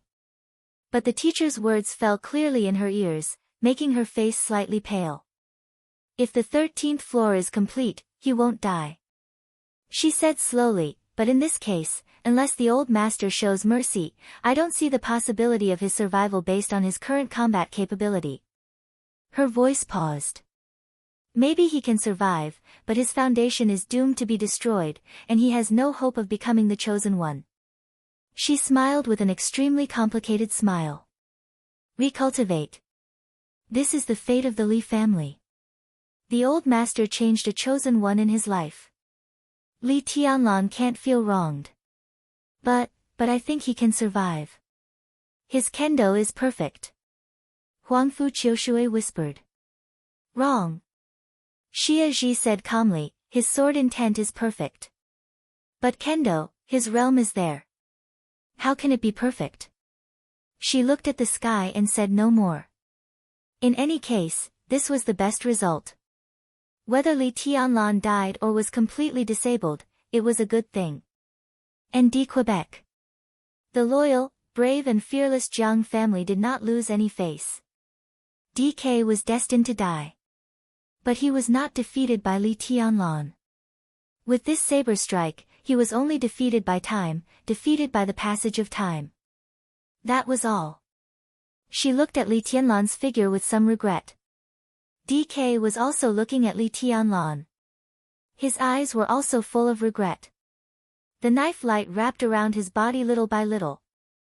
The momentum was not as violent as it was, but extremely faint, erratic, strange and unpredictable.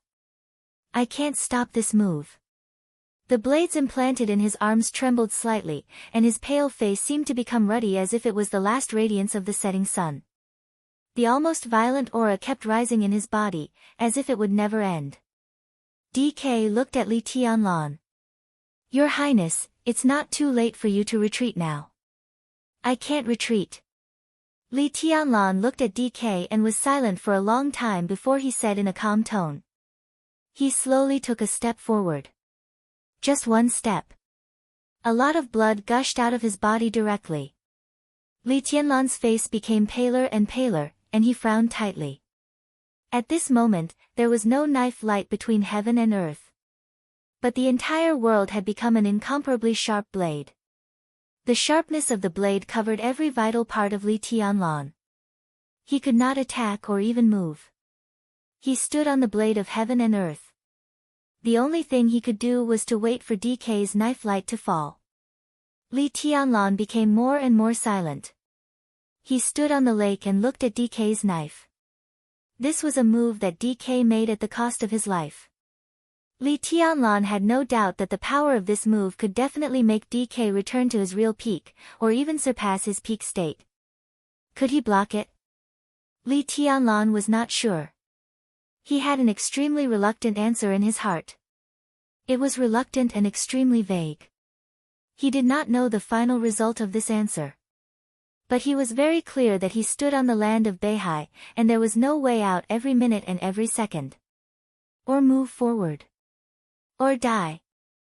In the silent rotating blade of heaven and earth, Li Tianlan raised the Xian Yuan sword little by little. His arm bloomed with a lot of blood in the process of raising it. But his eyes were extremely calm, even dead. DK was a little moved, but he did not speak. The blade of the Xian Yuan sword pointed at DK from afar, and the loud heartbeat rang out unhurriedly. Li Tianlan's voice was calm. "Please." DK sighed slightly and looked at the world around him. It was the Kanglin River and Kanglin Lake that he had seen for most of his life. The vast Beihai was surging and surging. He took one last look at it with great love and attachment. He crossed his two knives and no longer hesitated. Across a distance of thousands of meters, his two knives directly chopped down. The world became silent in an instant. The whistling wind, the messy ground, and the surging water. All the sounds disappeared completely. In the completely silent real world, only the blooming knife light flew over with an incomparably dazzling arc of light. The flickering arc tore the world apart and locked on Li Tianlan with the strongest power and the fastest speed. It was spinning. It was flying. It was shrinking. The knife light that was thousands of meters long directly shrank countless times in the blink of an eye. This move was aloof from the world. This move did not bring any damage to heaven and earth. All the power and all the killing intent gathered on Li Tianlan without any waste. Li Tianlan finally saw the real Qianqiu. The real heaven knife. The knife light that seemed to surpass everything kept spinning, with a clear smell of death. The 13th floor without two swords could not stop this move. He could not stop this move either. Death was close at hand. Li Tianlan's mind was blank. In an instant, he seemed to forget everything. He forgot the camp where he had lived since he was a child. He forgot the 24 moves of sword that he had practiced since he was a child. He forgot the invincible manual. He forgot the shadow formula. He forgot the sword of emperor path that Wang Xiaoyao had traded with him. He also forgot the notebook that the master of Samsara Palace had given him when he was in Eastern Europe, which recorded all the martial arts experiences of the Chosen One. He gave up the 13th floor. The 11 swords quickly overlapped in his hands and turned into the Xianyuan sword. The moment the Xianyuan sword was formed, it was crushed by the invisible pressure emitted by the knife light. The 11 swords flew around Li Tianlan in a disorderly manner and did not even form a sword formation. The saber light approached Li Tianlan at an unparalleled speed. There was a vast whiteness in front of Li Tianlan's eyes. It was a cold and dead polar land. There was only ice and snow all over the mountains and fields. He thought of the 3 years he had walked thousands of miles.